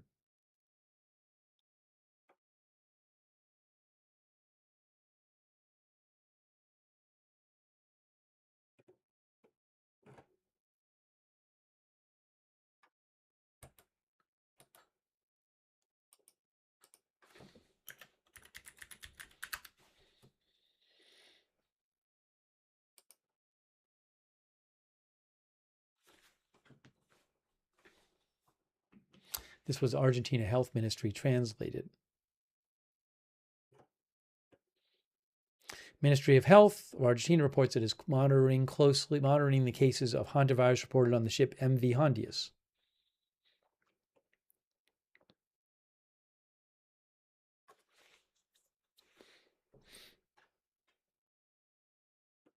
The vessel, the ship, which had departed from Montevideo, entered the port of Ushuaia in Argentina on November 6, 2025.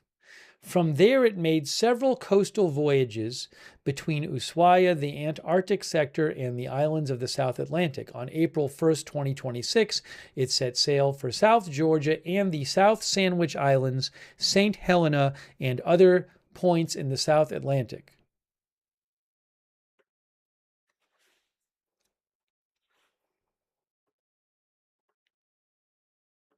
This was supposed to be a 6-week cruise, by the way.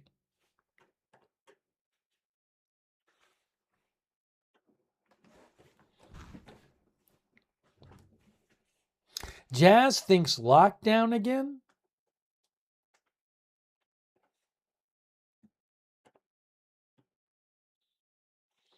Yeah, the incubation period, some people are mentioning.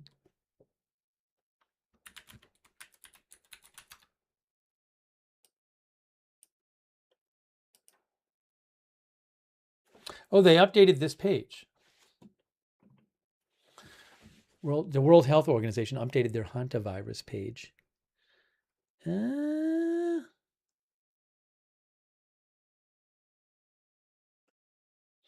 In humans, symptoms usually begin between 1 and 8 weeks after exposure. 1 and 8 weeks, depending on the type of virus, and typically include fever, headache, muscle aches, and gastrointestinal symptoms such as abdominal pain, nausea, or vomiting.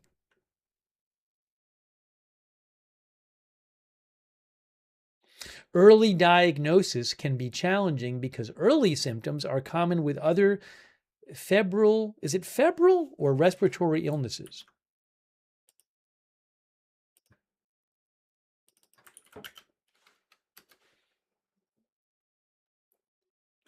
Febrils causing a fever, like influenza, COVID, viral pneumonia, and others. There is no licensed specific antiviral treatment or vaccine.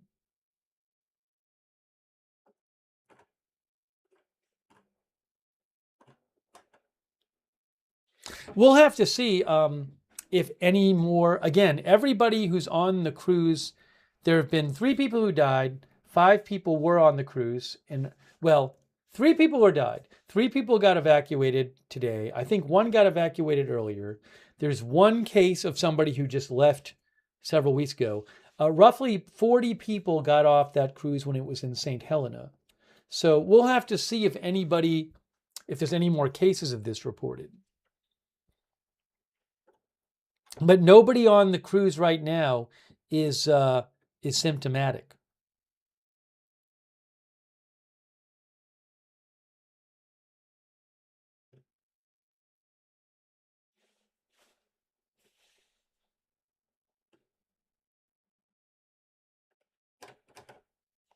By the way, thanks to Mr. Slugsnail, who says, Mr. Slugsnail says, not another virus, seems more contained, thank goodness.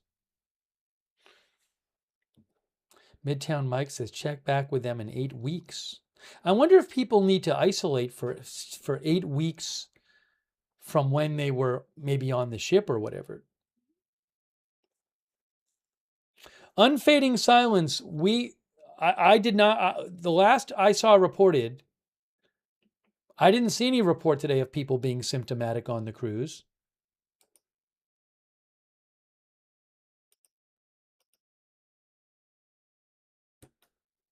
And I know in the press conference yesterday, they said nobody was symptomatic on the cruise.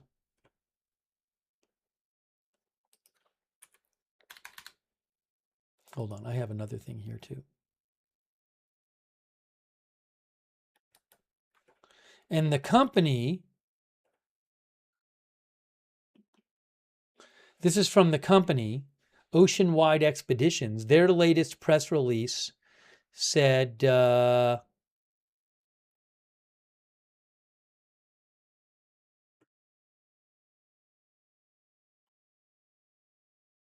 ship is expected to take three to 4 days to sail and to get to the Canary Islands. 3 additional medical professionals have embarked on the cruise, on the ship.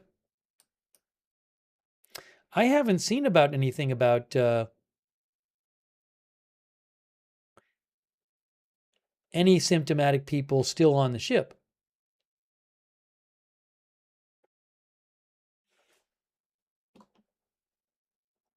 I'll see if I can get you an update on that. Hold on.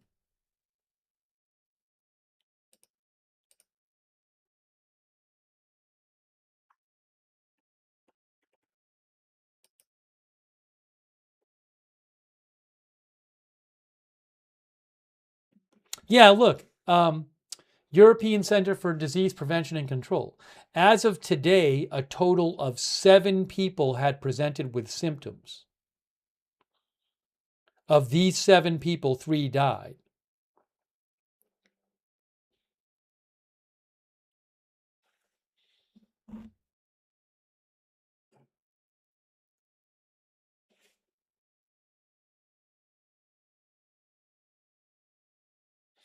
Kimar Ikuria is watching from Kenya.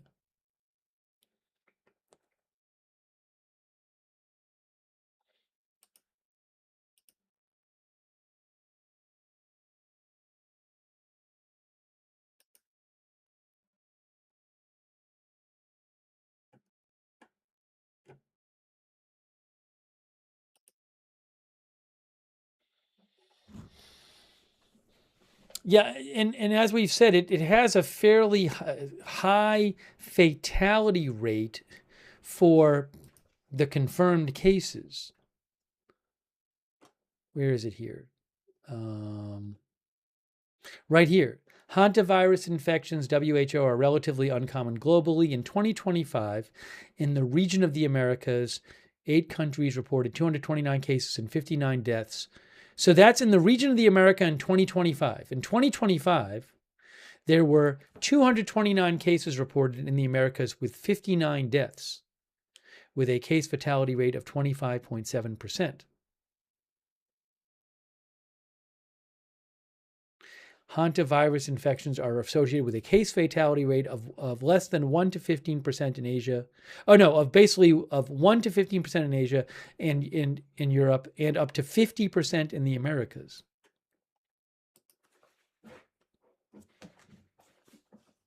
So yeah, I mean, it's a very significant fatality rate for the detected cases. And then, hold on a second here.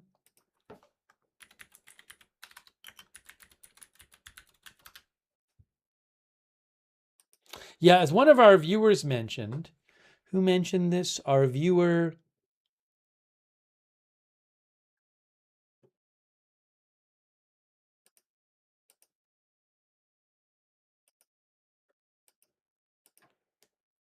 one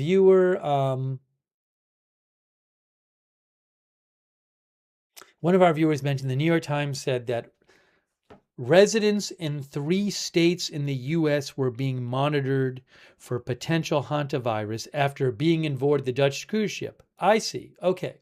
So according to the New York Times, there are residents in 3 states of the U.S. who were on that ship, but none of them have symptoms.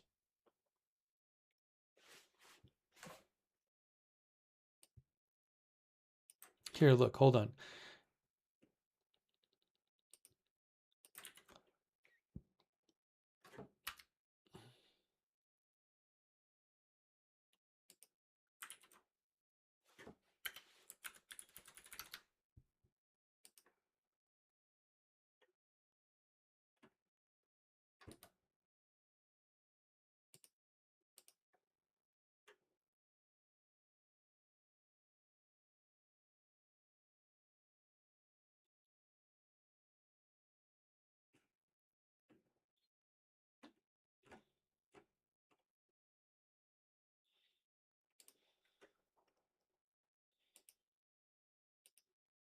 Give me one moment here. Give me one moment here.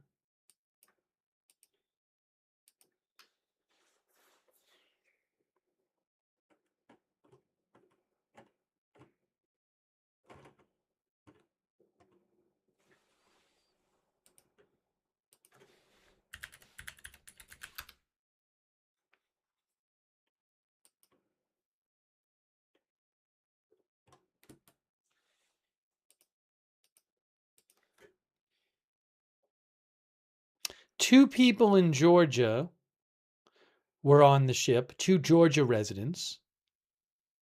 They are being monitored. No symptoms. California had residents as well, says the New York Times. But no information any of them are symptomatic. And Arizona Department of Health said 1 resident was a passenger on the ship and is not symptomatic.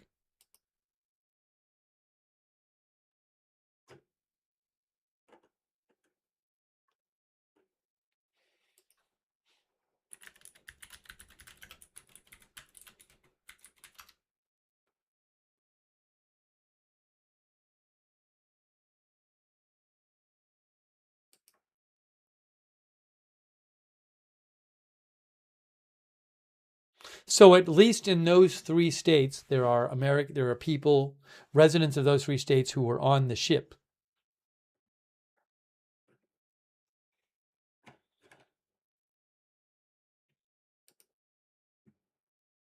Hopefully none of them get symptoms. Hey, by the way, thanks so much to Billy Cusack. Billy, it was supposed to be a 6-week cruise. Billy says, I hope everyone who is sick now gets well soon. It was supposed to be 6 weeks, and it started April 1st. Thanks also, Billy, for the gift memberships. That's really nice of you. Billy gave 10 people memberships. Please thank Billy or somebody else if they gave you a membership or a gift subscription. Thank you, Billy Cusack. I really appreciate that. Also, Crappy J, thanks to our member.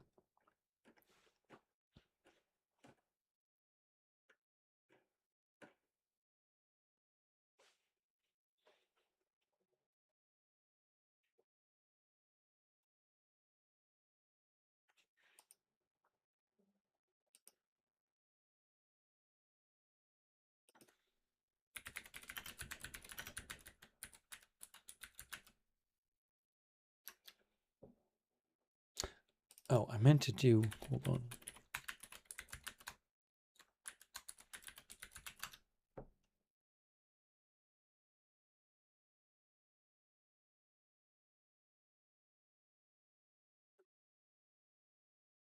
Oh, hold on. Reuters has a report on this too. Hold on a second here. Hold on.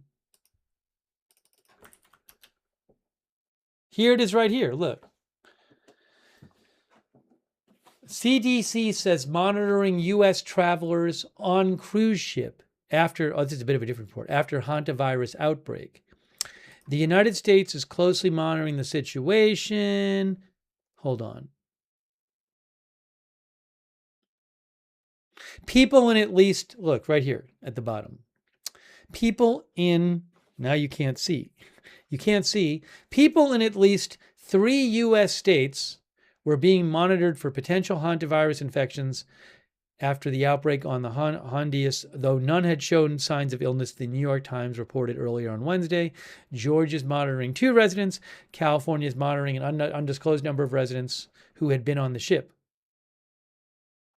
In an emailed statement to Reuters, the Georgia Department of Public Health said it was monitoring 2 residents who had returned home after disembarking the cruise ship. Both of them were currently in good health, showed no signs of infection, and were following current recommendations from the CDC. The Arizona Department of Health Services said in an email it is monitoring 1 resident who is a passenger on the ship, and that individual is not symptomatic.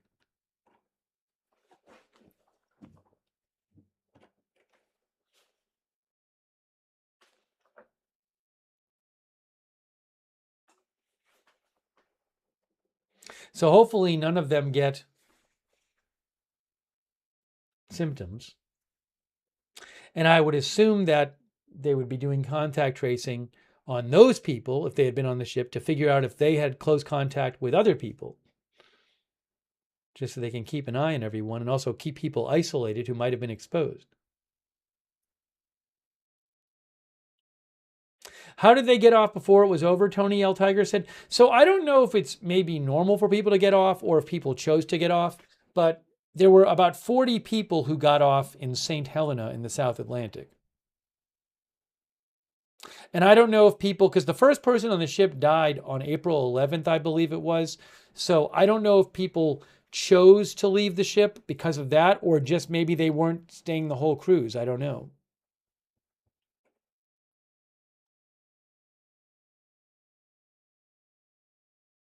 Thanks, ChemDog OG.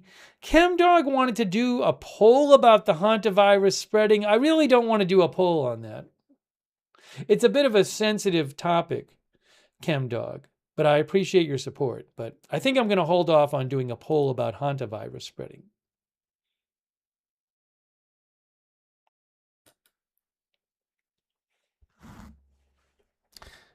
Midtown Mike thinks they have various stops where they drop off and pick up. I'd have to look up the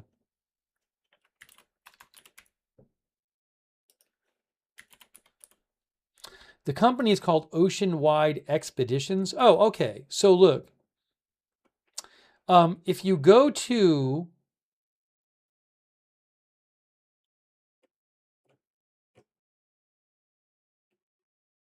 I'll post a link to the site to the official website of the ship, which I just posted. They say they have flexible itineraries.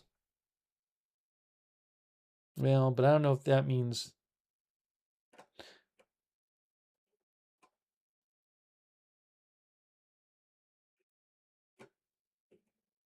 Our cruises. Oh, I bet you can find the actual cruise. Maybe. They say we have a total of 43 cruises. Can I find the one? I bet I can. I don't see it. I wonder if they took it down. I wonder if they don't have that cruise listed right now. I'm looking at their page that lists all the cruises, and at the moment, I mean, I might be missing it. I'm not seeing it at the moment. I'll post the link in the chat so you guys can look at it, but I am not seeing on their cruise page that one listed.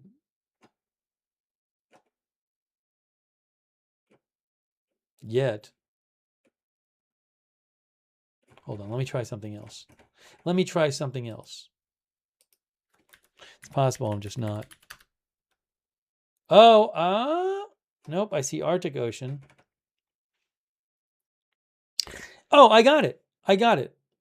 I think I found it. I found it. All right, I'm going to post a link in the chat. I think it's the Atlantic Odyssey one.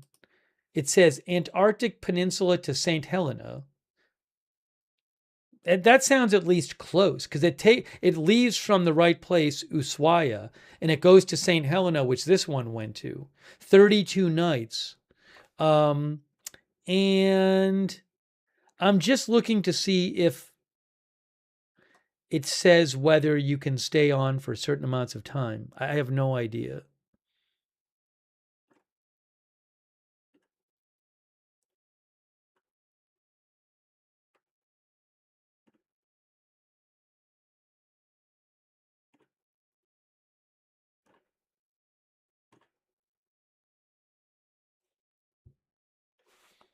Anyways, again, I'll post a link, but it says this is a combination cruise consisting of a few smaller cruises. This one that I just posted, which looks similar to the one that would just happen. Midtown Mike thinks that has to be it. I don't have the rights to show you their pictures on their site, by the way, or I would show it to you. But this is a combination cruise. So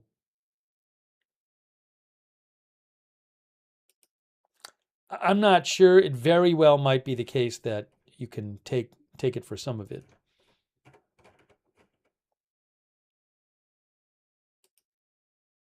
FAQ.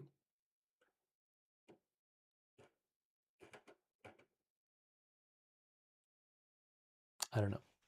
Anyways, but I posted the link. Michelle Batten says, I think we don't all need to panic about this new virus. It's not like COVID. Roger Shoemaker says, we shouldn't have a poll on our own demise. Justin D. Winter says, no poll on the virus.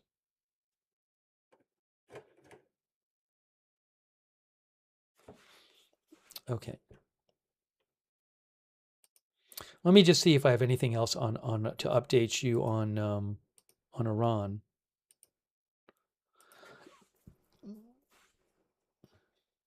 And we'll see. We may do more coverage on the hantavirus story, depending on how things develop in the next couple days.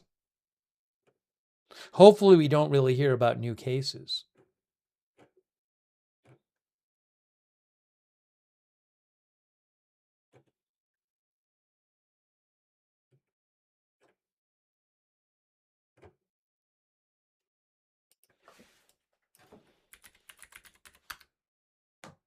In case you didn't see it, there is a Jeffrey Epstein's purported suicide note that was released.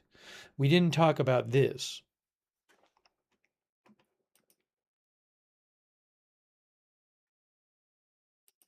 I'll show you the note.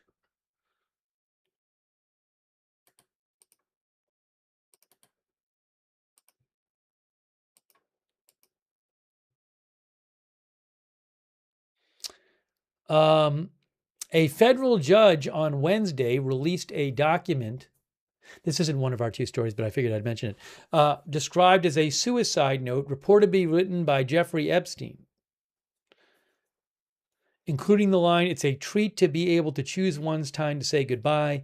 The handwritten note was said to have been found by his former jail cellmate. The judge ruled the note qualified as a judicial document subject to the public's right of access.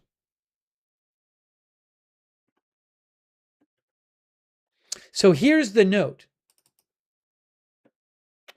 It says, this is the note here.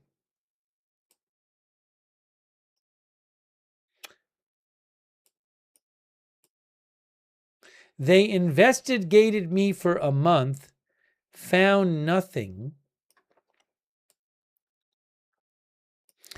So 15-year-old charges, I don't know if that says reinstated. It is a treat to be able to choose one's time to say goodbye. What you want me to do? Burst out crying. No fun, not worth it.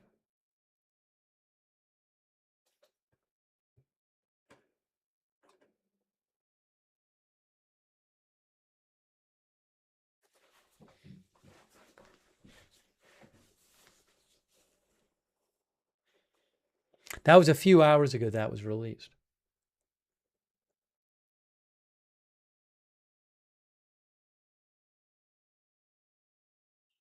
Kate thinks the letter is a lie and fooling everyone?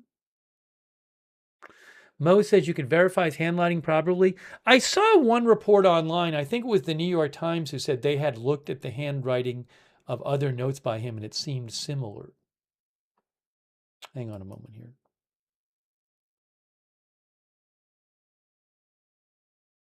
The note surfaced in July.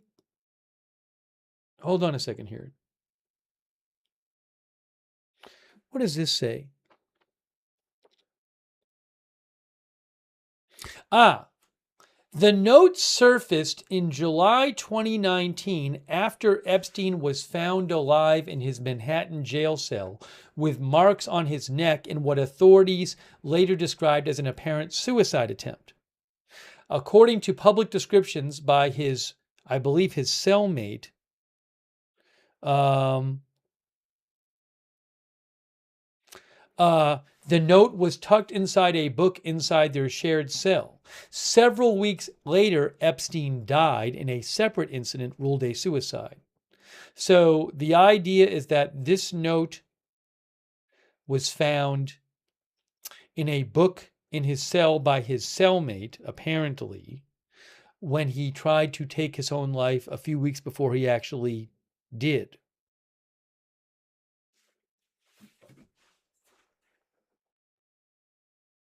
De Beers says, so it's not from the last attempt, then this is a nothing burger.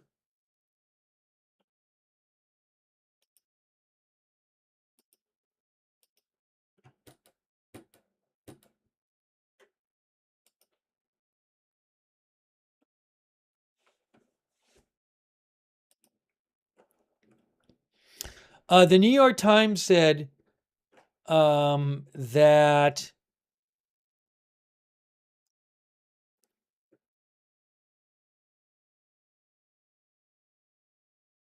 where is it here?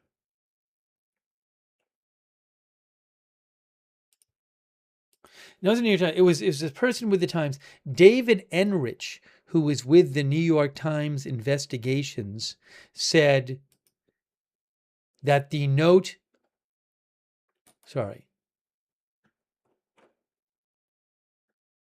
he said, I'm not a handwriting expert, but the note appears consistent with other writing that he and his colleagues have reviewed. I'll post a link to David Enrich's post if you want to look at it.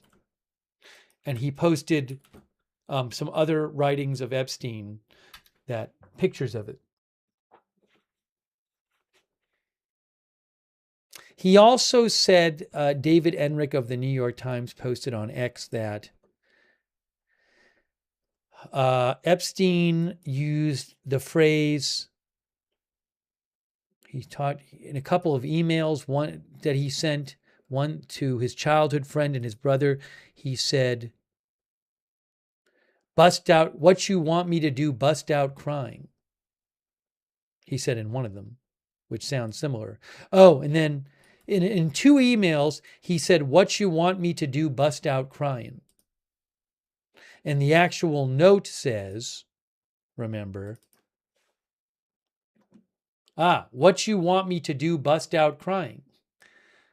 That phrase right there. I'll post a link to that other post by David Enrich, who says he used that phrase in two other emails. Oh, I can find it right. I can show you right now, because David Enrich posted the link. Here it is. This is via David Enrich of the New York Times. So here's an email from Jeffrey Epstein from the Epstein files. What you want me to do, bust out crying. And then here, what you want me to do, bust out crying.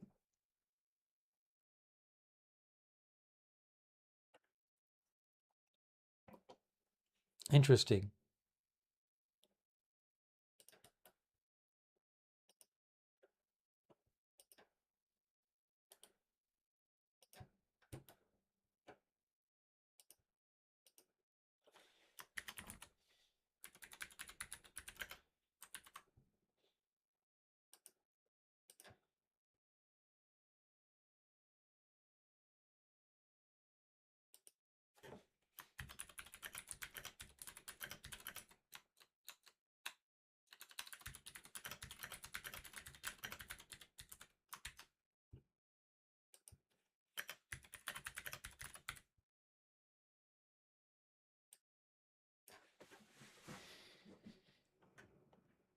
It's a line. Douthis says it's a line from the Little Rascals.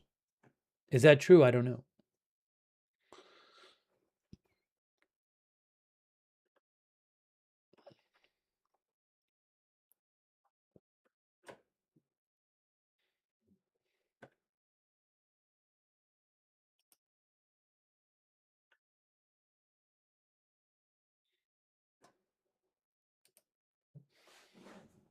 I have no idea if it is.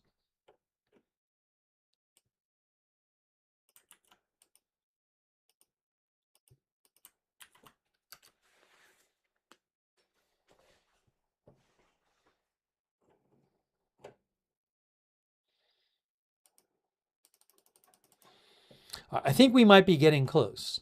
I think we may be. Let me just see if I have any updates about Iran, but I think we might be getting close. We will keep an eye on both of these stories, of course.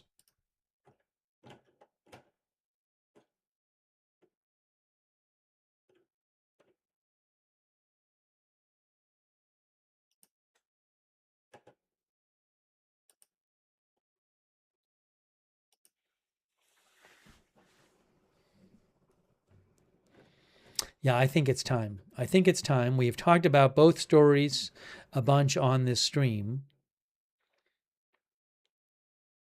Oh, by the way, I do want to mention that the IDF says, what is this?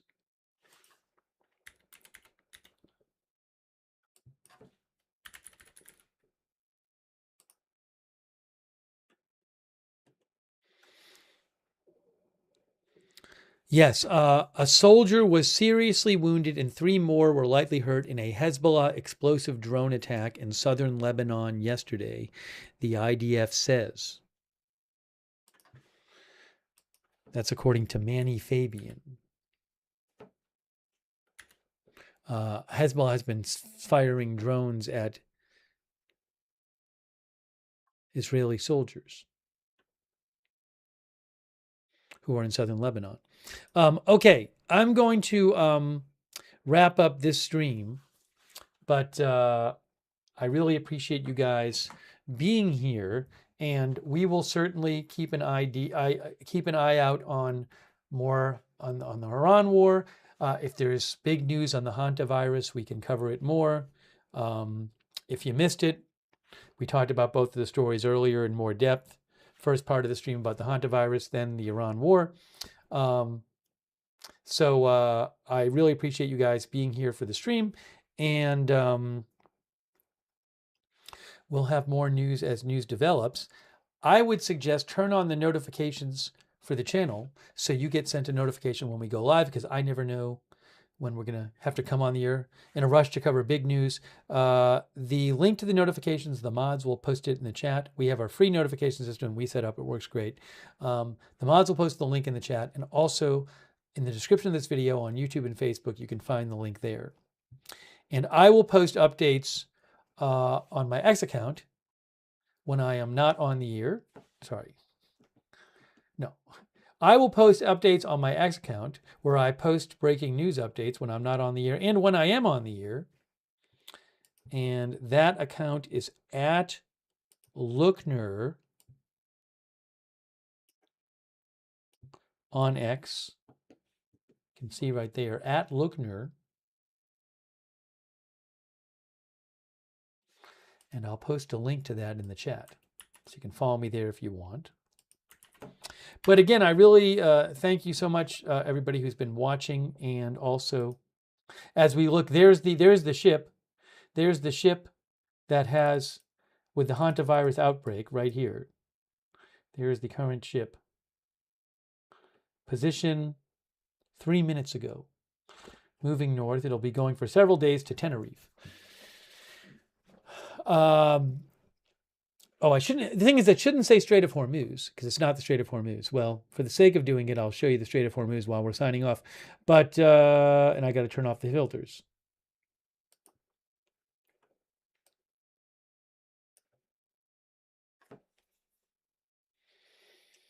But I really appreciate people being here. Thanks for letting me read your comments on there. You know what? I got to check something. As I'm signing off, I forgot to check some comments. There was one thing I was going to do. I've been reading a bunch of comments, but there's a couple I didn't check.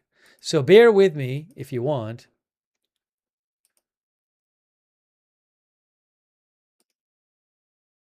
Let me just check here.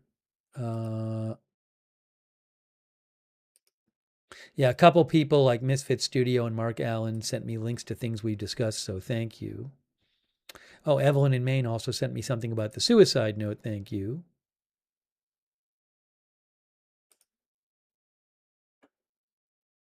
Our viewer PW6360 says there have been a bunch of times when Barack Ravid of Axios reported a deal was close. Okay, I think we actually...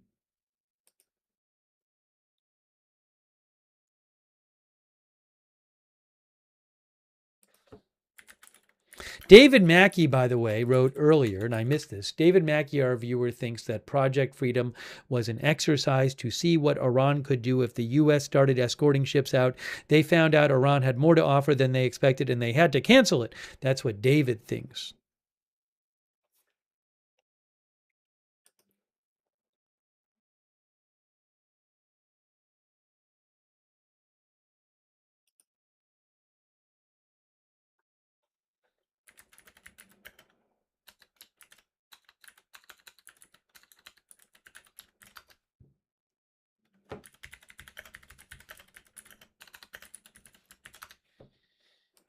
All right.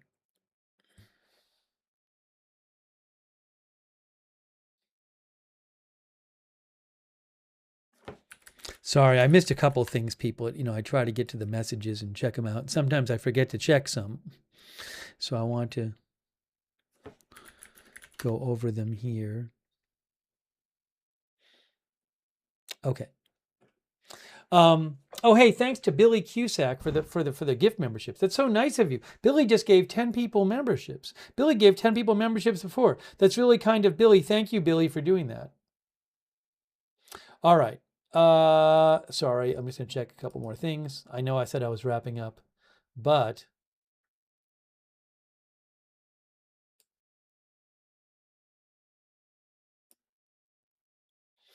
but I appreciate people writing in, for sending me updates, for letting me read your comments and questions on the air. So thank you for that.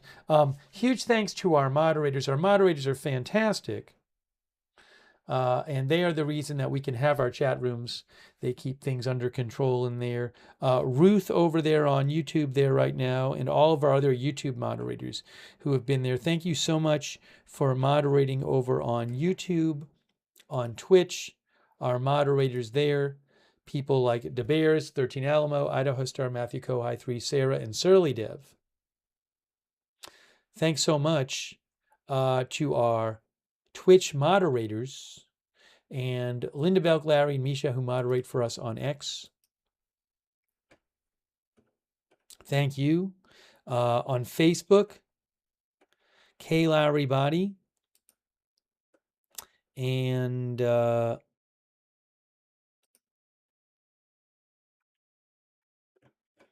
other moderators who have been over there. Hold on, I can't even see everything I want to see here.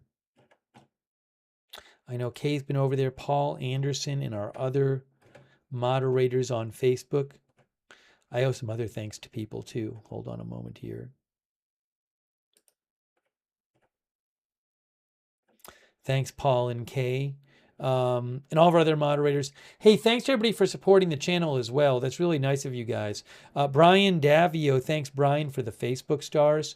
Thanks to Holy Tony for subscribing. I missed that before. Thanks to Big Dog Gaming for the bits.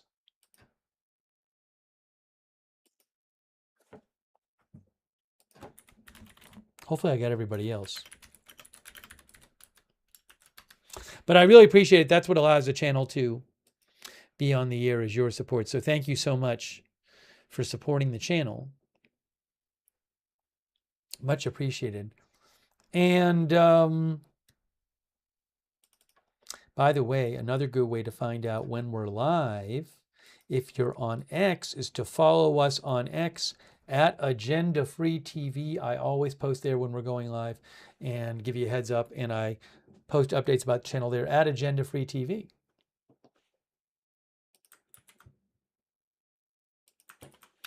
We do have a chat where you can chat with other viewers when we're not on the air, the Agenda Free TV Discord chat. It's free. It's the same link as the free notifications link. A lot of our viewers like doing that. Check out our Discord chat.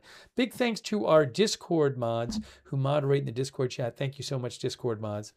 Also, for those of you watching on YouTube, I would suggest turn on the YouTube notifications. That's another good way to find out when we're live. To turn on the YouTube notifications, what you need to do is, well, you need to subscribe to the channel and then click the bell and choose all notifications. If you're already subscribed, click the bell and choose all notifications.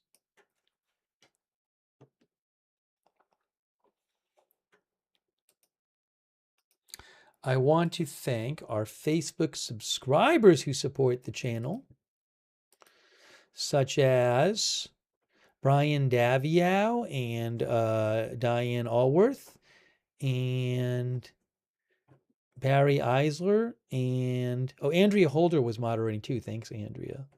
Kay Lowry Body. Thanks for subscribing. All of our subscribers over there on Facebook. Huge thanks. Robert Rial II and others. Our Twitch subscribers for like Ann Lynn Austin. Thank you. Midtown Mike. Sarah. Wall Street, Shaggy, Naomi Rousseau, De Beers, Space Turkey, and Radioactive, Justin D. Winters, Simp Nasty Scrimp, Spectre EH, Douthis, Barcodable, Hugh J. Moonraker,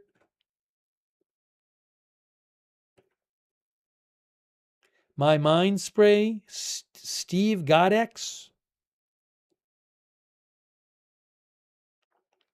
Enlightening Fart, Gita Pina, Susan CHF,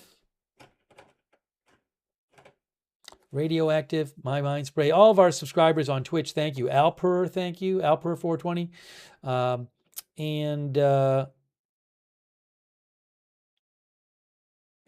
Also, our YouTube members. I want to shout our YouTube members out. Oh, Dolly Clark, thanks for subscribing on Facebook as well. YouTube members, Roy1822, CAC, Patricia Canada, Carolyn, Platinum Dose, Roger Shoemaker, Ken Lance, Mathlete, Gary Baines, Patricia Grace, Real JK Barton, GK Barton, Don Video Guy, Least Trustworthy Weasel, Cheryl Bogey, David Joe Klotz, Bunker Buster, David at Home, Roger Shoemaker, El Anna, Danny G, Chantilly Cakes, thanks members, Least Trustworthy Weasel, that guy from That Thing, did I say Bunker Buster, Marisol Del Valle, Amy Celeste, Thomas Darwin, Billy Cusack, Dr. McRib, thank you.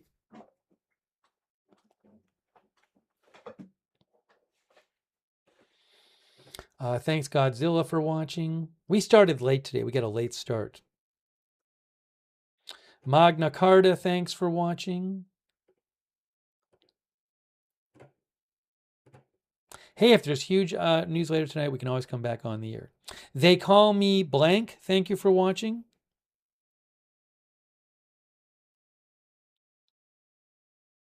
Yeah, thanks, by the way, Black Up V2 and also who else? One of our other video viewers mentioned on that suicide note that it was from an earlier attempt several weeks before his actual death. That's the Jeffrey Epstein one, which we talked about, but I appreciate you mentioning that in the chat.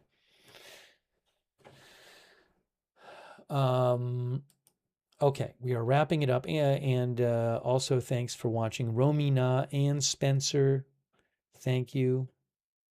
Michelle Batten, Lindsay Wessel, Randy Kelly.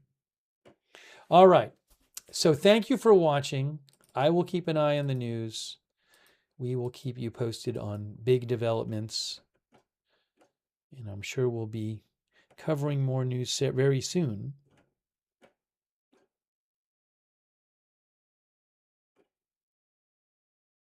All right, so that is it for now. Thanks so much for watching, and we will see you soon with more live breaking news coverage right here at Agenda Free TV.